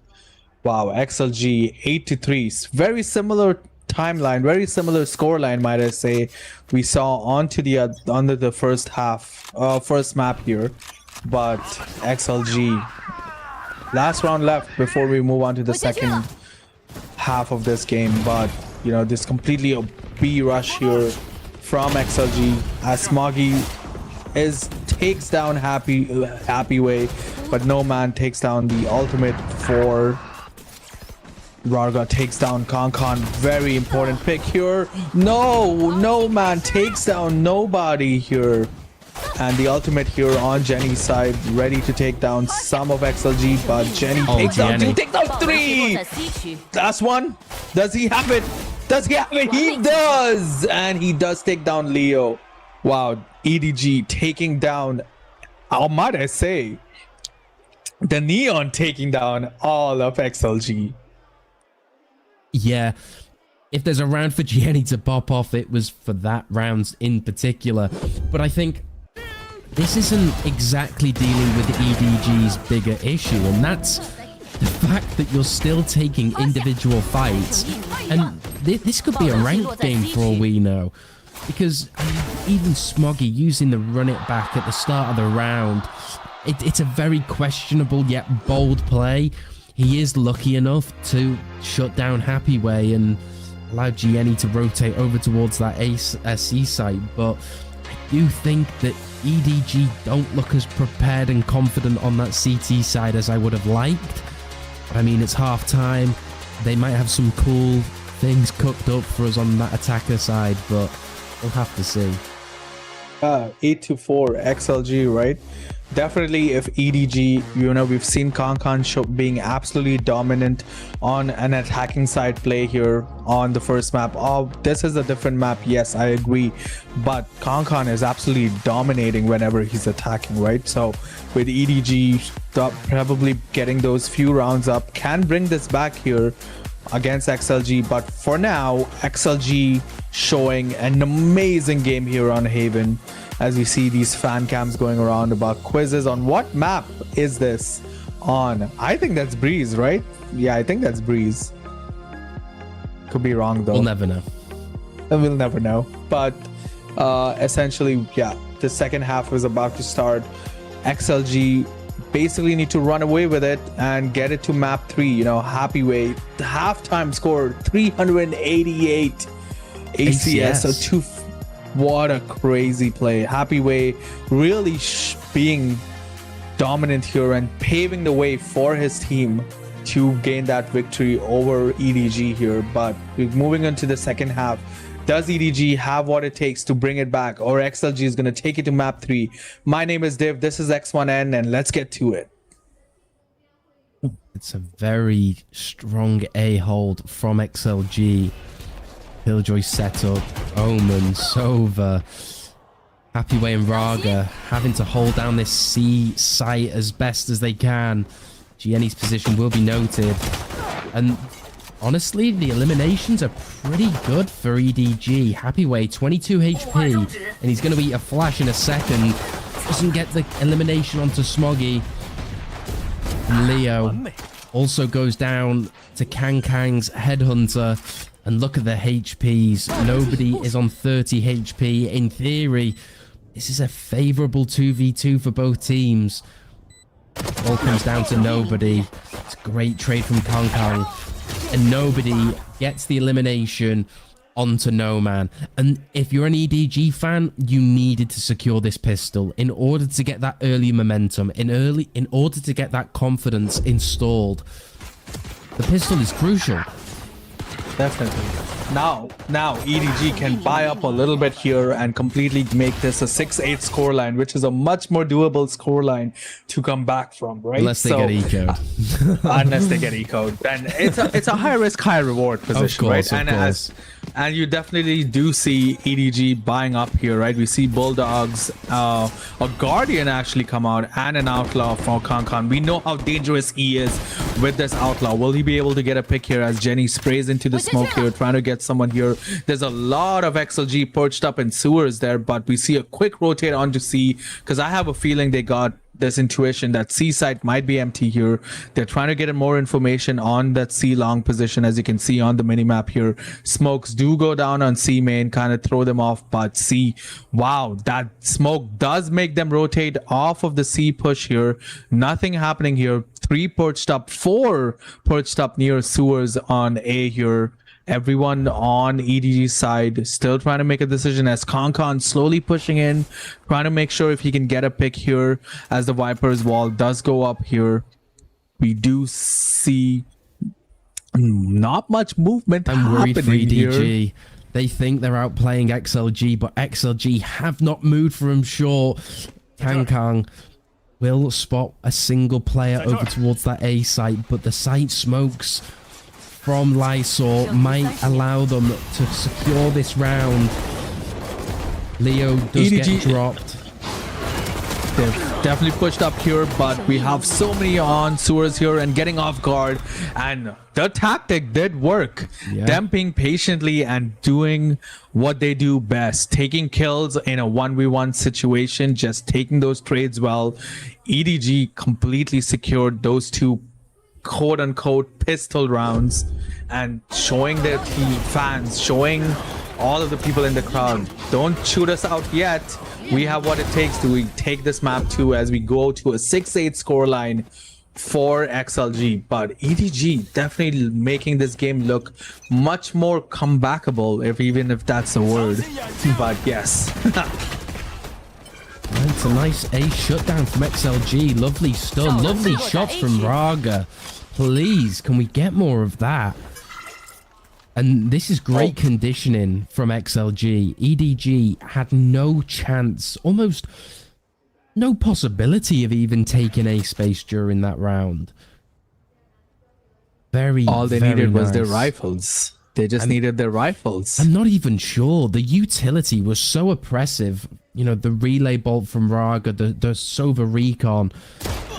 I mean, Smoggy and Kangkong, the dream duo, everyone's two favorite players from EDG, some would say. Kangkong on 67 HP. I need to grow up. No, all good. But here, Kangkong might be able to pick someone out. No, Lyso says, nope, not today. And Happyway takes down Smoggy, 6-9. Wow, just when there were little few inklings of comeback, you know, XLG shuts it down pretty hard on that rifle round here. But there was a lot of utility here, an amazing aggro from Leo, a recon dart taking down a lot of players here as Lyso takes down Kangkong and Happyway takes down Smoggy to help XLG secure that victory. But 9-6 on XLG side, it's looking very close, right? You can't shoot EDG out yet. As we move on to our next round here, perched up, Happyway is perched up on the garage window here, ready for his Viper's Pit, loaded in as the smokes go down, pre-firing on garage, trying to get someone here as Jenny rushes into garage. Happyway takes the high road and retreats here. But we do see the ultimate go out here. We do see XLG taking down two of them while Smoggy in his alt form, but the spike does go down on B side here. And it's a retake play here, but Jenny gets caught off guard by XLG here. I do not like this position where Jichu is, but he does choose the paranoia out. Another opposite paranoia coming in. XLG takes down nobody. Double trade from Jichu here. Oh, that was close. I genuinely believed for a second. I mean, XLG, they look so much calmer, a lot more comfortable on this map compared to Lotus. Really starting to see that retake protocols come in, you know, not having to do too much, not trying to solo hold a site that EDG were trying to do on their defense. But I mean, Kangkong got really unlucky getting spotted by Nomad under garage window. But I mean, EDG on an eco, GNE with a judge. They need a Hail Mary. It's the... For sure. I definitely agree they do. But we move on to our next round here. XLG 10-6. Really looking like a map 3 on split, which I don't know. I'm biased. I like split maps games. So we'll see here as we see an Odin come out from Leo. My kind of play. Wow. My kind of play. I love an Odin merchant. Use it while it's still broken. For sure. For sure. We see the smokes come out on entry here. We see Raga take down Smoggy, Lysor taking down Jichu, Leo taking down Kangkong. They're just dropping one by one. Leo with that Odin, and Raga secures it with a clean, flawless from XLG. Yeah, I think it's a bit late from EDG to be experimenting with slow, widespread defaults and, you know, trying to cook a little bit more. But I think XLG's composition, it's tried, it's true, and it's been tested so many times. And it's a reason why it had so much success. You have great information utility from the likes of Sova and Killjoy, and Viper allows for such strong sight holds. Does look like EDG are going to go for a C main default. Maybe see if they can destroy this Killjoy turret or alarm bot. As Kang searches and scans over towards A, but the Omen smoke from Lysol will deny any vision for him. And he has spotted him. But right now, EDG need to explore somewhere else. Maybe call for a potential C split. Maybe fake a garage hit and go pivot into B. Something. But they need to bait out the utility.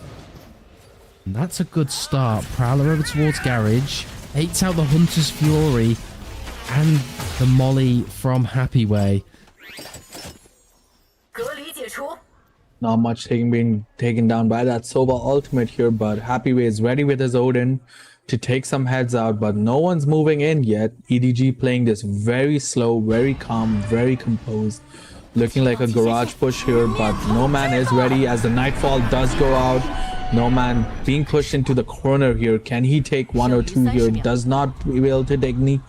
Takes down Smoggy though, but been taken down by nobody here. Jenny takes down Happy Way as the spike does go down on side C. Concon is ready, puts down his teleporter, ready to take some of those people down. Does not get the shot down, but nobody says, I got you, my friend. Takes him down and takes down Leo to secure that round with Concon getting Lysol. Yeah, it's a really nice round, but I have to draw everyone's attention to Lysol in that round. He is very over-eager with his smoke sometimes. No Man, he had no smokes to anchor on that site with. Realistically, Lysol should have been communicating to him, saying, look, I've got no smokes for you to play with, mate. You're going to have to give up the site, because you are going to absolutely get demolished and ran down, and that is exactly what happened. But I like the approach from EDG, playing a much slower, more methodical round, and it gave them success. Yes, speaking of, the scoreline is 7-11, but speaking of convenience, can XLG take this and close the shop on EDG, or see what you did EDG can take one down? So I'm just trying my best here. I like it. Keep it going. Played a little game. I love puns. I love puns. Speaking of puns, look at the retake. Oh my god. 3 versus 3. EDG had come out on top again. And Leo with that Odin. Is it even worth an attempt? Smoggy probably wants to go hunting here, depending on the team's finances, to get that run it back for the next round and make that lead just that extra little bit stronger. Would give great benefit to his team. And that is exactly what he's going to do. Leo's just going to stay back there, perched up, trying to get one kill here. And that'll do. Even a death. I think he's happy with that one. Of course. Taking the one down. Concon is still going to have that operator onto our next round, as EDG getting 8-11 to XLG. Getting very close for comfort. There might be a timeout coming out from one of the teams here. Yet to be seen, but would be a good place to take a timeout here, if I'm being very honest. If I'm going to be honest, I think EDG need to direct their attention over towards L. Because for any IGL, and if Havoya does wish to call a timeout, it's pretty obvious that C is a weakness here. Whether it's due to certain site smokes or just the way that we're approaching anchoring or retaking, something's not right. Havoya does interject and potentially give his team another strategy when it comes to holding down that C area. But EDG, you got to go over towards that A site and not only make XLG more concerned of C, but also A. They have the Phoenix run it back, which is a great opportunity to use it when executing. But also, I mean, you've got momentum now. You've got a bit of confidence. You've got a grasp on the game, at least within this map. And I think EDG need to run with it. They need to play to win and not play to not lose. Of course, it is still 11-8 for XLG. XLG just need 2 more rounds, just 2 more rounds. But all EDG have to do is take 3 rounds and match it up to them, right? So it's definitely comebackable. I would like to see a map 3, but I'm sure EDG disagrees with me hardly there. They want to end this here. As we move on to our next round, XLG leading the pack here with 11-8. Yeah. As we move on to our next round, a lot of players perched up on B side here. Let's get the show on the road. It's a relatively mixed buy from XLG. Granted, Leo does have the Odin. Sprungy on 27 HP will be required to heal. But it's nice. It's kind of nice from EDG. It's very risky with the buy that XLG are coming into this round with. I'm okay with Kong kind of searching and scanning. TP's available in case it gets risky. Like I said, I think EDG should direct their attention over towards this A site. Prowler goes out over towards middle to spot any potential aggression from Raga or anyone from XLG, really. And it looks like EDG are going to go back over towards this C site. If it ain't broke, don't fix it. Is that the right saying? If it ain't broken, don't fix it. Yes. That is the saying. Yes, that is the correct saying. That is the correct saying. Glad you're here. No, that's a very boomer saying. I see. I'm showing my age with 6-7 jokes. No, all good, all good. But as we see a dominant push into C-side here, completely securing it. And you know, you did point out, right? Like the Phoenix ultimate to push into side can come critical here, and that was definitely used. No kills there, but securing that side here and getting the plant here. Now it's going to be a retake potential as we see EDG taking down 4 of XLG. Jichu completely demolishing XLG here, and it's just pre-firing here, trying to get the last kill here. They know where he is as the paranoia goes out. Takes down Neon, takes down thing, but the gun switch helps Jichu get a 4K there. Wow, EDG getting closer and closer to XLG. Yeah, I'm not sure if XLG have got another timeout, but even that retake on C just didn't look comfortable. I mean, we're just dry facing into the players. We've completely miscalculated the smoke timings, and Lyosaur still has his paranoia. Why, if we're gonna give it a go, let's put at least 100% into it, you know? But still, I mean, XLG really need to fix this C hold. Otherwise, EDG are just gonna keep going.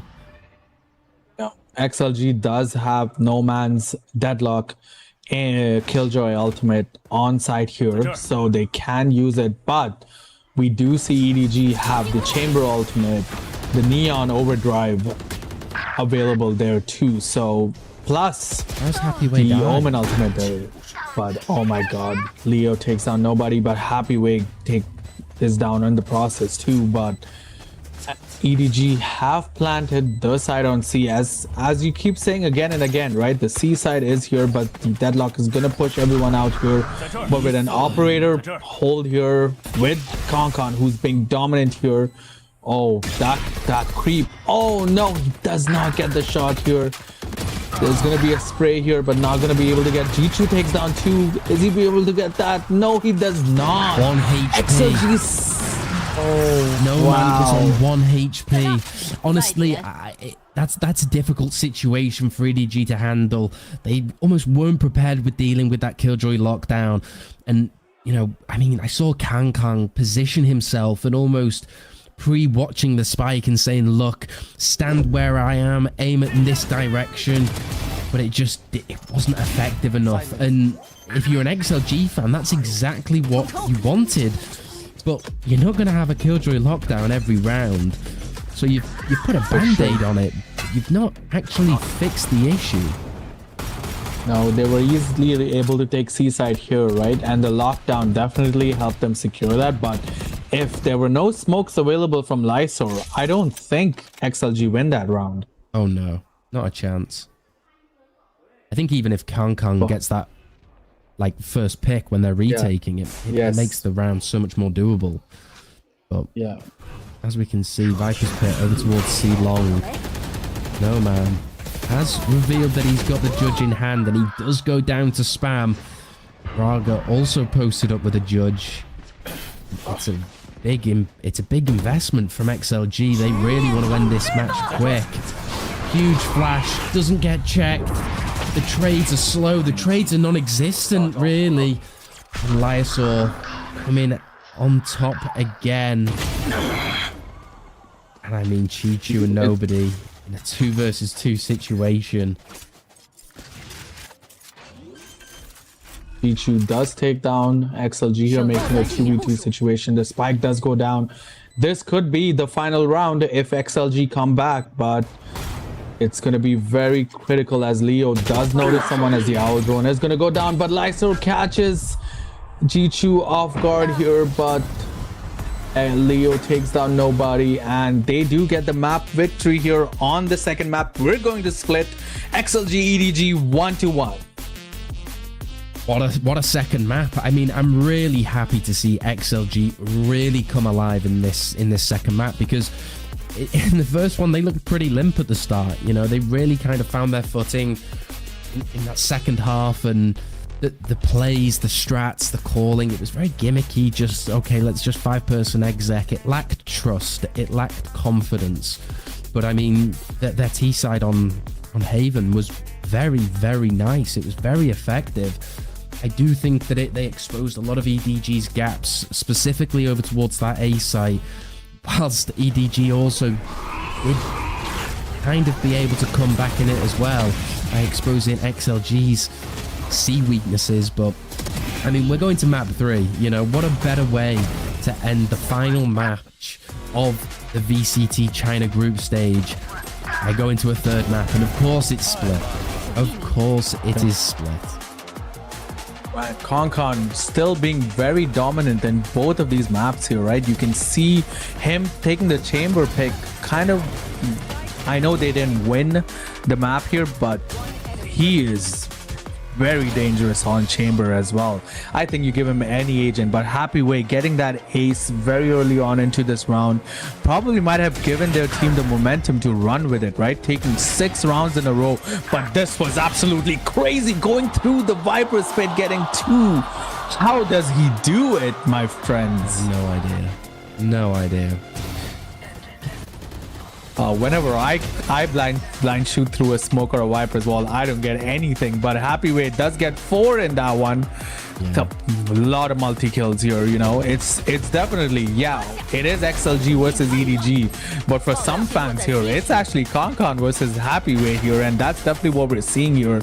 But Jenny's overdrive taking down 4 there. A lot of multi-kills.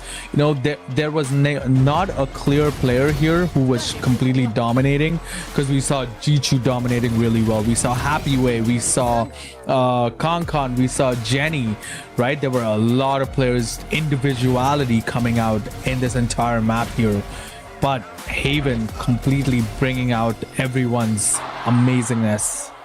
But we're going to go into team comms and let's see how they played it out. Only fake, guys. I think he's hard faking. Hold on. I think we can go A. Maybe tap. They know too. Okay, cut off. Go change gun with me, Raga. We're gonna use that K. We're gonna use that K. Faster, faster. You guys. Coming. I don't see. I go A short solo. I go A mid. I'm gonna find another. No one in defense. Alright, defense solo. No, what I say. Ready? No. 3, 2, 1. I'm already right side. Pala gravity. No one right side, no one right side. Carry short, guys, carry short.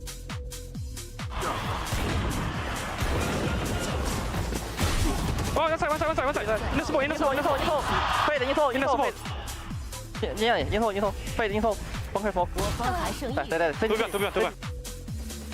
Boy. Okay, I'm gonna pick heaven now. 3, 2, 1. Out. Deeper. No! Bravo! Nice, Happy. Keep it up. Saved my life, bro. Don't worry, bro.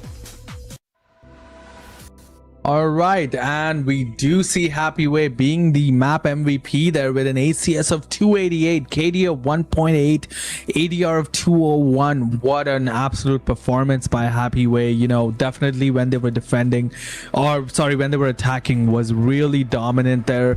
I think he performed really well, and if he did perform like this in map 1, we would have seen XLG probably 2-0ing this affair, but that's not the case here. We are going to our map 3, but Happy Way really paving the way for his team. Happy Way, happy yay. That's my new motto when it comes to this guy. He's incredible. I mean, the amount of 4Ks he's displayed for us just in today's match alone, his utility, his decision making, he's an incredible player. You know, he's got international experience. Granted, it wasn't anything crazy successful, but it's experience that he has over other players. I mean, yeah, where do we begin? I do think that XLG, this is what I was expecting for Lotus, you know, in terms of decision making, retake protocols, T-side calling. It just looks so much better. I do feel like maybe Lotus nerves got the better of XLG and they just overcompensated for a lot of their issues.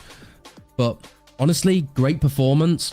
I do think it's nice to see Raga having a much better game as well. Of course, you know, we spoke about him before, but I also think that the reality is that he's just on a different role now. You know, he's not playing this duelist that can just kind of do whatever he wants and just get opening picks. It's kind of like, look, you have to send it in and we have to just trade you if all goes well.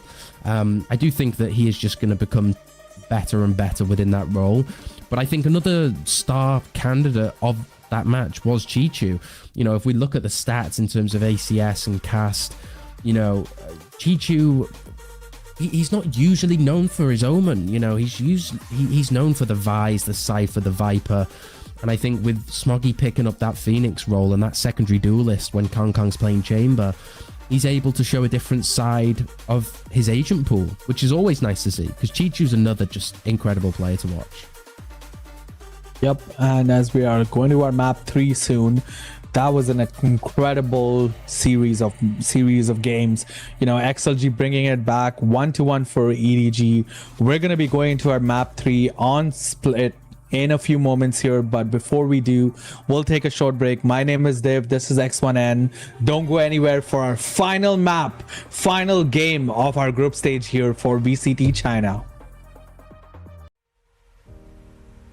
Nothing could have prepared me for the high stakes heartbreak that surrounds me.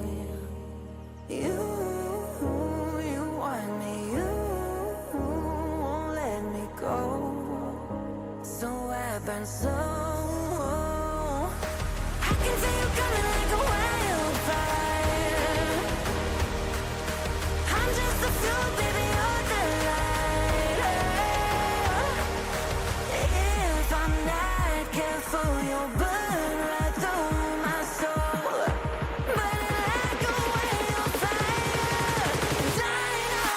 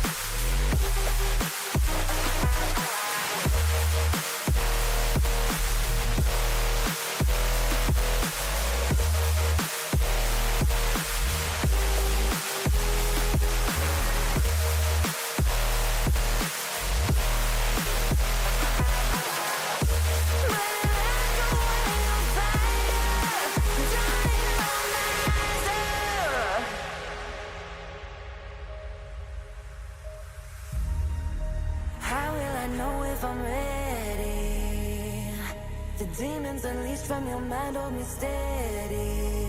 Yeah.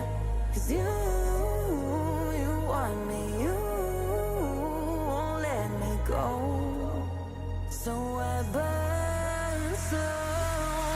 I can see you coming like a wildfire. I'm just a fuel, baby, you're the lighter. If I'm not careful, you'll burn right through my soul. Burning like a wildfire.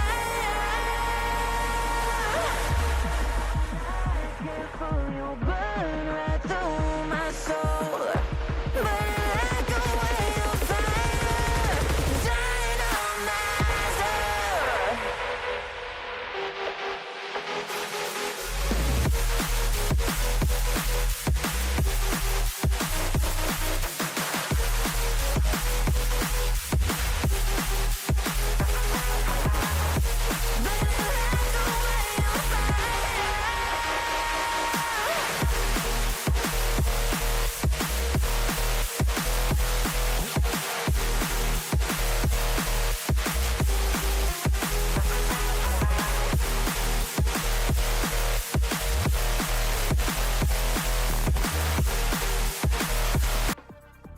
Welcome back to map 3 of XLG versus EDG, and we're already in Agent Select, and of course we're gonna have a look.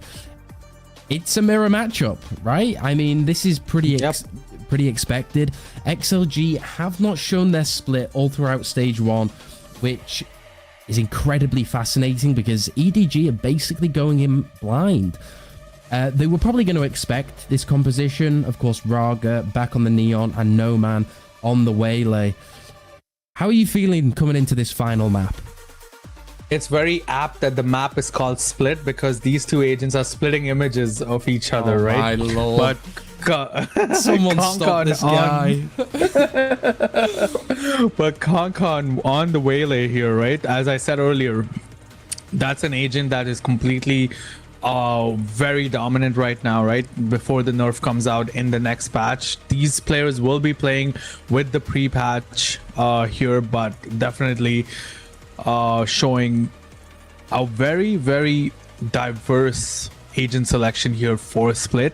However, it clearly pans up now on which team is the better team. We're going to game 3 with the exact same agents, but we're gonna be seeing which team comes out on top here on one of my favorite maps, honestly. But again, I definitely think this is gonna be a good game. I mean, let's hope so. You know, we've had close matches or relatively close maps.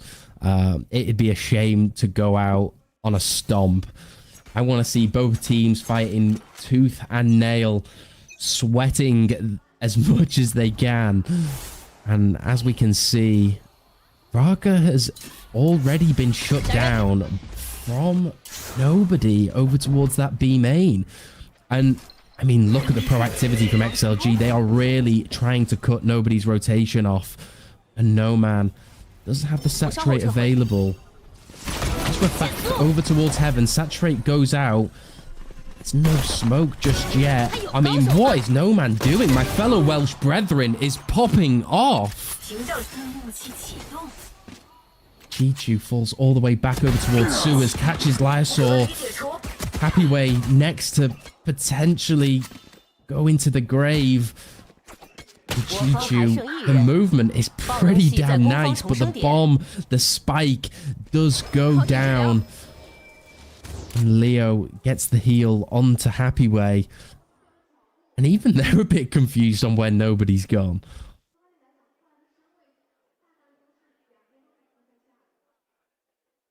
Nobody meticulously clearing all of these close angles.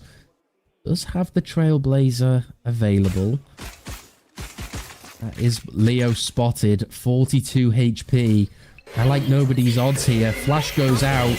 Does connect. And he gets around the corner. And he gets the kill onto Happyway. Wow. What a round from nobody. there was no way XLG was supposed to lose that affair, right? A 2v1 holding that corner here, right? Nobody got one, and Nomad absolutely dominating here with a triple kill here, right? No way was he supposed to get that. But the real question here was nobody in the world could have gotten a 2v1 there, but nobody definitely did. I definitely thought of using nobody 5 times in a single sentence, and I was able to do it as we move on to our second round. Unbelievable. But, you know, no man has the Marshal available. It's a scope v scope battle, and no man claims Chichu. As soon as Concon looks away, no man does take his victim. Not a lot happening here. There's a little bit of a rotation coming back from backside A, but Jenny has it prepared. Oh, that unfortunate timing, but he was ready. And Spike is now going to go down on A side here as slow rotations coming out. Smoggy planning that out. Now it's a retake play here. Nobody gets Happy Way here. Ready to get Raga here too. Not able to. What a nice jump spot here, but not enough as he goes down to nobody. Jenny takes down Leo. Kenny taken down as well, and Smoggy secures the victory. Wow, what a map. What a round, right? Definitely the buy up helped them. XLG might have a little bit of work to do, but in our first rifle round here after this one, but no man claiming Jichu early on, but unable to get anything after that. I mean, yes. Nobody is having the start of a lifetime. He's already displaying such confidence in these fights, really taking it upon himself to create fake pressure across the map, but also like just take down so many key members of XLG.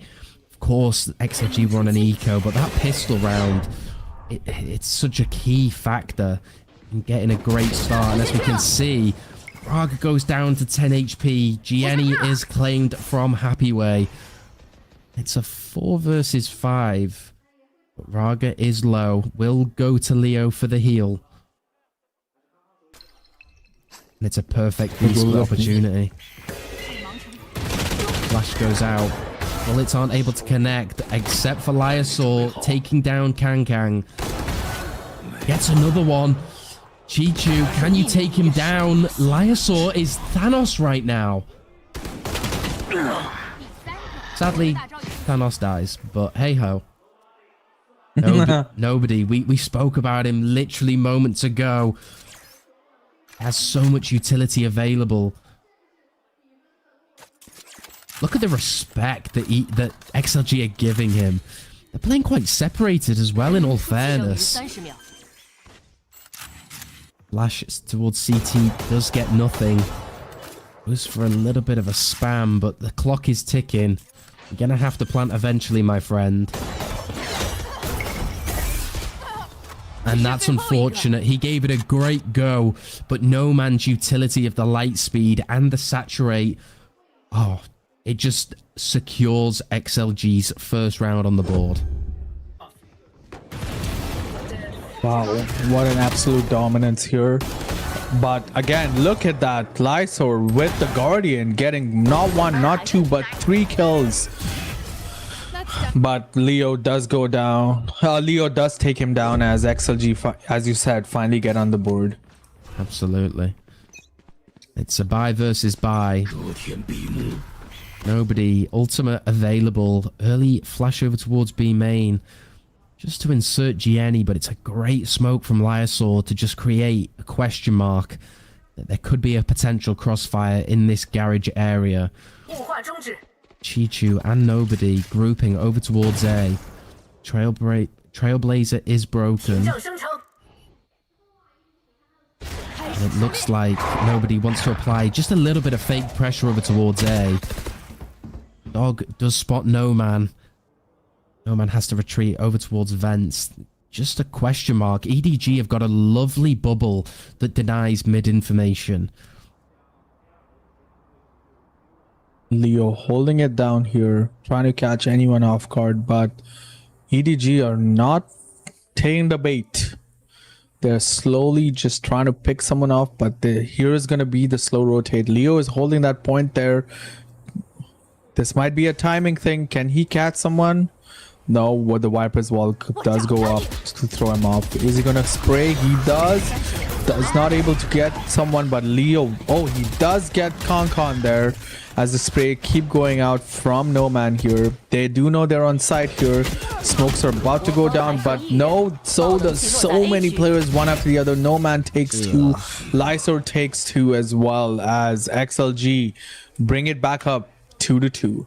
Oh, it's such great calling from Nobody in the early stages of this round, but that execution with Concon just light speeding his way in, and then the spacing is shut down. I'm not sure what utility blocked the members off, but it was just so poorly calculated and timed. I mean, yeah, you got to give credit to XLG. They were weak side over towards A, and Autumn already forcing an early timeout.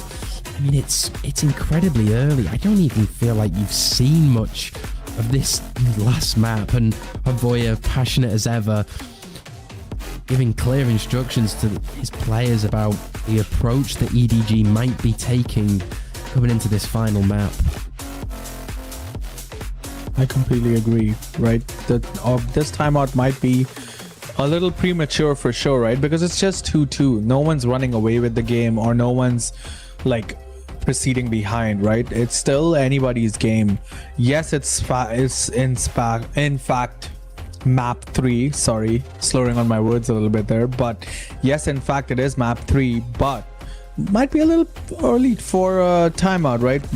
Maybe this might have been needed a little further down the line. But again, map 3 to determine who's going to be first in the group. So definitely a lot riding on it. Of course. I just hope Autumn doesn't regret later down the line using it, but I do think that EDG's calling is quite predictable. It's always Nobody creating the fake pressure, and I think XLG are going to be so aware of that.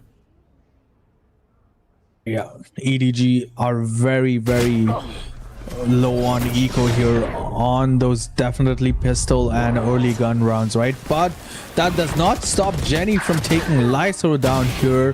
Happy Way takes a couple of them down, but Concon takes down Happy Way and Rarga. No Man taking down Jichu. It's a 2v2 now with Concon and Nobody definitely getting the gun upgrade there. He's not being able to get the kill on No Man, but does it get kill on Leo? It's a 1v1 situation now with Nobody facing No Man. No Man takes Nobody as Nobody is alive for XLG, taking that score. And No Man is looking iced cold right now. The utility effectiveness that he is putting on for us is just every saturate, every light speed has a purpose, and that is what utility is supposed to do. Behind every thought and behind every piece, there should be a reason. His light speed causing distractions, his saturate allowing for space to be taken or for delays to happen. I mean, he looks unstoppable. He's 9-3, and we're only 5 rounds in. Yep. As we move on to our next round here. Leo gets shut down early. No Man, great refract back. Saturate doesn't connect. And look, Nobody has been shut down by Lysor, strolling over through towards middle. And EDG have got pretty nice post-plant positions. Yenny tucked under. Saturate goes out. No Man, light speed again. Converging paths. That's not from No Man. Hong Kong. Incredible micro flick onto Lysor. Happy Way. You gonna make me go happy yay? Say it ain't so. 33 in a dream, and he just calls to save. It's the right decision. A lot better showing from EDG there. Yep, definitely needed that timeout, right? And now it's 3-3. It's back on even terms here, even playing grounds. You know, scoreline says 3-3. They're on the third map, And what a showing from EDG there to bring those rounds back into their favor. So maybe the timeout was called for there, a good call out there, but again, it's a back and forth between these two teams, right? It might be a matter of difference of like 1 or 2 split-second decisions that could determine the outcome of this game. Absolutely. But nobody definitely on 10 kills here. We do have the Omen ultimate available for EDG for a quick rotate as the blinding light goes down. Waylay pushes in to Heavens here, does a little bit of pre-fire. Concon trying to get someone else here if he can, but they are perched up there as Waylay does the same thing. We do see Jichu and Lysor as the paranoia goes out from Lysor. Jichu does go away, gets stunned by the Neon. Raga does go down to Jichu, but Concon and Jenny take down XLG here on the B side. That was just a fake on A as Happyway trying to get at least one here to make it possible for his team, but it's a 3v2. Happyway takes down one. Does he get take down two? He does. He does take down the second one. 33 HP and a dream, but it's Concon. Concon does have the flank of the century here. Is he be able to get one? No. Does give his position away a little bit here. Spike is gonna go down here. The Viper Spit goes out here, but Concon definitely prepared for those two players here. Happyway and No Man haven't moved in here, but Concon is calm, composed, ready for this as Happyway does tap the bomb here. Concon has no idea where he is. He's done it before. He's killed these people through the smoke here. Takes down one, does not take down the second one as No Man does get the defuse and puts them 4-3. The ammo count really screwed up Concon there. 6 bullets in the Phantom and not much more in his Vandal. It was a great effort. I mean, just this A fight alone, he did incredible to defend Chichu and just allow for clean, calculated frags. But wow, I mean, XLG did have to invest the Viper's Pit, and Raga looks absolutely fed up with playing this Neon role. He's currently 2-6, and you've got to feel for him because he's not having any success.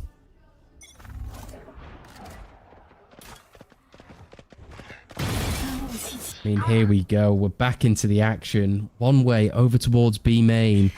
And it's an over-the-sky flash. Great paranoia from Lysor, but it doesn't connect onto Concon. Happyway able to give cover for his teammate.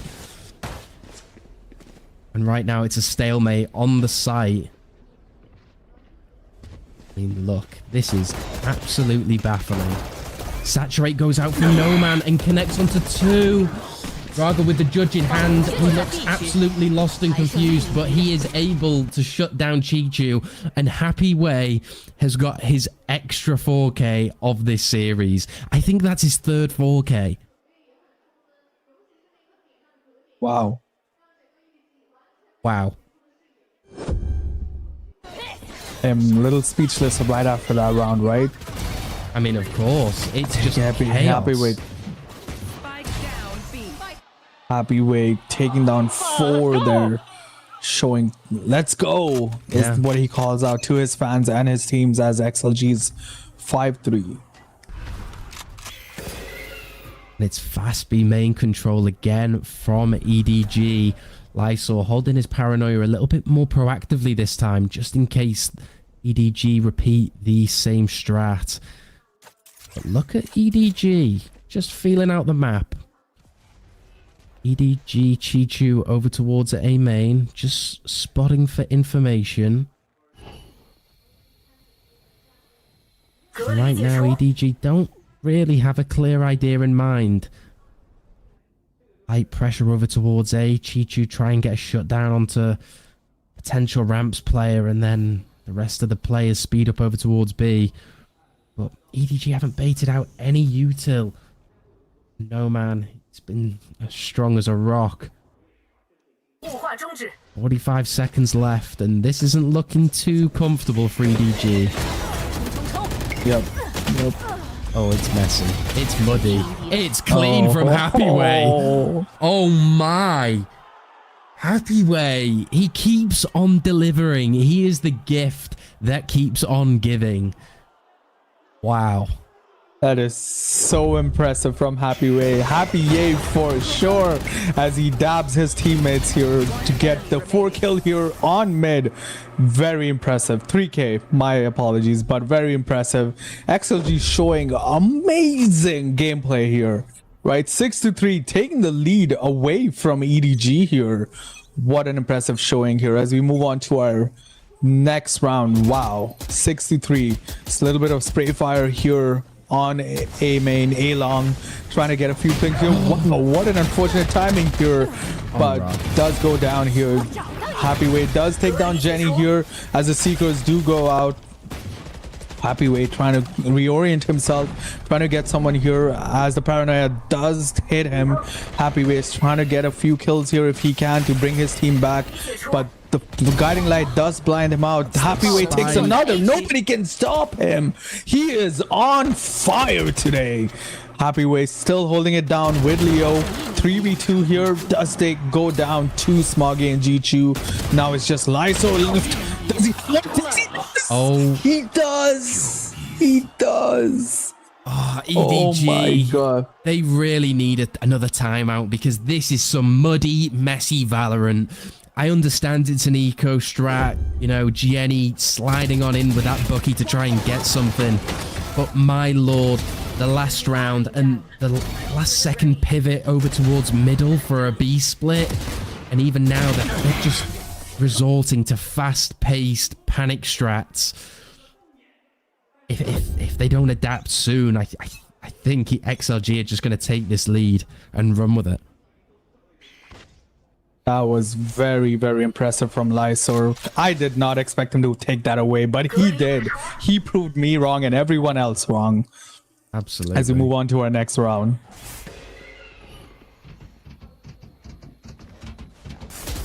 It's nice pressure from the ramps players of EDG. Wall goes down, but no, man. I said he's been so good for these all series long. But look at the mid players of EDG. Chichu and Smoggy separating, going their own ways. And Happy Way, very aware. He's very, very aware of a potential lurk. Converging paths goes out from Kang Kang. No, man. That's a saturate. Chichu managed to clean up the kills. Smoggy gets another one. And Raga, with his ultimate, the magic fingers, unable to get the second. And Lysor in another 1 versus 2. He was good for He's it last done it round. before. Exactly. Paranoia available. Oh, Jenny, we can't be giving him 1v1s like that. Smoggy, Omen versus Omen. Oh, and Smoggy with the wall bang. It's a godsend from the gods for EDG because they needed that round. For sure. Viper dying that early, being out of position, gave Lysor a lifeline, but you know, he said, no way, we are taking this round, bringing up, back up, cannot let you win. Smoggy was like, nope, not happening. 7-4 for XLG still, but EDG showed a little bit of good composure in that final, last round there. But now we're moving on to B side to probably make some noise here as the spike has just been picked up by nobody. But we're gonna be slowly trying to bait out some things as Viper's Pit does go off in mid here. So the mid rotate is not going to be available as cleanly for EDG here. But we're trying to get a few picks here.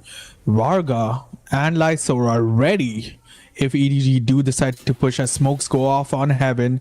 So this might be looking like a push coming in onto B from EDG. They're ready. Jenny just keeping pace here, ready to blast off into oblivion. There it is. As the other smokes go down, the mechanic light goes down. There's a neon walls here. Raga does take down Kankan here. Does take down Jenny with that judge. Lyso takes down 2 more. And the push has been completely barricaded with these 2 players here. What a strong hold from both of them, as Smoggy is the only one alive on EDG's side, with Raga taking him down. And what a round from Raga. What a time to show up. It's a lovely bait setup. XLG are so aware of EDG's pathing and utility usage when executing this B-side. Lysor played as the perfect bait. He tanked the saturate, the relay bolt, everything, and it allowed his teammate to succeed. Honestly, that was a really weak showing from Edward Gaming on the T side there. I just didn't like the calling, even the fake pressure from nobody in that last round, and then you cut noise over towards B for like 30 seconds. You just can't be doing that against the likes of XLG. This is for the #1 seed heading into playoffs. We need to bring a higher level of calling, especially on the last map. Yep. This is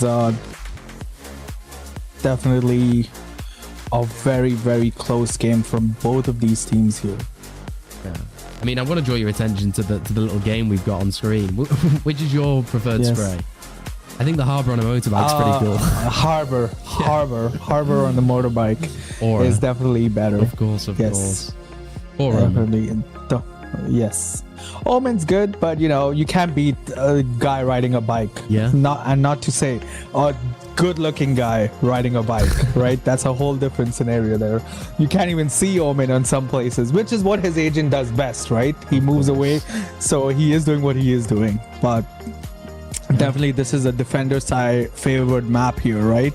So we're gonna be seeing that come off into play here, but I think XLG have done a decent enough job leading this 8-4. I'm not even sure if it is a defense-sided map with these compositions. Because of the neon and the waylay, and especially the sky, it requires the attackers to actually have quite a layered game plan. But I think with the double dive, as a defender, it could be so oppressive and suffocating trying to hold down this site.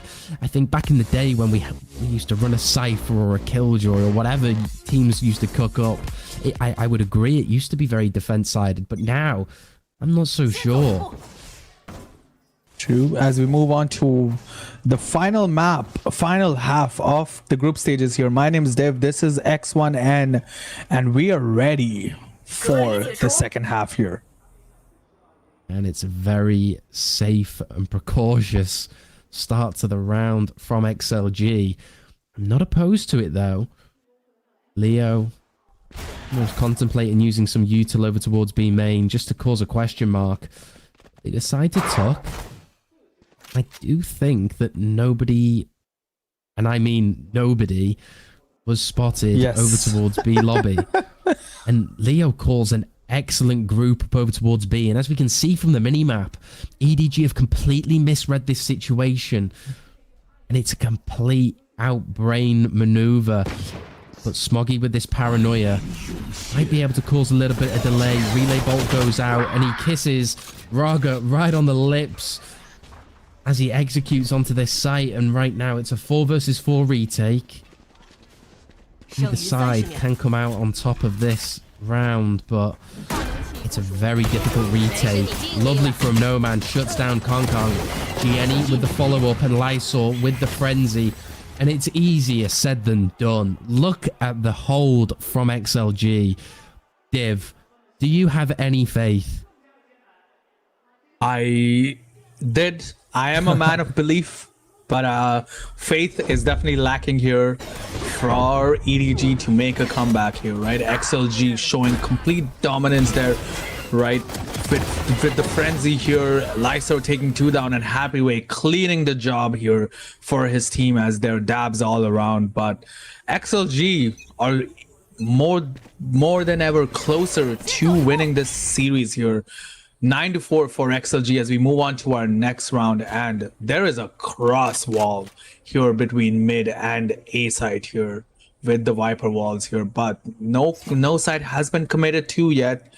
XLG trying to make sure they get at least one pick here before they make a committed move to a singular site here, as the Viper wall does go up. Nomad trying to see if he can pick someone out here, but everyone is perched up on A side. Have they taken a gamble here by all perching up on A side and planning to play the retake here? But Nomad still afraid of nobody here, trying to push in here, trying to get at least one pick here, does retreat back. Trying to get him a little more information, lets his team know that everyone is on A side. Let's plan it up on B side as the spike does go down on the B side. It is going to be a retake play here from EDG. Leo ready with his Trailblazer here. All of XLG ready to invite all of EDG into that side as the Trailblazer to go down. Concon does go down. Trailblazer does catch 3 of them there, if I'm not mistaken. Varga slowly creeping up as the 4 of them, all of them actually on Heaven. Nobody does go down. Nobody takes Lysor. Happyway takes Jenny. Leo takes Concon. It is looking very close to here. Leo takes another one. Happyway takes down Chichu. Smoggy takes down Varga. It is a 2-to-1. Smoggy with a cinch of health left, but not enough time for the bomb to be defused here as XLG take another round with Happyway cleaning up the job. Absolutely. I really like the calling from XLG on this round in particular. It's great for No Man, and it's one of the great toolkits of WOL is the fact that you can send someone in and they can come back completely safe and sound with their life in their own hands. And it worked for XLG because they just allowed to play a super slow and controlled round that eventually just allowed them to succeed with overwhelming success. But as we can see, heavy group over towards A, flash over towards ramps, and Gianni, what have you got for us? Spam does go out. Little jiggle, but of course can't see anything. Huge blinding light, and now EDG have to give up sight, they have to give up Heaven, and this is a monumental task for them to have to deal with. You've got to re-clear Heaven, you've got to re-clear ramps, you've got to re-clear over towards vents. I'm not liking EDG's odds coming into this first buy round. And I'm not sure why No Man's made noise. EDG will have to clear him out no matter what. But it's a fast retake. And the spacing of EDG is here, there, everywhere. The judge does connect onto Gianni. It's a 4 versus 1. Chichu. Good luck, my friend.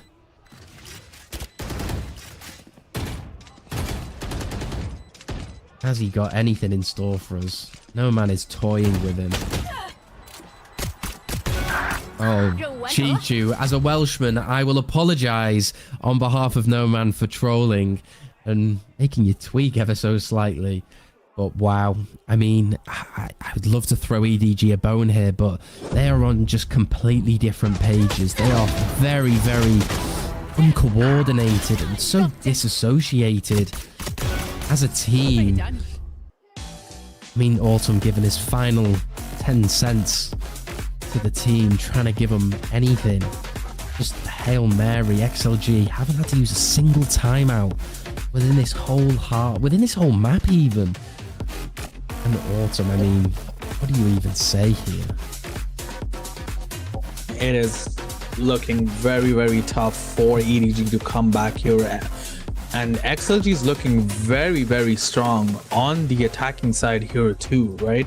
Happyway, the main man there, keeping it close for his team here as we zoom in on the amazing drinks that are available for VCT China players there. Making me thirsty. But one is an one of them is an electrolyte and one of them is an energy drink. I just learned recently.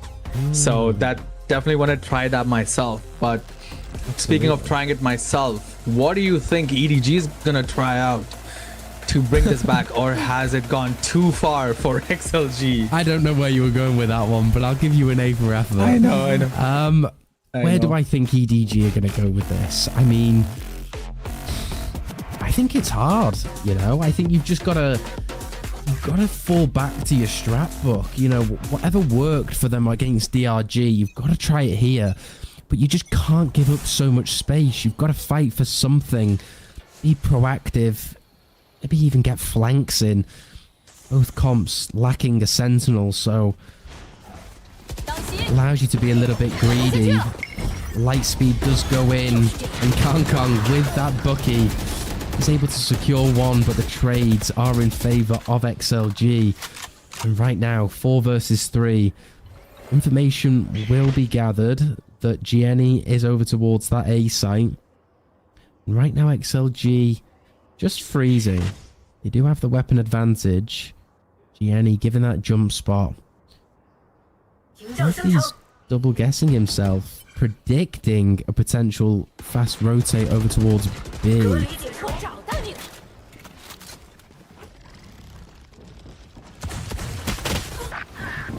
I mean, Lysol going down, getting the kill onto Chichu, should I say, sorry. And Raga absolutely neon diffs Gianni. I mean, Spike nobody. does go down. Yeah, good luck, nobody. Yep.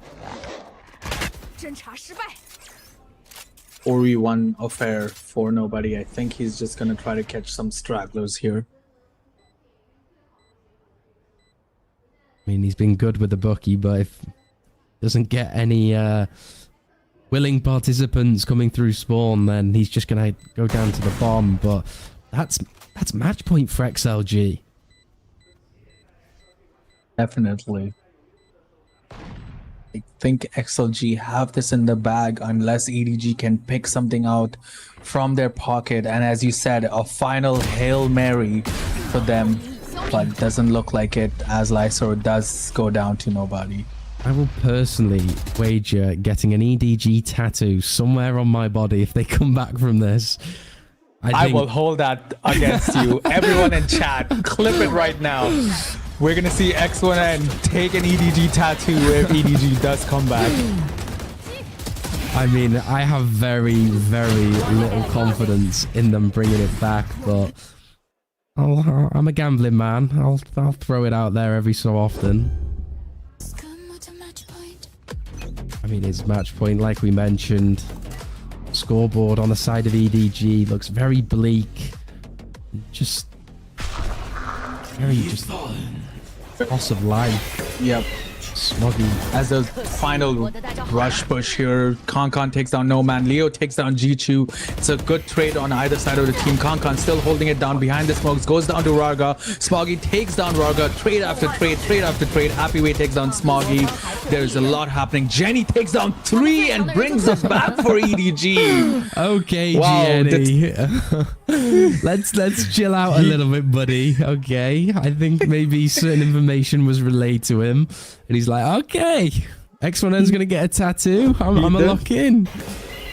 Oh. He does want you to get that tattoo there. Yeah.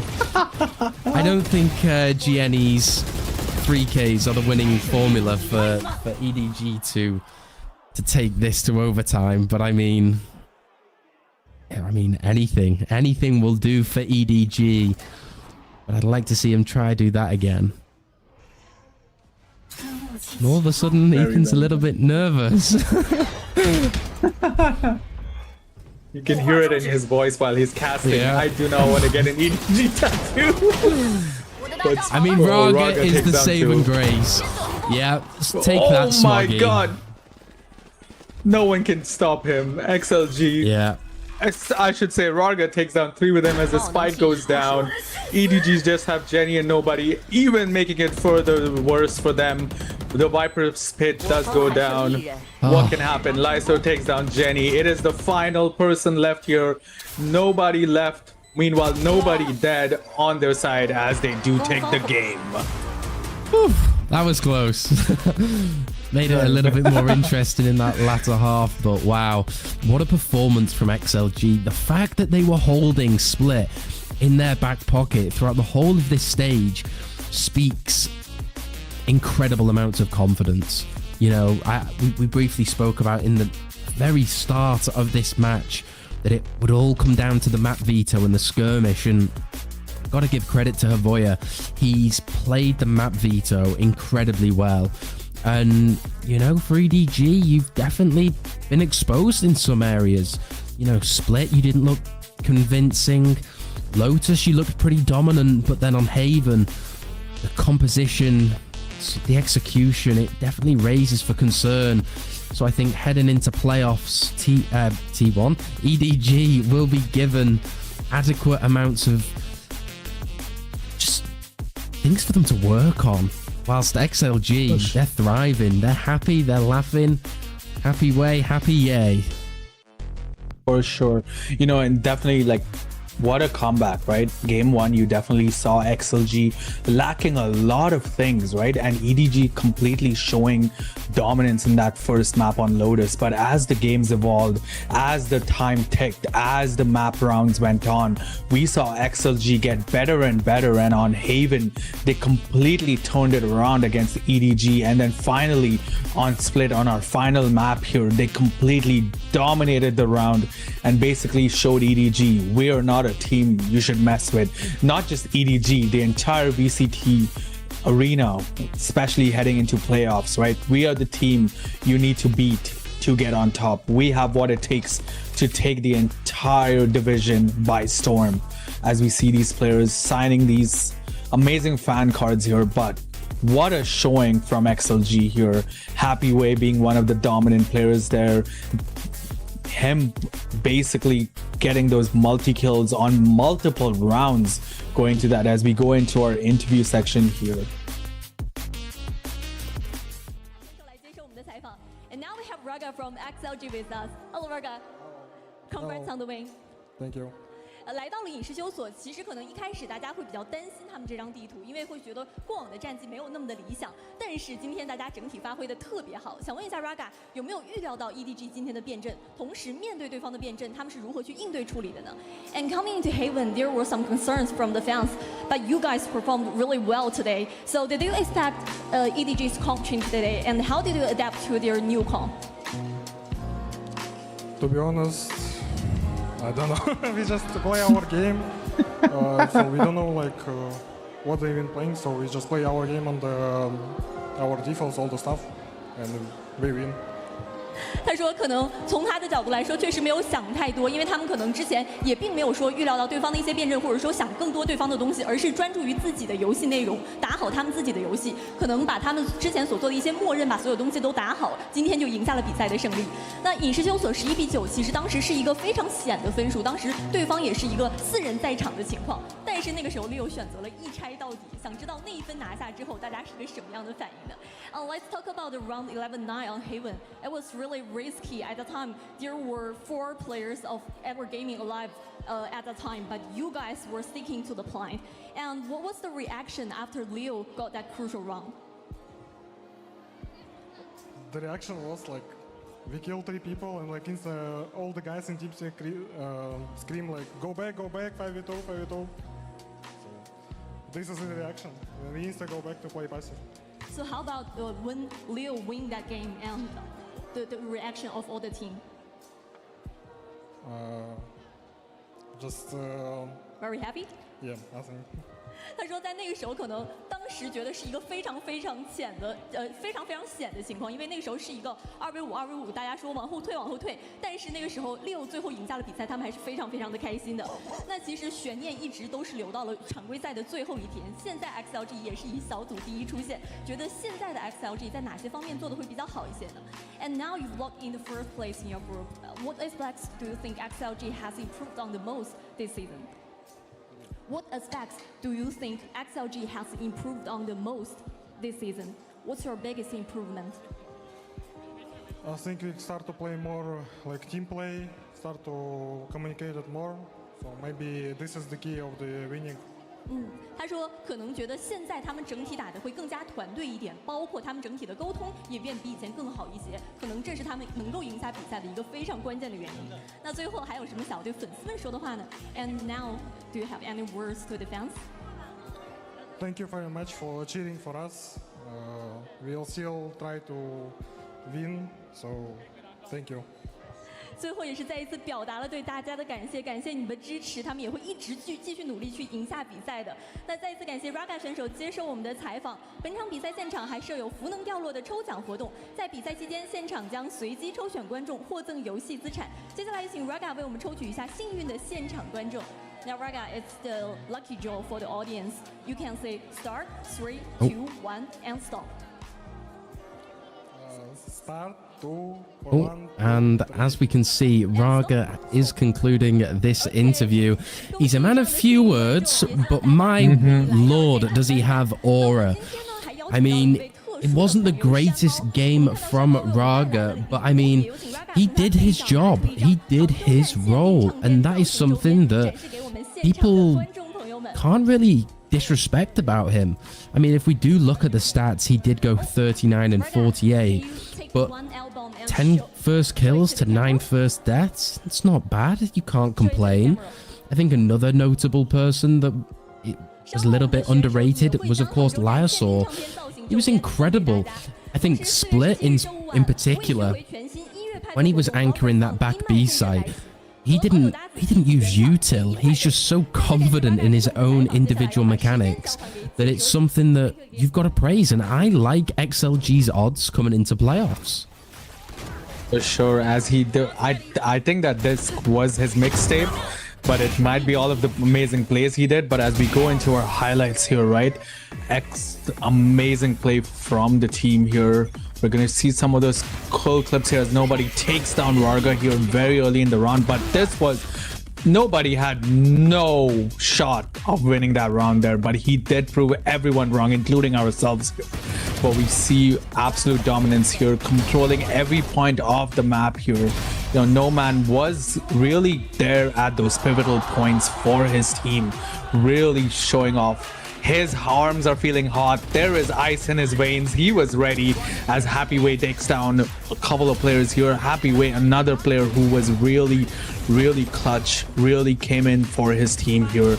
Getting a 4K here, absolutely showing off his absolute dominance here with another 3K in mid. Really stepping up for his team, dabbing his teams, enjoying, really feeling himself out here. But we see every player on XLG really performing well, but we see Smoggy clutching a few rounds here for EDG, showing some signs of comeback and showing some signs of life where they could have came back, but XLG basically showed nope, not happening today, as we see a little bit of Leo dominance here as well, and Happyway shuts it completely down, going to 10-4 here. But wow, complete dominance from these players here. EDG spray transfer into the smoke, getting 3. Wow, that was absolutely crazy to see. But here we go into our team comms. Nothing A. 1A. Fighting here. Yeah. They will contact guys. Okay, wait, have time in. Okay. If they come A, I can go. I can TP fight. We can fight together. Sky Viper. I will try to pick everything for you. I will pick everything for you, trying to. Sky A? Yeah, Sky. Okay. They don't have dog. You can play close, guys. Sky B. Just they have ulti. I think just Sky B. If they go A, I can faster TP side. I can help. And you. Okay. 等下准备开墙，我说那就开墙。Going to fight A side. Okay. LP. Vents. Okay. I think he waiting on B. If he come, I break everything for you. I believe you. I break everything for you. And I no more smoke, okay? No more smoke. 30 seconds. They're gonna eject. I got one now. I'm gonna get ready to come site. 1A, I think I heard first up A. I can decide. Hey, come in. That's heaven. Baojin. 5, 4. Go ahead. No. 都闪，ramp. No. Ramp. 3，给个。outside. One heaven. 对。Heaven. Raptor. Nice, boys. Let's go. Okay. And welcome back. I know, you're probably sick and tired of seeing our faces and hearing our voices, but I'm telling you, bear with us. We're going to have a quick little debrief, quick little discussion about what has taken place today, how it affects potentially the playoffs, which I'm pretty keen and excited to talk about, but also just summarize both teams quite fairly and honestly. I think, Div, I'd like to first ask you, what are your key takeaways from EDG in particular? I think EDG definitely have what it takes to go the distance here, right? There were some critical rounds. They really dominated that first map there, right? On Lotus, really showcased what their team is capable of. Even in the second map, right? On Haven, they were really strong, really composed, but there were a few things that threw them out, and I think one of the biggest thing is misinformation. When EDG are not comfortable with where XLG players were, they really haphazardly moved around, stepped out of position, and kind of fell off from there, right? So but if EDG keeps that calm and composure, tries to get all the information to the best of their abilities without committing to something, EDG can definitely perform really well. As we see the head-to-head here, Kankan not doing as dominant in this matchup here, but Happyway making sure that he is the dominant player. But you cannot throw Kankan out. He is definitely one of, if not the best player in VCT China, even though that map wasn't a good showing for him. And I would say Kankan and his team really need to step up and show up for playoffs if they have what it takes to win it, because they do have what it takes to win it all. Yeah, absolutely. I think this is a great experience for EDG.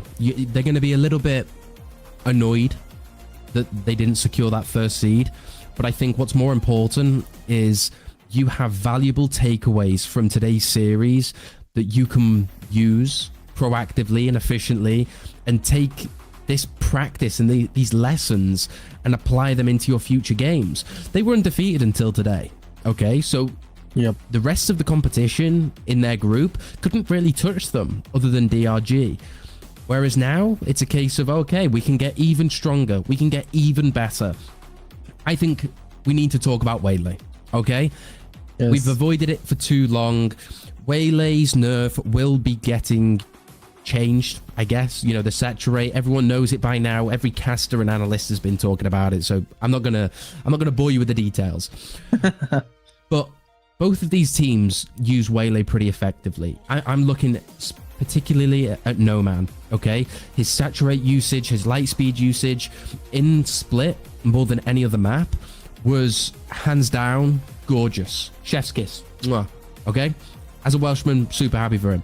However, what are you going to do after Waylay's nerfed? That all of a sudden now changes things, especially for Kankan. We saw him flexing onto the chamber today, and then Gianni and Smoggy kind of experimenting with the double duelist. Is that the kind of way that, you know, EDG want to approach the next meta, per se? I know there's a lot of EMEA teams, Pacific, Americas, that are dabbling in the chamber, and I do think that chamber has his place within this current meta. But the question is do these teams really want to change and switch pieces and almost build a whole new strat book around this new comp? Because it didn't look great on Haven. We can both agree that, right? Yep. I definitely agree, right? But again, the Waylay pick is not going to affect the playoffs, but it's definitely going to affect Masters, right? When all of these teams are going to come in together from all over the regions, as you mentioned, into facing each other. So definitely going to be a play, but I honestly think the chamber pull is really good. I think I love seeing chamber get more play. I used to use chamber a lot. I hate chamber. I hate chamber. Actually, the worst meta. Here I thought we both were gonna get along. Okay, because go ahead. VCT is fair and fine, okay, but bruh, if you play ranked, the people that you get playing chamber that just do nothing. I'm not even gonna talk about it because it's gonna spike my cortisol levels. But you get the idea, Div. Yes, of course, right? But again, we'll have to see how they do. The one thing that you did say, right? EDG was undefeated until now, right? And so if this is what it takes to maybe humble them a little bit, or maybe give them that sign of, okay, look, we are not made of we have our kryptonite. We need to work on that kryptonite, make sure we fix it for these future states, because it's definitely going to matter. But the final scoreline today was XLG taking it away from EDG, getting first seed into this group stage, which honestly was the best game I think I've watched of the group stage. Honestly, we had over 2,000 people watching it all across our socials. So thank you, Project Horizon, for setting this up and having us here. Honestly, this was a game I did not want to miss, and what a fantastic game.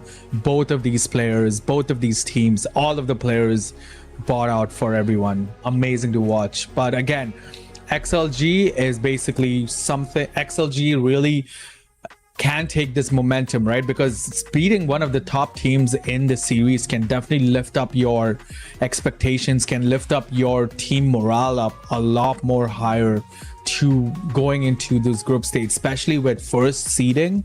Oh, that is something they're going to keep in their pockets and make sure that they use it to their advantage to get the upper hand in the playoff season. I think these two teams are two teams we might see face off again at a much critical point in the future, and it can be anybody's game at that point. Yeah, I think touching on XLG, because I think we gave our thoughts on EDG, thoughts on EDG, and I think for XLG, Lotus, you review, but I'm gonna put 80% of my thoughts and feelings into it, that it was nerves and just jitters and over-complicating things. But I think when it comes to Haven and when it comes to Split, Haven, you've got to VOD review that C-site hold on defense, because that potentially gave EDG another way in. And then Split, dominant. I think that Havoy has genuinely just been hiding this in his back pocket this whole time. And XLG still have a super incredibly dominant map pool. Their bind looks incredible. Their fractured needs work on. Maybe they can go and watch EDG's VODs and kind of steal some strats from that. But I think their Breeze comp seems a little bit 50-50. I'm not too big of a fan of that. But I think Haven, thumbs up. Split, thumbs up. As Lotus, yeah, pretty good. I wouldn't doubt it just yet. And these are our top teams from both Group Alpha and Group Omega who are going to be going to playoffs. From Alpha, we have AG, JDG, Tyloo, and TEC. And from Omega, as we saw, we have XLG and EDG. And the other two teams is DRG and Trace moving on to the playoffs. So 8 dominant teams going off all the way. But one of the things I like to point out is the plus 36 and 37 on XLG and EDG. That is a massive positive round difference for both of these dominant teams. You know, we definitely saw Group Alpha being a more contentious, I would say, group, right? Because look at TEC, BLG, and FPX. Any one of those could have made it to the 4th seed spot there, right? But on Group Omega, it was clearly evident that XLG and EDG are going to be the top 2 teams, but who would have taken the top glory spot? And XLG did end up taking it, right? With AG and XLG both getting first round seeding preference here, it's going to definitely make a difference on how the playoffs are going to play off. Div, I want to ask you and every single viewer we have in this stream, okay?